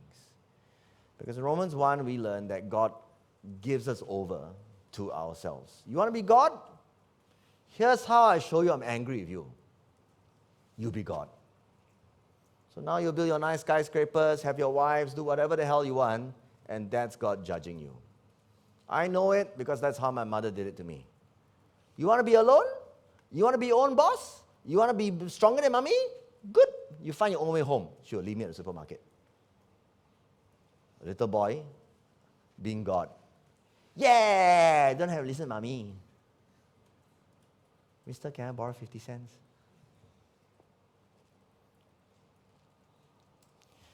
God gives us over to sin, that is his judgment. So Genesis therefore challenges us to face up to ourselves, to face up to all the facts we've already covered, this part 2. And we have a really, really big God, therefore, who still works salvation through this horrible people. Even you have a chance, look at Acts 2 and how Peter expresses it. God works through evil men. All that I'm saying here tonight is actually Calvinism. And it's very important that you learn to think and see this, because when you read Genesis again in a different light, when you feel good about yourself, it'll get perverted again. And it's very important that you see that Calvinism is natural to the Bible, or rather Reformed thinking is natural to the Bible. It's biblical Christianity. And we need to also acknowledge that unless you can see it, you cannot explain it. And until you can explain it and see it, you can never read the Bible properly. So the relationship between systematics and exegesis and biblical theology is just completely tight. You get one part wrong, the others just start falling all over. And we all know people really hate this kind of stuff. Some of that hate is their fault. They are real strugglers against God. But we were there ourselves. So no need to like, oh, I'm better than you. But then if we can't explain it to them from the text, then we have to take responsibility. I know it's not completely your fault, always your fault. I've read Romans 9 with a guy from Hillsongs. I pointed out, I read it with him with all my power and skill, and he just kept insisting Romans 9 was wrong. It took every ounce of love in my body not to take a plate of kway teow and throw it in his face. Action fella, you know. Romans 9 is wrong. My church is right. Did you just show yourself Roman Catholic in front of me, you Roman Catholic charismatic?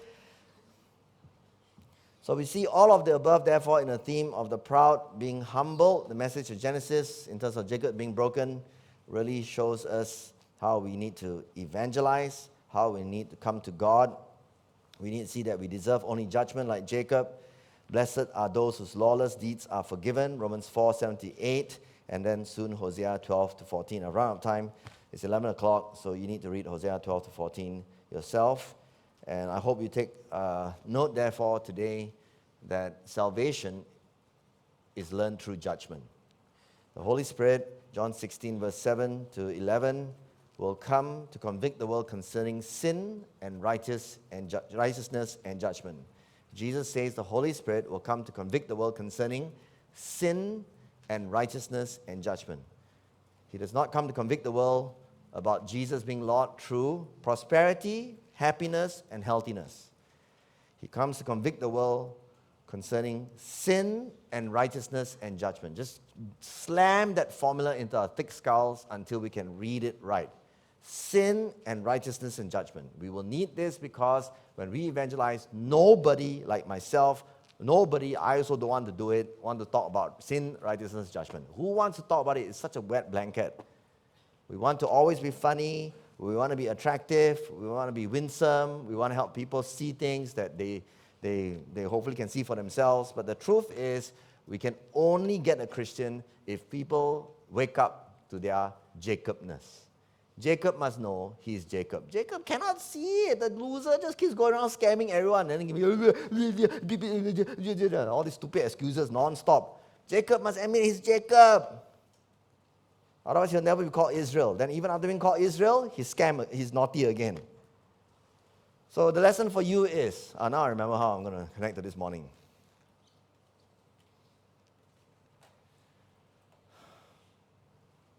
We see this lack of clarity that if I explain in terms of the gospel, in ourselves as listeners of preaching. It's not Jerome's fault that he is winsome, funny, attractive, forever young. What else about Jerome? He's got a very nice pace. I like it. He's understandable. What else is good? He is, what other things you can praise about him? Anyway, those things, like he said, can be turned into evil. And our congregation, sadly, is no better than the rest of the world. People have been saying what a wonderful preacher Jerome is, and they laugh at the jokes, but they don't get the text. So I scolded the leaders, okay, because I asked them to measure Jerome's sermon in response. I said, give me 3 responses only. This is fine, perfect, no need to change. This one has got work to do. This one is like crap. Only 2 leaders, 3 leaders maybe. One leader just perpetually always goes like that about everything, including himself, I'm sure. How's marriage? How's yourself? But I think maybe 1 or 2 were clear, but the rest all said, quite good, quite good, quite good. Nothing here is new. Agreed? Everything I'm talking to you about is new, right? Everything I'm talking to you about is not. Anyway, now that you've looked at it, you can see it's there lah.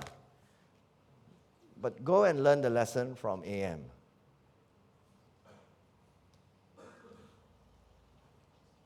The lesson must at least be that we can say seemingly right and godly things. Listen, God is sovereign. God will protect us. Be confident. Look at how Jacob is taken care of. We can say seemingly right things and be completely wrong. It's a very, very important lesson for this church to learn. What are the antidotes? The leaders came up with at least 3. 1, we must prep and know the text ourselves. 2, we mustn't assume that because it's CRC brand name, everything's fine. How can you do that when we have myself making mistakes every Sunday and another 20, 30 pastors who will be only 5, 6 years in the Bible when they finish seminary? You people are too lazy. This is your fault. And 3, your systematics needs to be stronger. You need to have an instinct that comes from reading a lot of truth. Because the formulas have been given to us. Do you understand? The Reformation didn't happen like yesterday and still working it out. The Reformation got it back and said, this is what's happened. This is the truth. Now you get a systematic, you hear the stuff as you're laughing, you're thinking, wait. What's the emphasis here? Okay, so it's Bible and theology. And also, of course, biblical theology carries it lah. But maybe the most important thing is don't assume that the authority, especially in an Episcopalian church like ours, semi-Episcopalian, is the pastor who's perfectly. There's one reason why we call these guys pastors in training anyway. And don't assume that I'm right either. We used to have Q&A, but no time already lah. That's why 11 o'clock lah. So please don't let that ever happen again. I'm very proud of the fact that in the old days, when we were a different church, we trained enough as 15 to 20 of us so that no matter how funny the pastor was, if it was heretical, everyone just looked at him like that. Okay? Because we know he's not handling the text correctly. No, he was funny and he was faithful. Good on you, good on him. But there was still room for improvement tonight.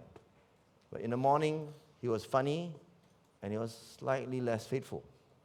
So there was a lot more room for reworking the stuff. Please understand, I'm afraid of the young ones. You all who are old men, you all understand. Young ones got a lot of power, One church, the young lady left, took the youth group with her, a couple of 100 people. You all like sheep, what? You always follow one. So all of us, we need to fear God so that we can be united. I cannot lead this church in the truth if you are not on the side of truth. So may I be condemned and corrected. If anything I've taught you, may Jerome be condemned and corrected. If anything he has taught you has been unfaithful to the text. May you be blessed in finding out what the truth is as you work hard at scriptures. Okay, but I hope our efforts have added on to your understanding. Let me read 2 verses from Hosea. The Lord has an indictment against Judah, 12 verse 2, and will punish Jacob according to his ways. He will repay him according to his deeds. In the womb, he took his brother by the heel, and in his manhood, he strove with God. He strove with the angel and prevailed. He wept and sought his favor. He met God at Bethel, and there God spoke with us. So you, verse 4 verses, by the help of your God, return, hold fast to love and justice, and wait continually for your God. You want to understand how that is the appropriate conclusion to Genesis? Read the 3 chapters tonight. Thank you for your patience. You're an amazing congregation, the fact you stayed this long. And please take everything I've taught you to heart.